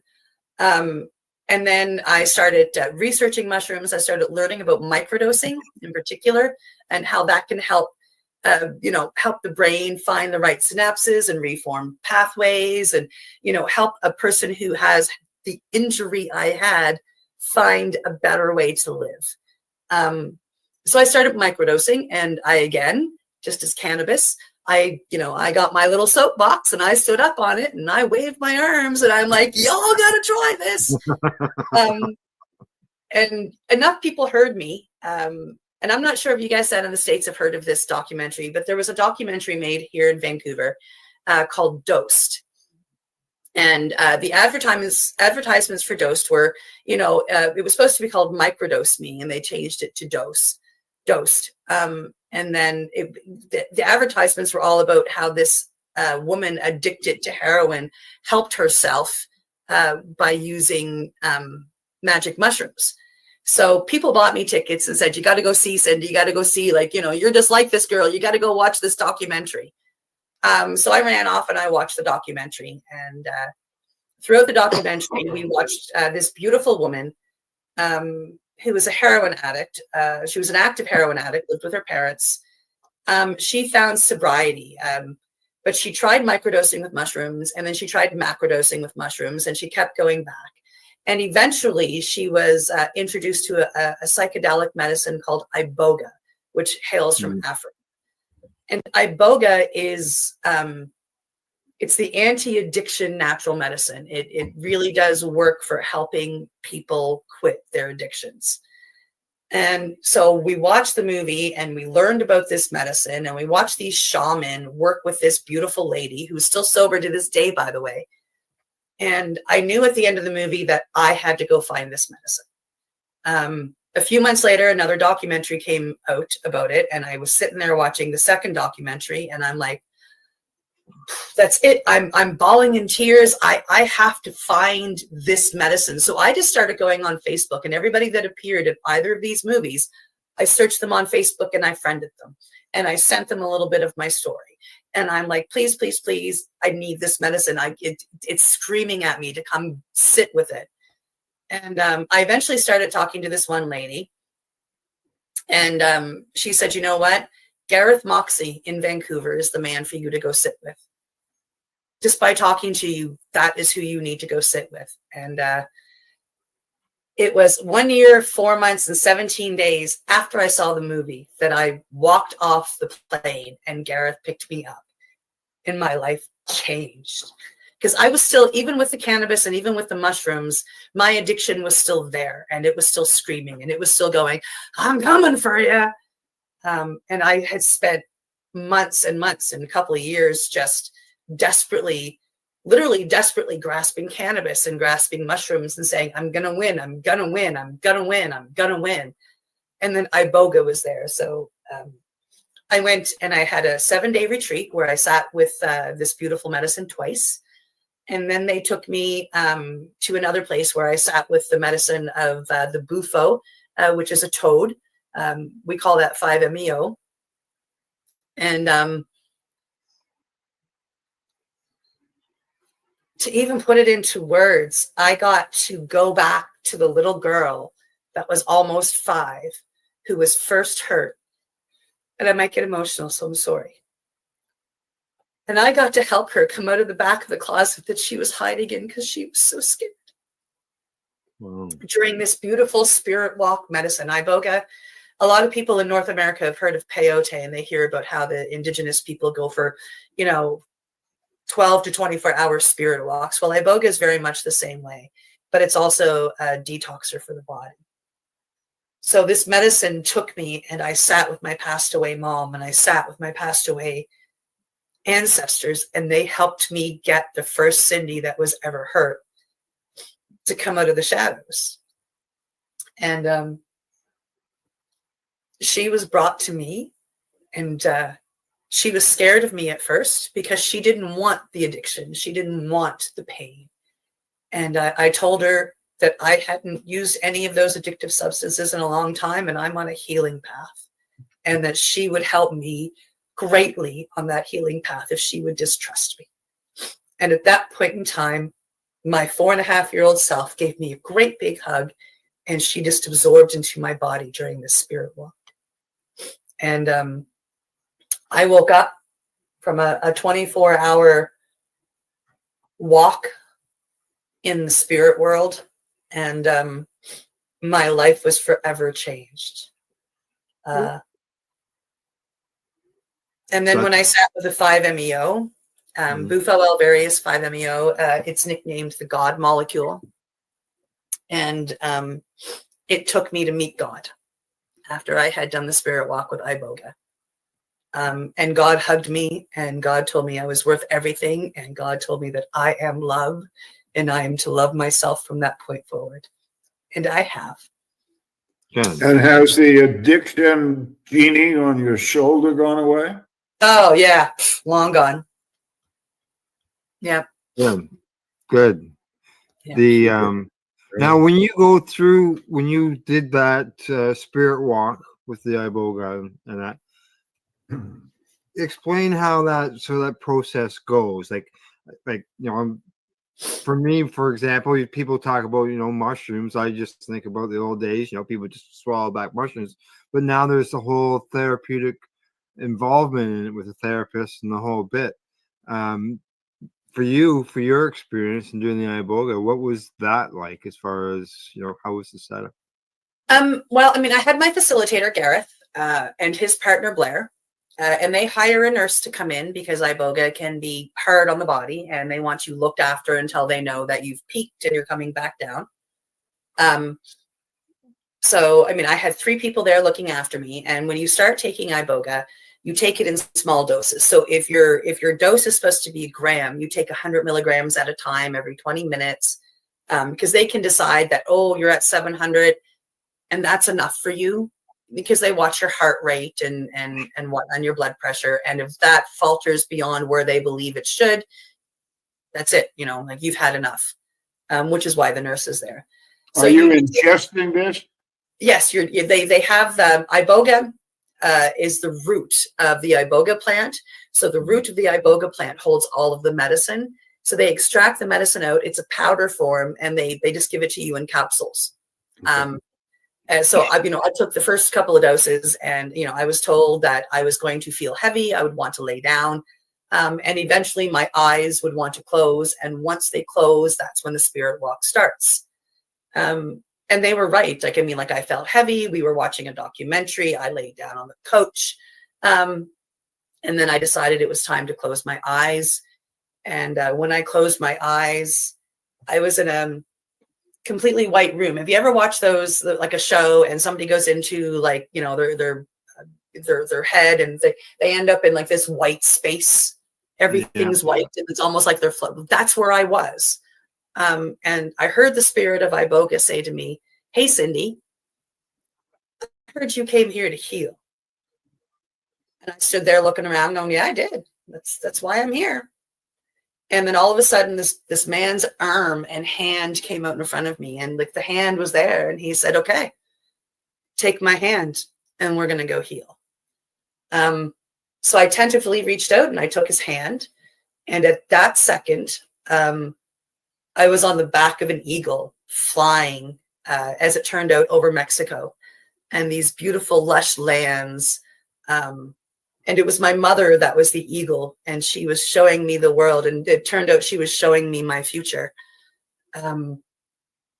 Yeah. And, it just went on from there. And when I woke up, like when I came back to my body, when I woke up, depending on how you want to look at it, I mean, I thought that I was gone for 2 hours at most, and at that point in time, it's been 17.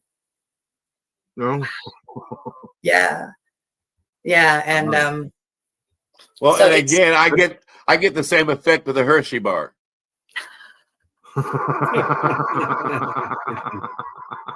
That's good. Good. It's way cheaper than my iboga.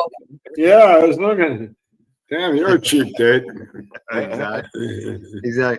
So this first experience that you've gone that you went through, that obviously led on to other experiences, to the point that, as you've got yourself listed there, medicine facilitator for psychedelics. Yeah. So what you experienced was so powerful that you had to share it and help others. It was so profound for me that the soapbox was no longer any good. I needed to learn how to work to be in service to others. Because if I can find this healing, a woman who was running a trap house, and my whole job was to get people addicted to cocaine so they would come and spend money and hang out. Like, that was my job. And I've come from that to wanting to help people heal.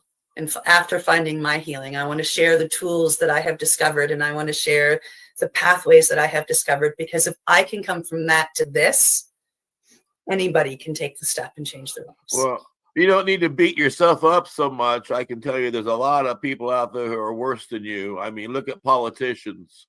Yeah. Yeah. Right? There's right now, there is I believe it's the VA down in the US is doing some research on psychedelics. So they've just been given the permission to do it. So so don't you worry about flashbacks or side effects like that, where you're heading down the road or you're driving and all of a sudden you're hallucinating again? Flashbacks are, if we could have a reefer madness about psychedelics, they'd be shoving flashbacks down our throat. Oh, all right. That explains why I've never had one. I thought that would be great. 2 trips for the price of one. Yeah, I do work with a medicine called 5-MeO DMT, which comes from the Bufo alvarius, toad, which is from the Mexican and Arizonan Sonora Desert. Now, this medicine, it can cause, we call them reoccurrences, where for 5 or 10 minutes, you'll feel like you're in medicine. You're not, but you have that feeling. But we warn people about that. It can happen up to about 5 to 6 days after, but it doesn't happen until about 2 o'clock in the morning. Yeah, it's one of those things that happens like when the mind is resting, that the medicine will go, oh, well, we need to finish our trip. Yeah, so it's not one that you need to worry about that you're going to drive down the road and all of a sudden be in medicine, right? It's Or 5 years later down the road, you find yourself in a grocery store candy aisle. Yeah. Oreo cookies is where Casper would be. He'd be looking for the Oreos. Now, do you do anything at all with therapeutic mushrooms as opposed other than psilocybin? Well, anything. I have a psilocybin background that was very positive. A quick story. I had what they call, these guys have heard it, but it's worth repeating. I had what they call these headaches, these migraines. They're awful. They're cluster headaches, they call them. And I describe, people say, what's the pain like? I said, somebody sticking a knife in my eye and turning it around. I had so much pain at times that I'd pass out from the pain. They put me on all kinds of little things and nothing worked. I carried around an oxygen bottle for about 20 years. The oxygen, if I got it into me quick enough, seemed to help somehow. And then a very famous cannabis doctor named Ethan Russo and I were working together, and he'd been familiar with my problem, and he said, Al, I think if you get a hold of some psilocybin mushrooms and you take them immediately as the aura before that pain gets there, but it's something like your body is just, this is going to be bad. He said, when you get there, he says, get those things down. He recommended that I chew them up real good and swallow them with grapefruit juice, something to do with the acid in the grapefruit juice. And I did that about 24 years ago, and I've never had another one. Wow. As far as I'm concerned, it's a friggin' miracle. Now, the backstory on that is he called me back, and as we were talking, Ethan, it worked. Holy shit, he says. I thought it might, but so he was in Missoula, Montana at the time, and he had a female doc friend of his that had the same stuff I had. And he said, you got any more of them mushrooms? I said, yes. Can you send them to him? Yes, I sent the mushrooms. USPS delivered them. They didn't know. So I talked to her. She tried them. She called me back and she failed. It did not work. But another set of circumstances came up. She tried them. It worked. And I haven't talked to her now for 10 or 12 years, but she never had another headache either, too. Now, this was not, just to the audience, this is not something that I was on some sort of trip when this was going on. Hardly. My body was fighting off or about to fight off this incredible pain. If you're in that kind of pain, you ain't in no trip. You're into the pain. And so this mushroom, like Cindy said, it reset something in my brain. And boy, am I glad it did. Amazing. So please, folks, this is, and you're right, Al, down here in the United States, the Veterans Administration is heavily into giving mushrooms to vets, all kinds of vets doing all kinds of problems, to see how therapeutic it is. And they're not finding a lot of problems. They're seeing a lot of positives. They haven't come out with that yet. But if we were seeing problems, that'd be out. Yeah, you've got some universities down in the United States that have been doing research with cannabis and not cannabis, well, cannabis, yes, but with mushrooms and 5-MeO and ayahuasca for fighting, whatever, mental injuries somebody might have. Up here in Canada, they are still, ketamine is becoming a large medicine that people are working with. And psilocybin is one that is really starting to rear its head. Although here in Canada, people have to get approved to legally do them through what we call the SAP program. They said, this program is amazing. It's going to be 30 days to, for you to either hear that you have been or have not been accepted into the program. And Al and I know people that are going on years of waiting for their answer still. Exactly. I have a question. And it sounds like an easy question, but when I get done asking it, you'll understand when I say age restriction. Now, I'm not talking so much about being 20 years old or 21 years old to use this. I'm talking about I'm almost 100, and if I did something where I laid down and I started flying around on my mom's back and having a conversation with my dead relatives, I think when I woke up, I would call the local nursing home and have myself committed. So, I mean, do you have a health restriction or an age restriction? Like, no, you're too old for this, or you're not healthy enough for this, or there are health things. When I went to go do iboga, I had to go through medical testing. I had to have my heart tested. I had to have my liver tested. And they had to have all of that information. I had to be physically healthy enough. They don't necessarily have an age restriction. If somebody shows up, the first time I went, the lady coming after me was 86 years old and had been on opiates most of her, probably about 25 years. And she had decided that she didn't want to live the last month, 2 months, 5 months, 10 years of her life high. So she came to iboga and came to the same, and she came up from the States actually. So she came to the same retreat center that I was at to help her become sober. And I followed her story through my friends, and it worked. They had to microdose her. It took about 2.5 weeks. And they helped her wean off her opiates and then discharge them from her body. And when she went home to the United States, she was no longer going through withdrawal and she was no longer addicted. Is this Central America, Mexico? Where are we? Vancouver, British Columbia, Canada is where I took the medicine. Now, you also, now you've gone, as you mentioned, you've got your medicine facilitator, psychedelics, you help people.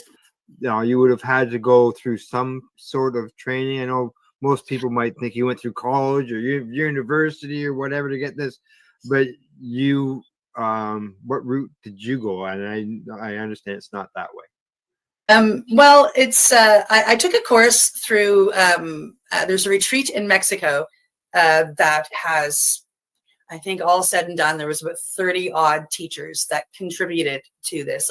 And we're talking people who have worked with the medicine for a long time. And they put together an education package, and it was a 9-month education package.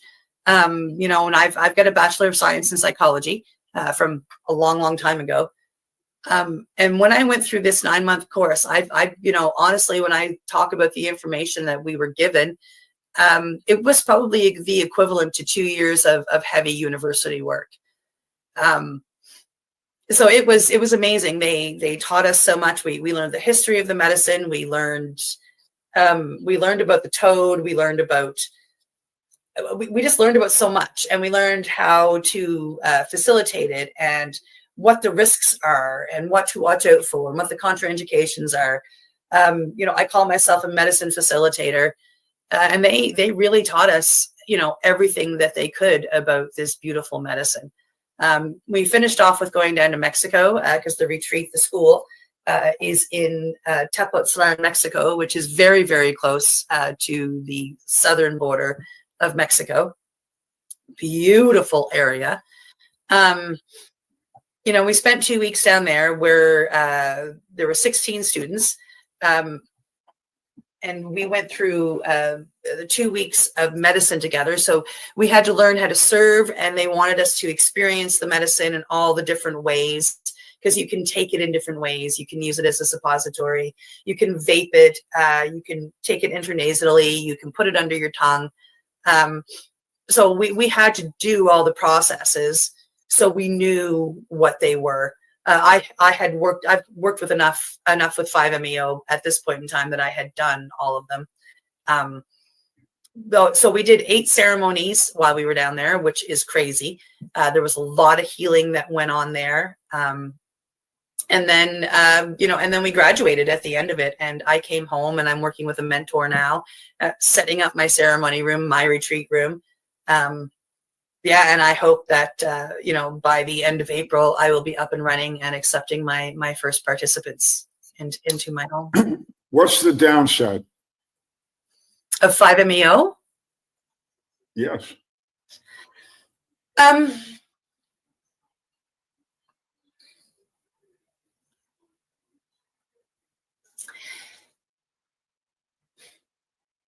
If it's worked with properly, there really isn't one. Okay. But it is a medicine. The downside of the medicine is that Mike Tyson and Joe Rogan both did it and started screaming it to the world about how amazing it is and how everybody's got to go do it.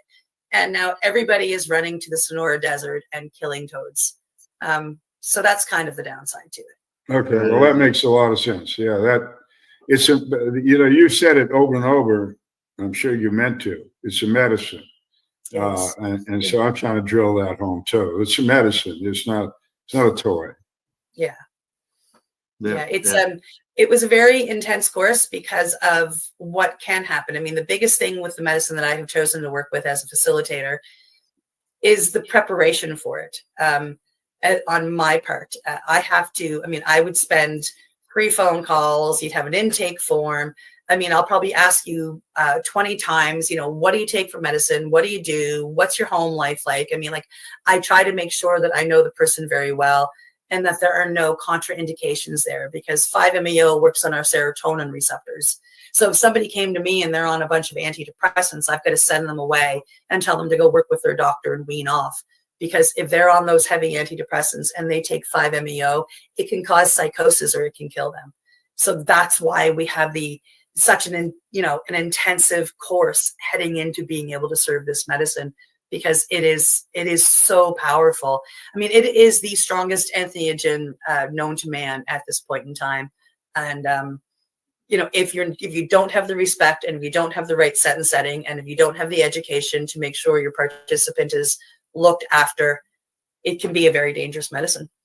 Well, yeah, death can be a nasty side effect. It is a terrible side effect. Yeah.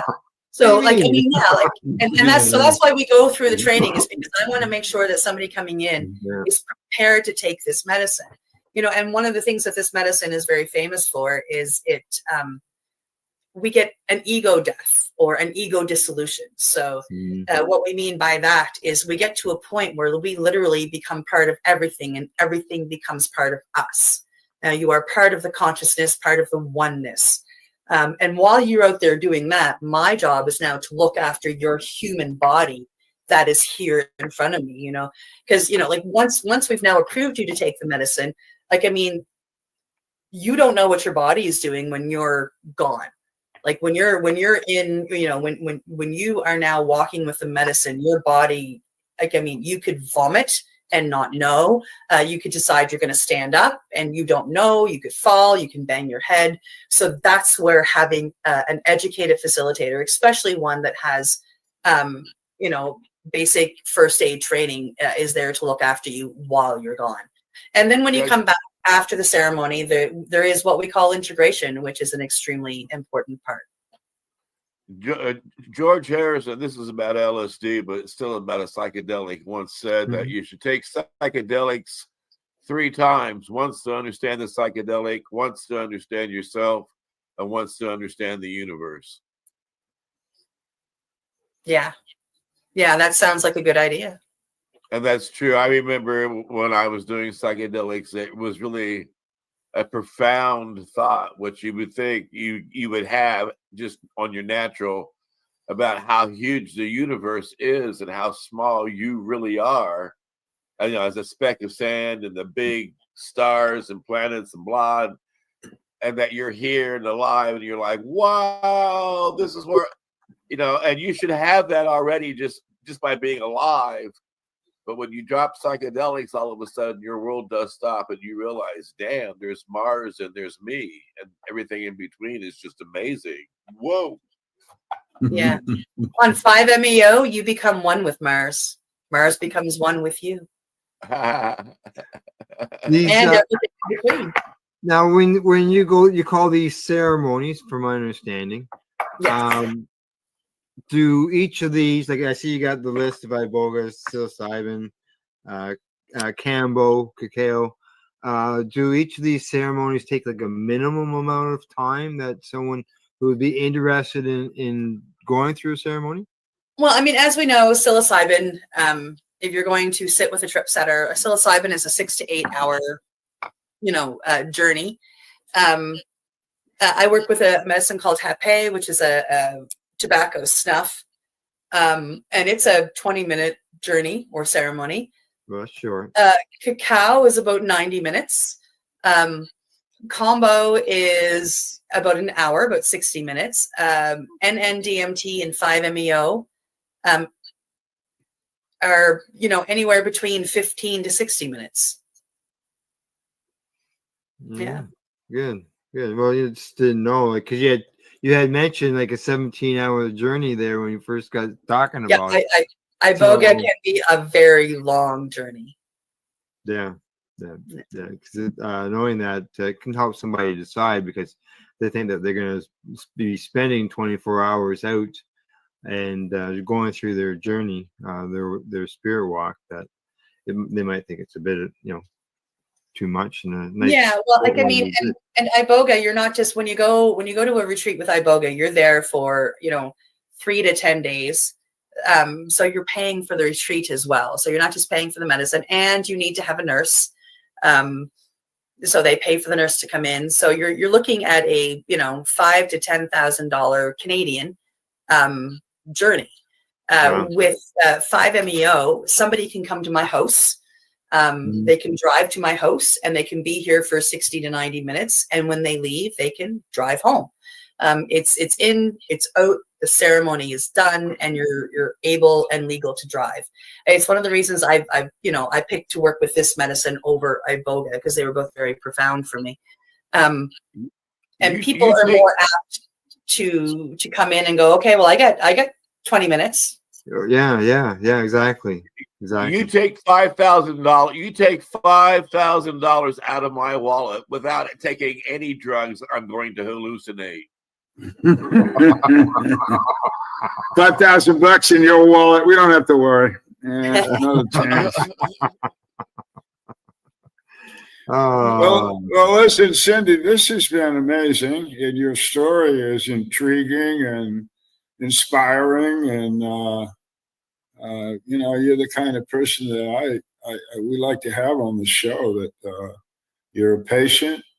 You took great pains, and you come out the other end really well, and you're helping people. I mean, shit. That's about all there is. So before we let you go, we don't want to keep you from saying anything you want to say. Information about how to get a hold of you, or anything you just want to leave with us as a message or anything. Well, I mean, if you want to get a hold of me and talk about any of the medicines I work with, or medicines I don't work with, and maybe I can help you find a facilitator, you can find me through the PACE radio network. Very easy to get a hold of me. You can just send the network a message, and if I don't see it, Al Graham will definitely make sure that I get it. My website is still being built. That will, be coming soon. And when that comes, I will be able to share that. And if I were going to leave you with anything, I usually start my speeches. Oh, there it is, though. When I've been invited to speak at some places, I grew up being told that cannabis was a gateway drug. That was shoved down my throat, and reefer madness. And one thing I've learned is in that wording, gateway drug, they had one word correct, one word wrong. Cannabis is a gateway. It is a gateway medicine. It is a gateway to finding happiness. It is a gateway to finding health. It is a gateway to finding beauty in this world again. And getting up on my soapbox, whether you decide to use it or not, it is a beautiful medicine, and to give it a chance and to maybe let you take it in a direction, or maybe let it take you in a direction to find more healing, as it did for me. Life has become beautiful and life has become blessed. Yeah. For anybody who wants to hear more what Cindy's doing and helping people, as she mentioned, you can get a hold of her through the network. But you can also tune into Cindy every week on the Mushy Moment with her and her co-host, joint host. Don't forget to take a toke. I said joint. And Steve Mather. The two of them are on there. They're doing a great job. Lots of people are watching and listening. As you can see, there's the radio end of things and the information on Cindy. And you can see some of their guests that they've had in the past. So check her out there every Tuesday afternoon, right, Cindy? Tuesday afternoon, 3 p.m. Eastern. There you go. And it has been a real trip to have you on the show. Oh, this has been great, guys. Thank you so much. I'm very honored to be here. And Al Bird, before you say so long, farewell, bye-bye, like the musical with all the little kids running away from World War II, why don't you let them know about your book again? You're muted, Al. You're muted.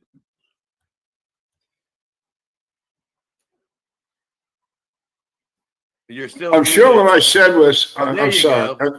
Yeah, I'm sure what I said was wonderful, and it's so good I can't remember. But I think I said, Reverend Cindy, thank you. Very informative. Again, inspirational. Set a great example, and you're doing good work. You know, I'm glad you and Al keep working because you got to be part of it. That's anyway. So then I wrote a book. It's about cannabis. It's no mushrooms. Just cannabis. It's about how medical cannabis came to be part of the conversation in the United States, then the world, and from conversation to reality that we have now, which is somewhere on the order of 30 countries around the world, industrialized countries, England, Spain, France, Canada, have cannabis in their pharmacopoeia, meaning that their doctors, nurses, veterinarians can use cannabis legally as a medicine, and they're studying it. And that's another thing. My book points out that cannabis is likely the most studied plant in the history of the world. Regardless of what you hear from the politicians, I will tell you they're all wrong. Read all about it in the book. It's an informational book. It's a history book, and I think anybody interested in this subject should have it in their backpack. Thanks for watching our show, though. We're old guys. We're geezers. You see that? We bring on lovely young ladies, so every once in a while, and spice everything up. So keep with us. I know that every hour that I'm awake, I'm always involved in a joint study of marijuana. That's for sure. Yeah, I bet. I can imagine that. Absolutely. And I want to thank Al Graham for being our technical assistant and our joint host. You're welcome, on the big broadcast as well. And why don't you remind them about the Pace Radio the Pace Radio Network up in Jananda. All right. Pace Radio Network, paceradio.net, cannabis and psychedelic programming 7 days a week. We get started with the VAC, the Veterans Action Council broadcast that we do Sunday nights. Cindy's got her psychedelic show on Tuesday afternoon. We've got news in there as well. And Saturdays you can catch back-to-back nonstop cannabis and psychedelic programming on Saturdays for Rerolled Saturdays. And I do want to remind you at home to hit the like and subscribe buttons below. Share us with your friends. And I do also want to reiterate, when you do psychedelics, it is interesting how amazing you realize how small we are in the big grand scheme of things, which is why I always count myself very blessed to have people tune in and watch all of my friends and I tell the whole world how important it is to take time for him. Look at all that money, yeah, the money that they spend. Take another look and spend some time for him. Don't cut trees for paper, cause it hurts the environment. Stop deforestation, yes, it's time for him. Whoa, an acre of hemp makes 20 bales of oil. No need for pesticides to poison all our soil. People got no food, they got no clothes, they got no rest. Well, time for hemp! Yeah. Time for Hemp is a Pace Radio Network content provider. You're listening to the Pace Radio Network here at paceradio.net. The opinions of the individuals during this broadcast are their own and may not be the opinions of their group or other organizations they may be involved with. All medical advice during our broadcast is not a medical opinion and should be checked with your medical physician. When you have a pain that's reached its peak, Legacy for 20, it's so unique. If organic cannabis is what you seek, here's your trusted partners 7 days a week. Suppository salves, vapes and drops, topicals, edibles, infused pop. Just when life seems like it ain't easy at Legacy 420, enjoy a pop freezy. Lab tested products, make them the GOAT. Legacy 420 out on your road. Legacy 420 in Tyndonega Mohawk territory. Indigenous organic cannabis at its finest. Enjoy the buzz of legalization with Campbellford Lifestyle Shop. From lights to plant nutrients, books, consumption accessories, and more. We've got all your basics to grow or consume cannabis. Visit our info center or take a look at our piercing services and body jewelry, now available in-store through Campbellford Lifestyle Shop. 17 Bridge Street West, Campbellford. Limestone City Hydroponics is Kingston, Ontario's hydroponics shop. Take your growing to the next level and create the optimal environment with a tent kit or maximize your yield with an ebb and flow flood table kit. Either way, Limestone City Hydroponics has more sizes and options to fit your needs. Are you looking for the power of the sun that adapts to your budget? Then look no further, as they have professional grow lighting. They have indoor grow systems that are easy and cost effective with many options to fit your living space and lifestyle. Cultivate your growing potential. We have everything you need to succeed. And if you can't make it to the store, they offer local delivery to the greater Kingston area. Remember, when you're looking for experts to help you grow, then look no further than the locally owned Limestone City Hydroponics, 105 Sunderland Drive in Kingston, Ontario. Call them at 613-548-0420. We are people advocating cannabis education here at paceradio.net.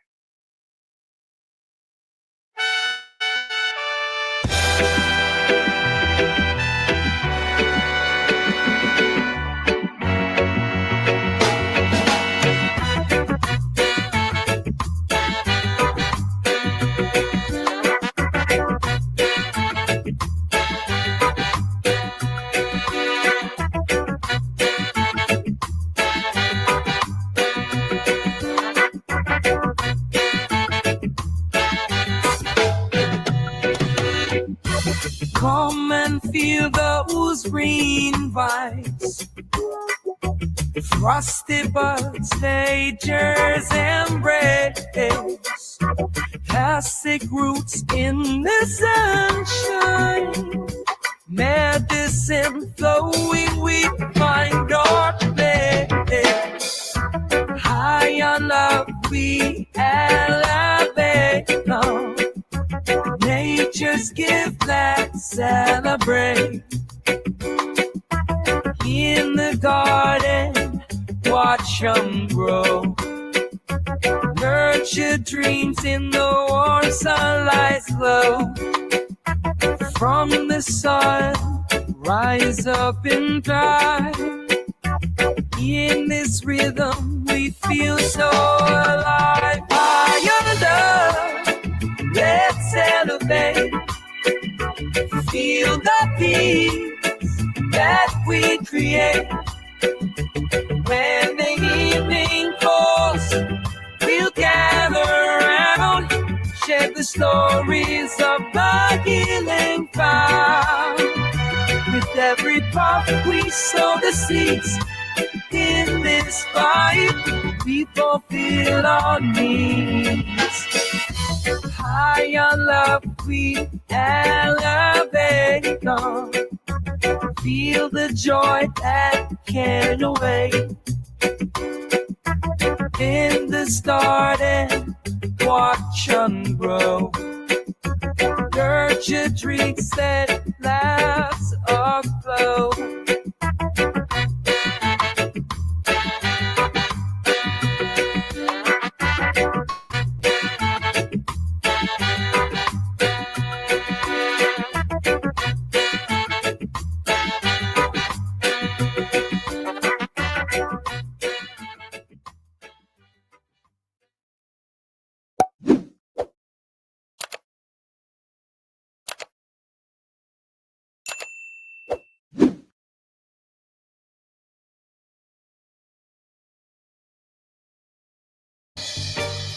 You're watching the 420 Pace, found at 420pace.ca. Stay tuned. We'll be right back after this toke.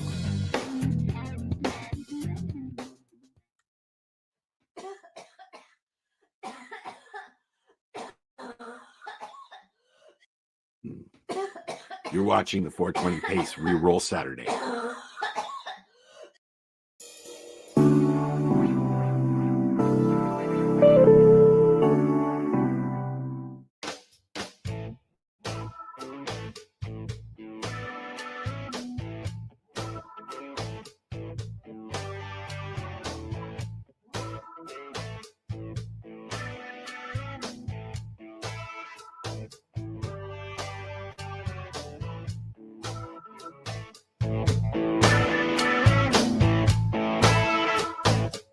Hello, everybody. Welcome to glass blowing today here at the workshop of the Happle. The creators of the Happle, Dave and Masta, are here with me today. We're going to watch them create some glass products, including we're going to go through the steps of the Happle with Dave.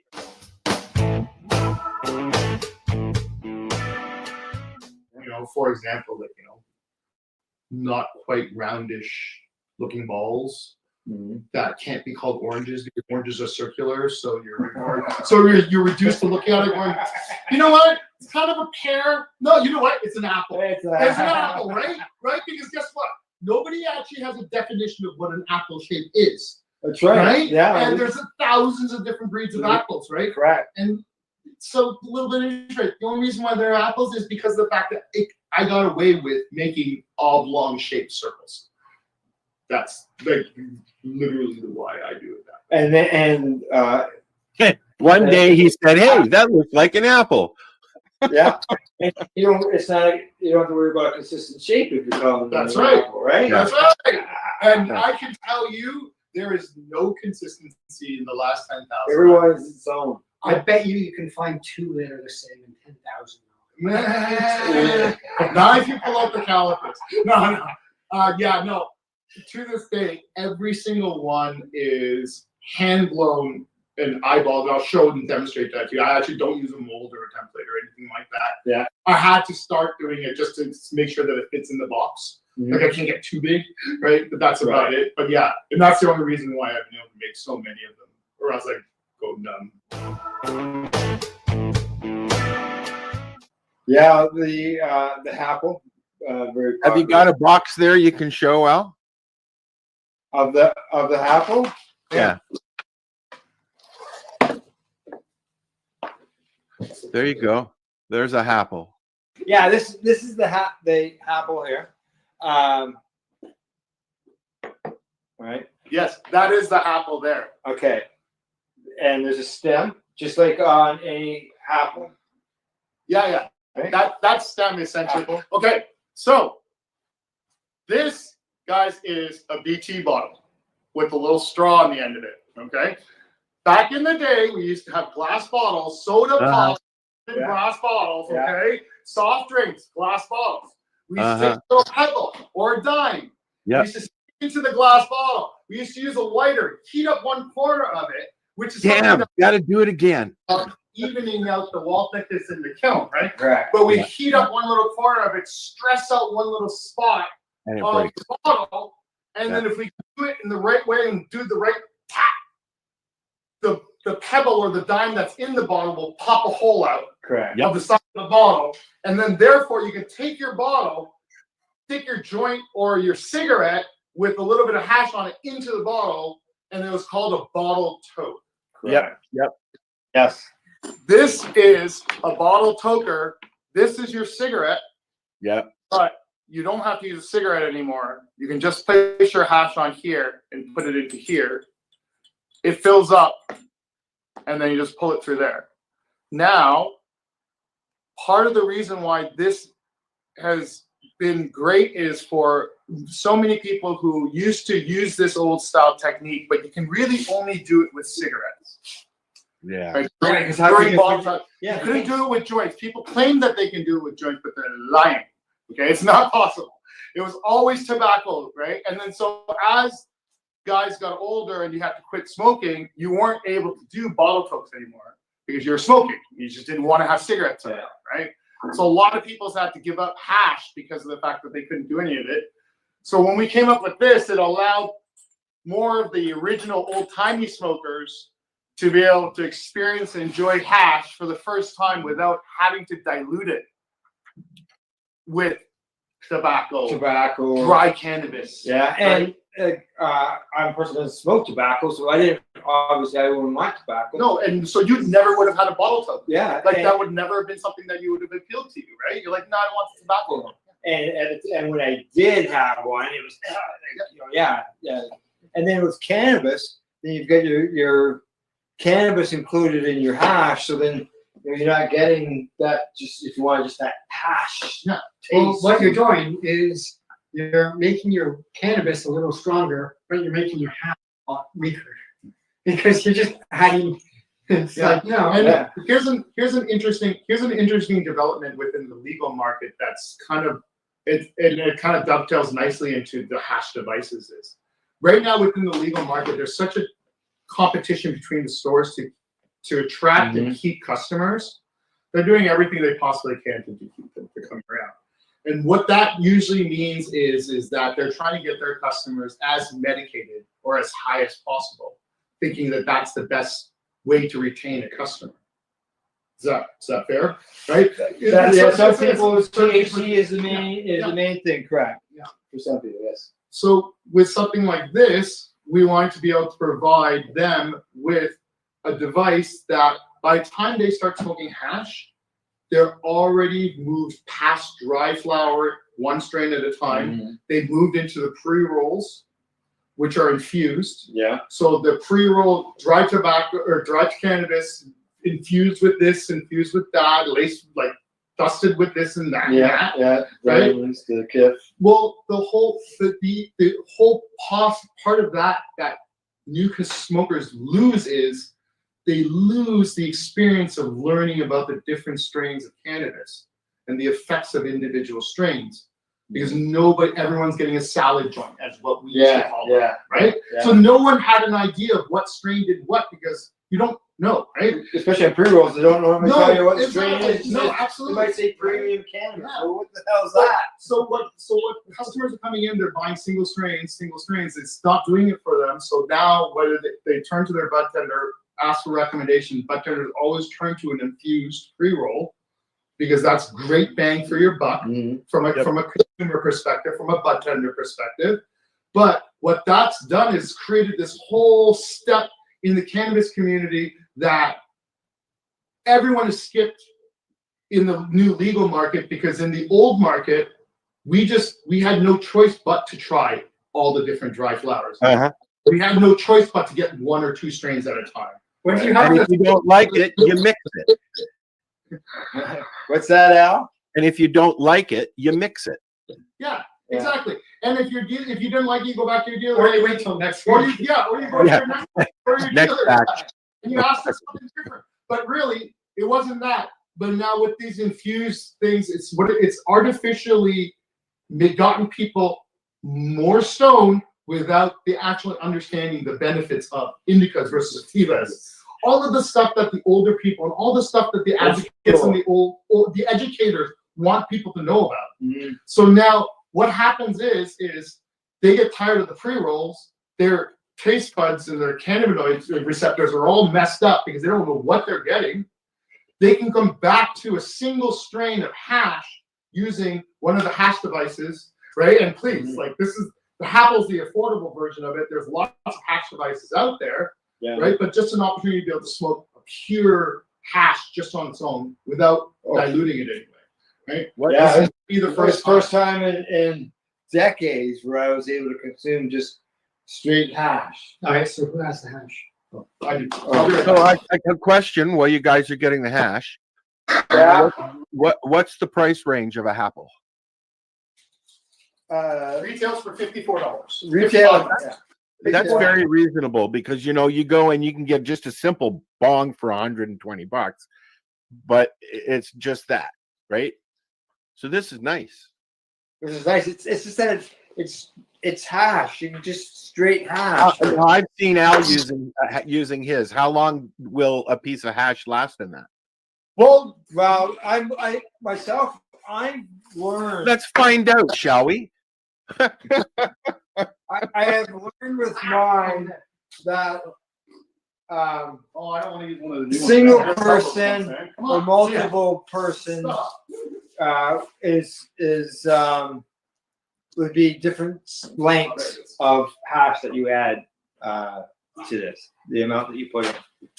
That's what I learned. All right.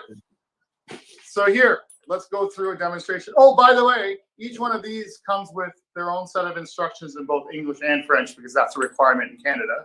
We have to supply all advertising and literature in both official languages of Canada. So all you do is you pick your little snake, and instead of putting that into the middle of a joint, which is what I used to do, you have it on this end. That's what I'm doing right now, buddy. Yeah.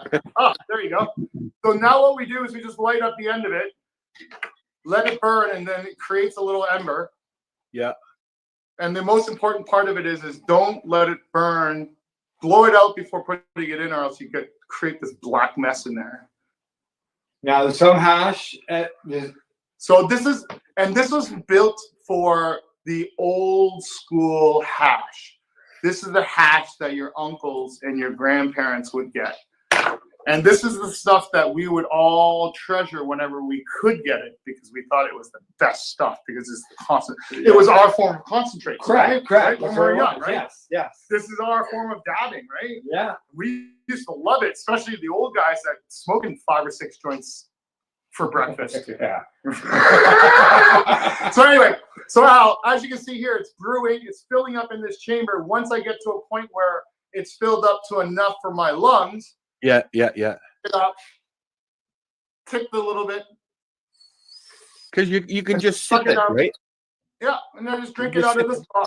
And then I put it back down. Pulling it in, draws fresh air through it, so that way it's reloaded, reset, refills itself. If I forget about this, usually happens about the 4th or 5th one of them. I get that. After I've forgotten about it, it'll put itself out and it'll snuff itself out. I've anecdotally heard that this is a very efficient way to smoke your hash and consume your hash because very, very little wastage. And it's You know, personal. it's It's all personal, really- but you can share it. You There you know, go. it's like a drink. It's personal Yeah. size, but you can share it around the room. I have a student glass, and you can share that for hours on end. Right. Yeah. And then and that's it. So when it comes to the amount of hash that you put in there, being that it'll go out Eventually, yeah. and relight And then you relight it. Yep. Yeah. No, I just put a big long snake into it and just forget about it. Like and then I'll pull on it, and then, like I said, 2 or 3 of those, and then you forget that what you were doing or what you were smoking. Not. Oh yeah, you don't smoke. Not really. No, that's right. Yeah. He doesn't share with his underlings. I think a joint smoker would like that. What's that, Al? I think a joint smoker would like that. Oh well, yeah, I smoke joints all the time. There you go, Master. I'm gonna drop that into there for him because he's a special one. Oh, he needs the fresh one. Of course he does. He's master. But look how beautiful that waterfall is. Yeah. It's yeah, that's one that didn't cross quality insurance, by the way. Or right on the side. But those are nice if you've got five or six people sitting around, and you got 5 or 6 people or 6 of those. You can just share it, but not share it. Yeah, and my whole idea with it is why share it when you can all have your own. And to your point with the party size one, any bigger than the chambers that we make is too big. Too big. The smoke, Yeah. the hash smoke just gets stale Ah, and okay. old, right? Like that old bomb smoke. Don't make sure you clear it out. Yeah. Right. You know what we're doing, right? Same thing, right. Like, oh, look at that. So, That's like- super cool. Look at that. Look at that. Look at that. Look at that. Look. That's hash smoke. Hash smoke falls. And this is why you should clean your apples. Wow. Oh, hey. For your audience. Hey. For your audience. Okay. I highly recommend that if you drink coffee, get one of these things and you fill this with ISO. Yeah. Right? And then when you're done with your apple for the day and night, drop it in there, close it up.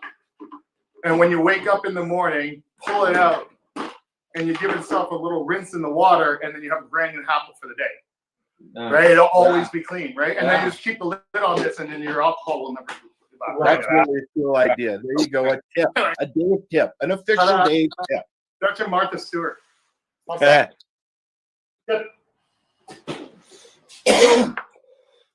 You're talking about stale smoke and stuff.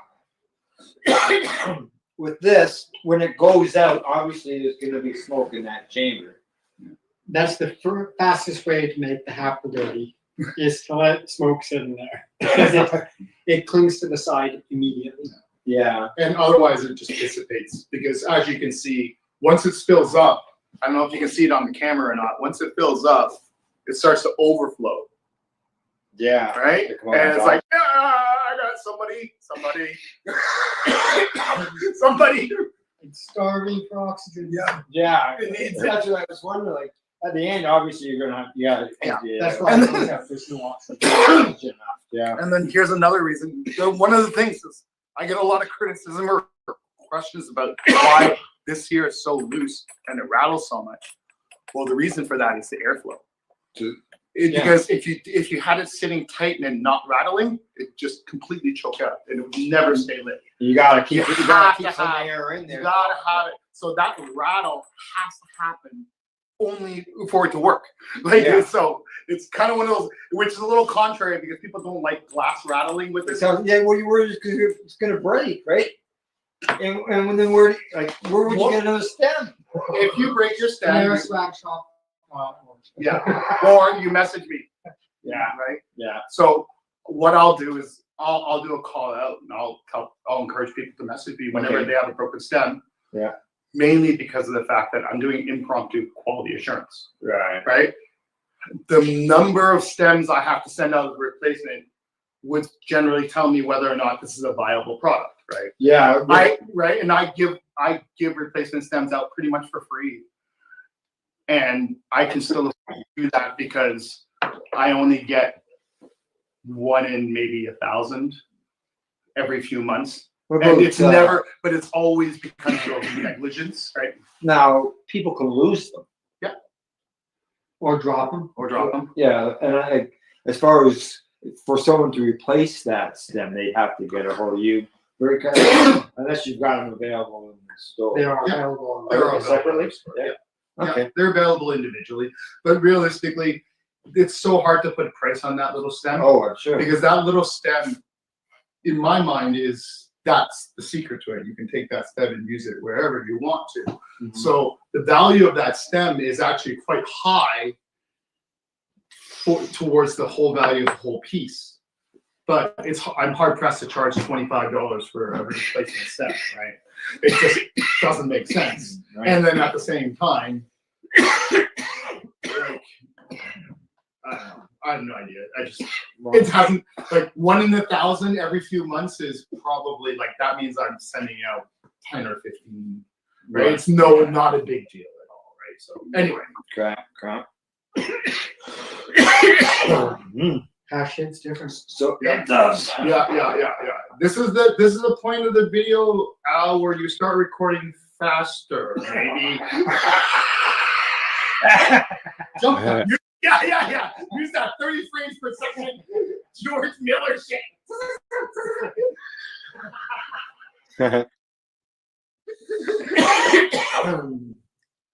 Now let's see where else we can go with this. As far as so these are available. Take a moment, Al.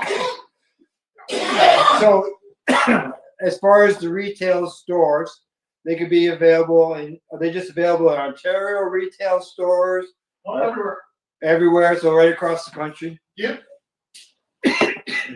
So for people to go into the stores, see if they're there, ask if they're not there, and maybe they'll bring them in. I have a question. Can you bang a nail in with a apple like you did with the other thing? Sure. Let's. I'll get you that apple right now. Yeah. We'll send you that video. Yeah, definitely. Yeah. We certainly can. Yes, we do.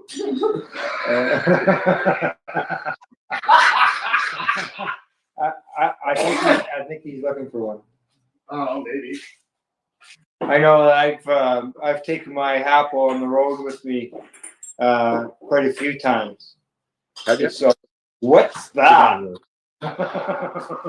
Yeah, I know, and I know how I did the full-on block when I said I didn't want to talk about this, but I will talk about it a little bit. The next iteration that both Master and I are working on our own versions of it. Water filtered hash devices. Oh. So water filtration. Yep. So this is particularly my design. It's called the Drew Dot. And it looks a little bit, it's supposed to look like an egg in honor of the egg farming that happens here, but nobody sees the egg. I know. I'm pretty. And then I like that with an egg. With the good black drop. Yeah. Did you think you would be modeling today, Dave? It's got the percolator in the bottom. Percolator model. And the whole the secret with this one is that this chamber here acts as the internal happle. Right. So that chamber is where the smoke fills up, and then you put water in the bottom so that it filters through. And bubbles. Yeah, I found it very smooth. Yeah. Yeah, we were trying it. Yeah. Well, when I received it, I waited 5 days before I used it. So my first toke, everybody got to see the first time I used it in the video when we did the broadcast. Oh, good.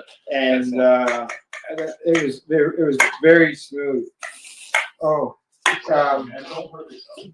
here. Let's try this. Okay. To answer your question now. Oh, here we go. All right. No. Okay, hang Get on. the I'm gonna turn this. Okay. No, you're gonna cut this out if it doesn't work, right?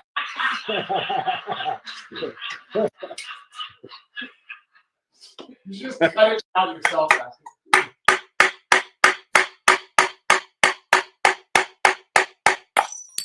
Oh no! Okay, all right. It broke, but how many times? How many times did you hit that for That's something nice. that wasn't designed Yeah. to do that with? Oh, those weren't test taps before? Then he just would tap, tap, tap, Well, tap, any tap, Yeah! any tap. You know who's really good at those stuff? Oh, I'm gonna try it again. Here we go. All right, I'll do it once more, and this time I'm only gonna hit it 5 times. Five. Okay, we're gonna hit an We're gonna hit it 4 times. apple on the nail. Yeah, that's way more. Okay, all right, that's great. Holy Jesus! How do you know what? You need to learn to count, mister. There you go. Yeah. Okay. All right. So I mean, that's it's nice to see that because a lot of people. One of the reasons they don't use pipes is because you drop them and they break.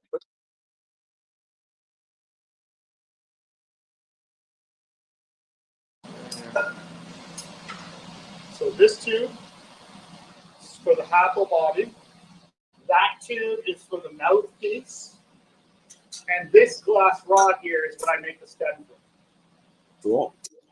They come in 5-foot lengths. And we get them from Nortel Manufacturing in Markham, Ontario, Scarborough, Ontario. What I've got is set up a section of the tube.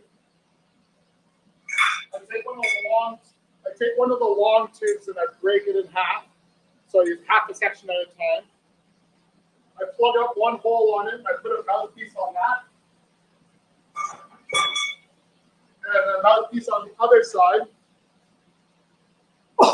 They're hooked up to these blow hoses connected to this valve, which allows me to control which side I blow into. I've got a glass, the tube on this end, which is what I use as a blow tube or a handle, which I'll show you when I take it off. And here's the raw glass on this side. Now, these are the 3 tools I use to form and shape the happens. And then the only other thing I have is this piece of glass here, which I use to pick molten glass off so I don't have to do it with my fingers. Makes sense. Which you're not supposed to do, I learned. This Bunsen burner acts like the oven, and what it does is heats up the glass and gets it to a minimum temperature so that it doesn't blow up or crack when the higher temperature of the torch gets on.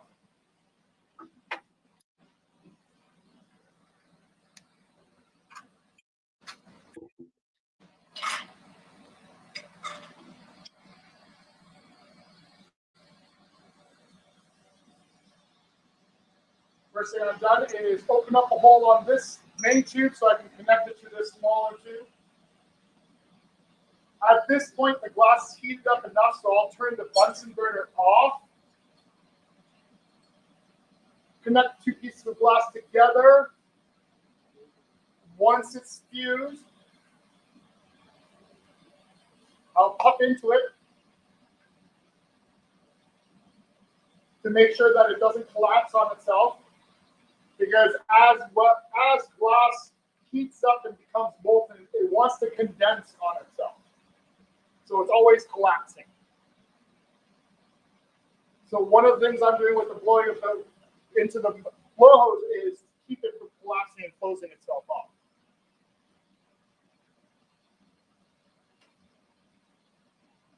Now what I have set up right now is I have a tube with hoses hooked up on both ends, a valve to be able to control which side I blow into so that I can control which way the pressure goes in. Not as big a deal on these pieces. Becomes more important as you get into larger, complicated pieces like the dewdrop. In our shop, sometimes when we turn our bigger flame on, it creates a popping sound, so we have a tendency to say fire in the hole, fire. And I didn't create a pop, which is great. You can edit in the sound effect later. I say Roger Rabbit. Wow.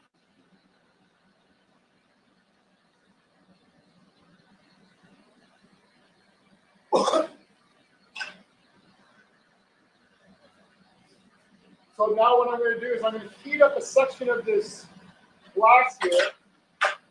And you'll see here I have a little template that I've taped here.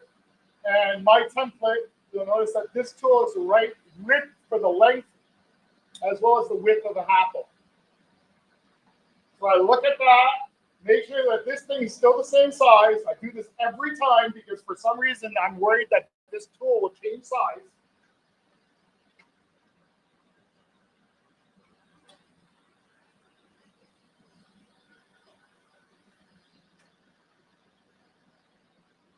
Once I've gotten it hot and molten enough, I'll start pumping it out to shape and form the bottom of the apple, of the first apple.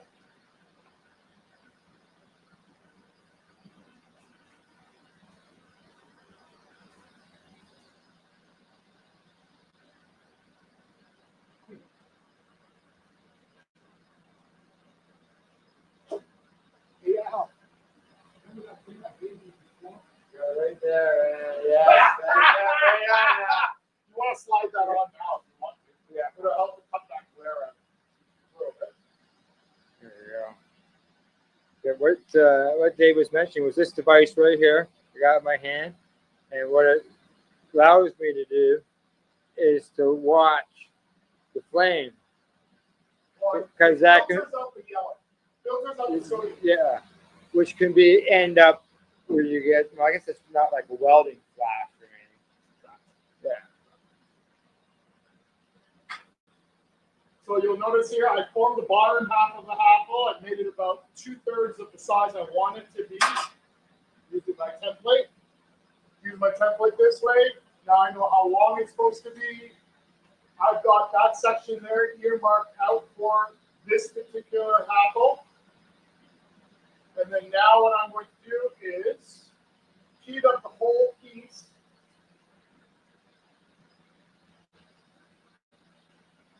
And then at that mark, this mark here, I'll pinch it down, pop into it a little bit to start that apple growing. It's kind of interesting.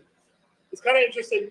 I actually watched a bunch of YouTube time-lapse videos of apples actually growing because that's kind of what it was. It didn't help, but it was cool to see. So that is extremely hot.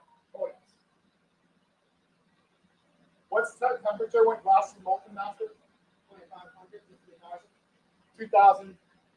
2,000 degrees Fahrenheit.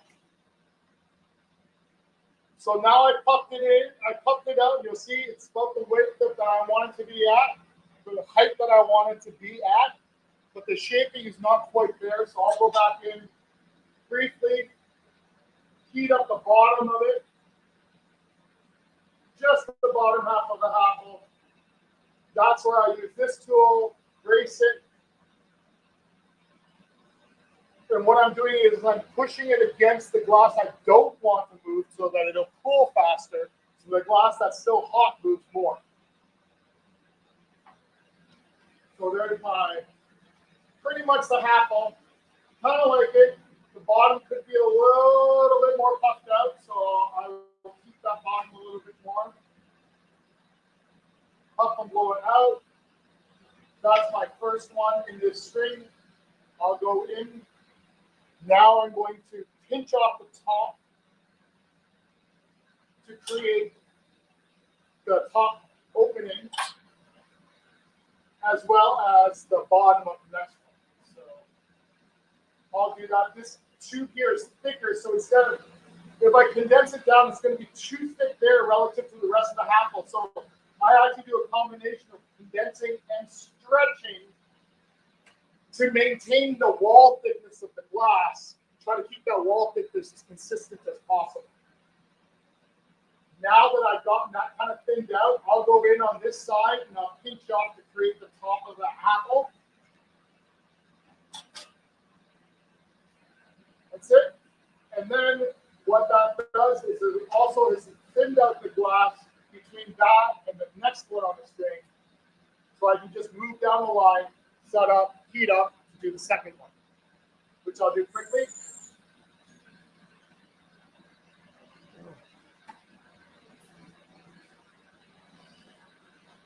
See it swelling as I watch it through this lens.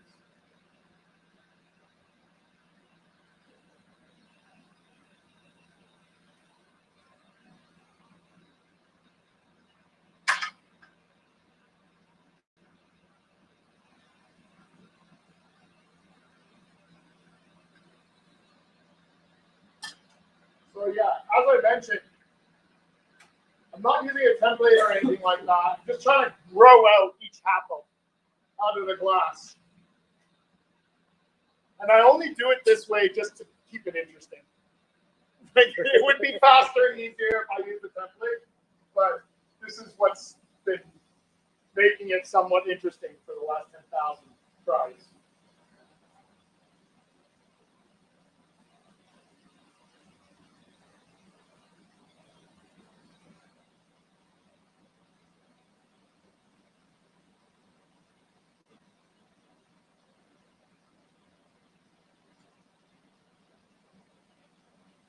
I turn down the heat and the flame size to a smaller flame because I don't want to heat up too much of this glass. Because right now I'm getting ready to pull this section off. So I'm going in, forming up that top apple there. Now I have two there. I'm more concerned about making sure they fit into the packaging. So I worry about that in terms of my diameters and parameters. Not so worried about the actual shape of each of them, mainly because most people only buy them one at a time.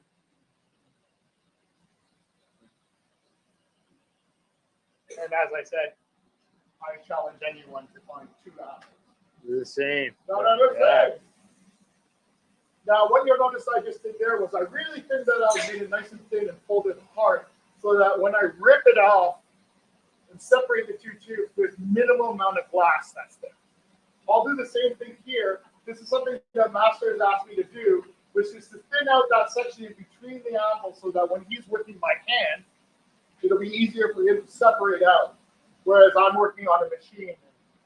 Essentially, it allows me to take coffee breaks or dad breaks. So I've gone in and I've thinned out that as much as I need to so that way when in the next stage when they're removed from this string, it'll be easier to cut. Finally, I'll go in on this end. I'll keep this section up here. I'll let that condense down. So it's two bottoms against each other. Two top. Well, no, that's the bottom. Oh, okay. See? Apples.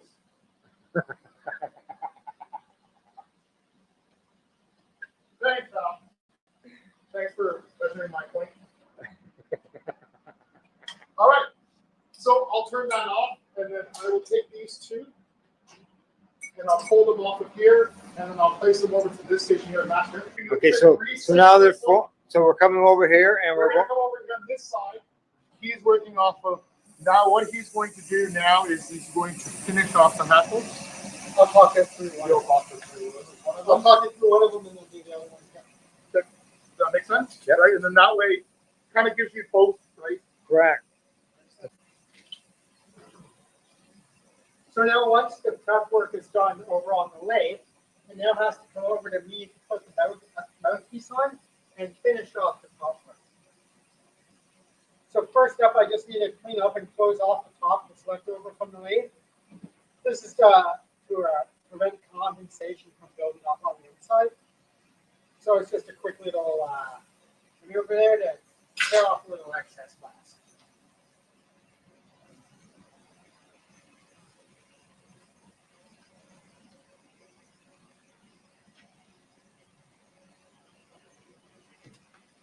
Flowing into the glass, I pop the hole out there, and they're using graphite.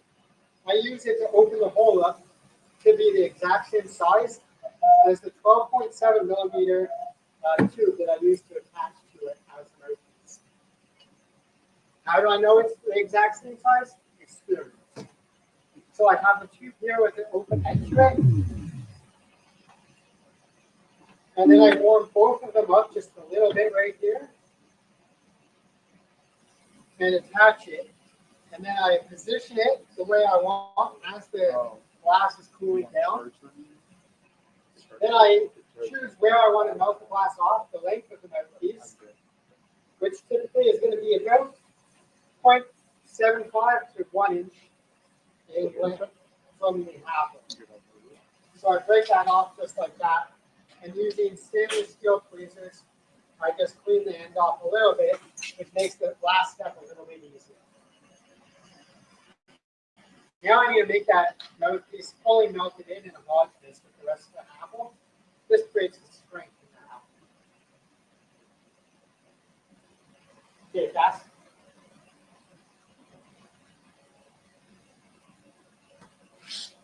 so I'm going to use a hand torch just to get the heat precisely where I want, because I don't really heat very much glass here.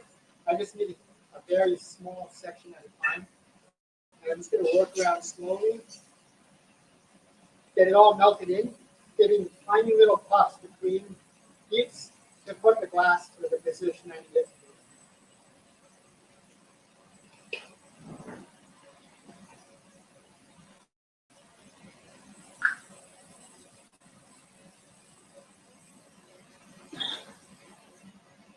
To melt the borosilicate glass, we use a combination of propane and pure oxygen to create the temperatures that we need. So I'm just warming the glass up just to make sure that it's all the same temperature again. This is just to prevent cracks from forming. We have a Bunsen burner in front of me here. That keeps will heat the glass up to about 1200 to 1300 degrees. If you're not careful, that is hot enough for the glass to sort of start to bend and be a little bit malleable. So you do have to be careful to sort of keep it within the 1000 to 1200 range. Now that I have opened the hole up on the top, I'm going to heat up the glass with the flame and use my graphite to push it down and create a flat top. Now, one area of the apple that needs to be consistent is the hole at the top. The top needs to be consistent so that stem that we've shown you fits properly and has the right amount of wiggle space.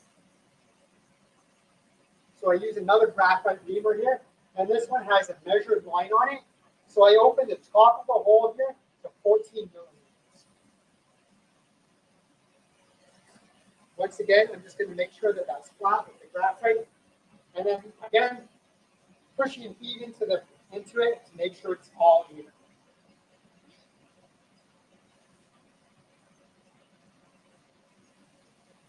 Now, what I need to do is open up the mouthpiece and make it functional. So to do that, I'm going to heat up a different piece of glass. It's in my right hand now. I'm going to get it to be molten hot, whereas the glass that's in my left hand is going to be technically cold, but really it's going to be like 1000 degrees. But compared to the 2.5 or 3000 degrees that this side was cold, relatively speaking. So now I'm going to allow that heat line to dissipate, which will create stress and allow me to snap it off in a very nice, clean way right there. Now, if I just left that, it would have been razor sharp. So a little bit of flame goes a long way. Now, once again, bring heat in, introduce it to the glass, bring it all up to the same temperature. And then when I'm ready, I'm going to use tongs covered in Kevlar to hold the piece of work and melt it off. is why the step that Dave took earlier for me is so important. I'm not able to manipulate the glass very effectively in the palms, so the less amount of turning that I can do, the better off I am. Now I need to make the bottom flat, so I'm going to spin it around, and once it's all hot here, I'm going to once again use graphite to bring it down and flatten it off.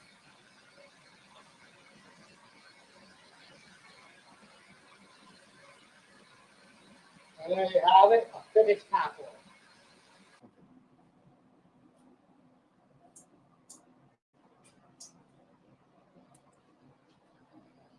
Thanks, Master.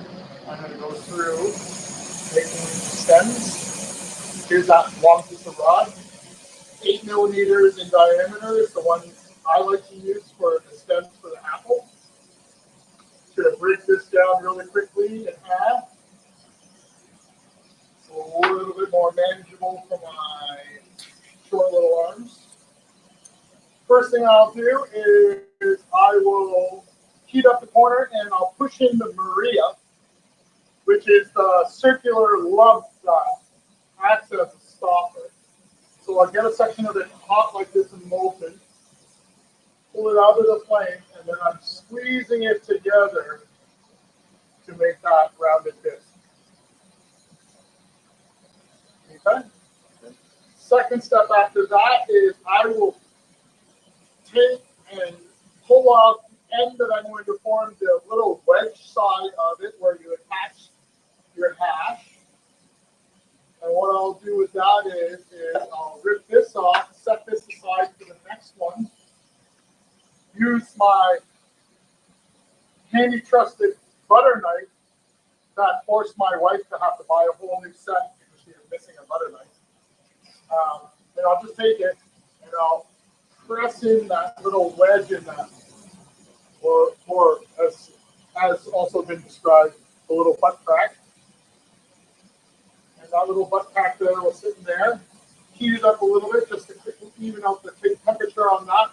Switch hands, place this, have these tongs here. I bent them, especially made them so they'll grab the piece.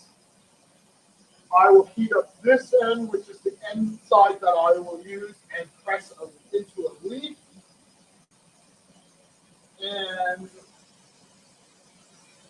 it turns out that Master had bought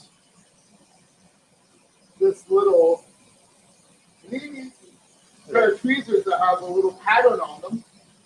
And I've been using these for every single apple stem. Take it, do a half press, and that squishes it up to form that leaf pattern. There you are. Set that down, and then I have to make 10,000 more of those. And Awesome. Awesome. And that's the steps to making an apple. Excellent. Thank you very much. Yeah. Do you make colored ones, Dave? Yeah. Yeah. We do. Okay. But Cool. the colored ones and the colored ones, we don't make very many of them because of the fact that the price point changes. Yeah. Yeah. Right. And it's just you see the process. We're doing this all day long, every day. Yeah. Yep.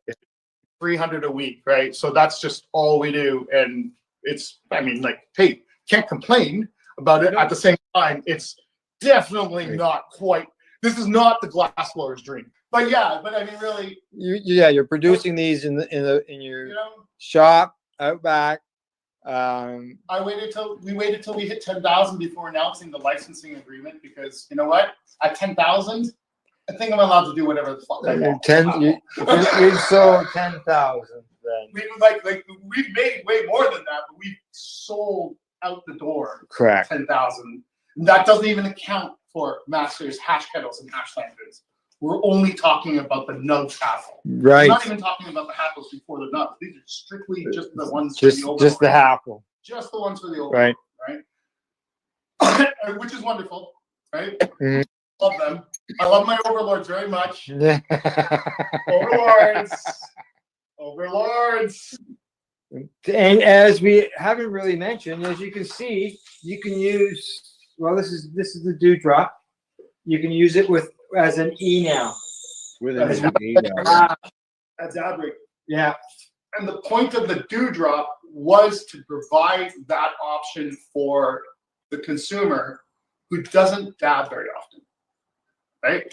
It's for those people who prefer hash, prefer joints, but they'll do the occasional dab and things like that. That's why we built this, and that's why we released this, is because we want to give that option to people without having them having to outlay a lot of money. Now, did I see a video as well that okay, you can do hash in there? Yep.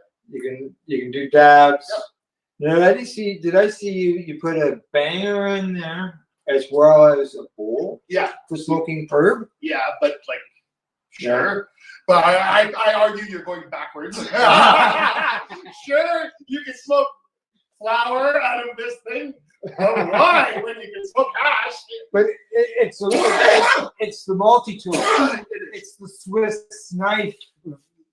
We're trying to make it to be that way. Yeah. Right? It's just a daily driver.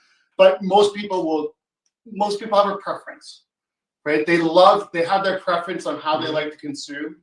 And the whole idea, as we talked about earlier, about the idea about glass being one of the cleanest delivery devices for cannabis, or for really a lot of things, right? For anything, really, right? We're really hoping that this the Drew drop is going to be something that gives that person their regular option in addition to all of the other things for once in a while, right? Because very rarely do people smoke flour, hash, and dabs out of the exact same piece. Well, because yeah, the taste is exactly. really weird. Like it tastes really and weird. if you're doing it in a vaporizer, you know, especially some of those old style ones, yeah, that was a mess. Right, it's a mess, and so therefore, right, so that's why I'm like, no, you don't want to. But yeah, this gives you the base. People have to have their own adapters. Is it the ideal dab rig? Possibly for the right person, right? But there's so many different designs out there.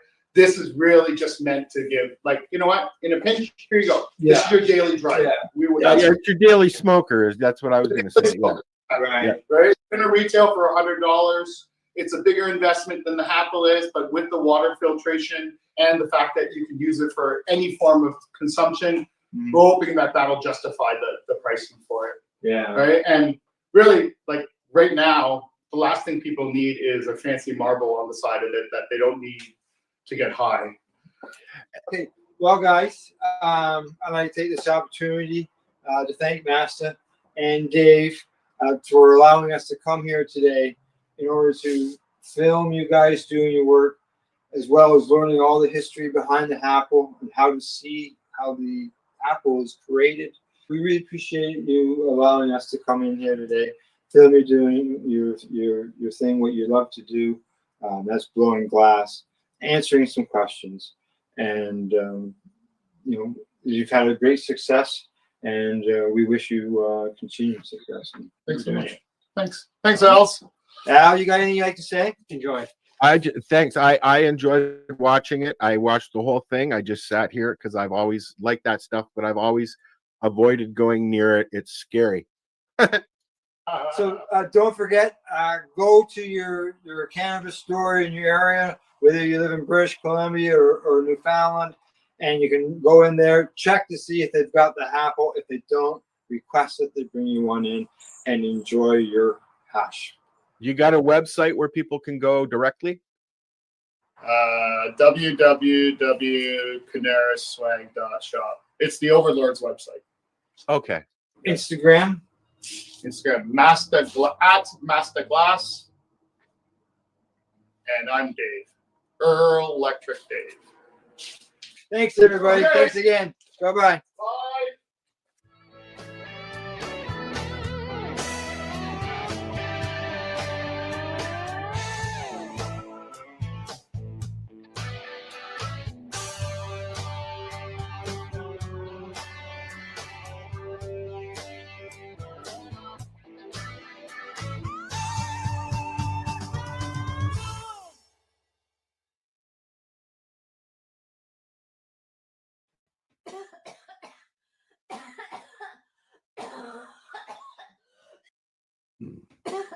You're watching the 420 Pace Reroll Saturday.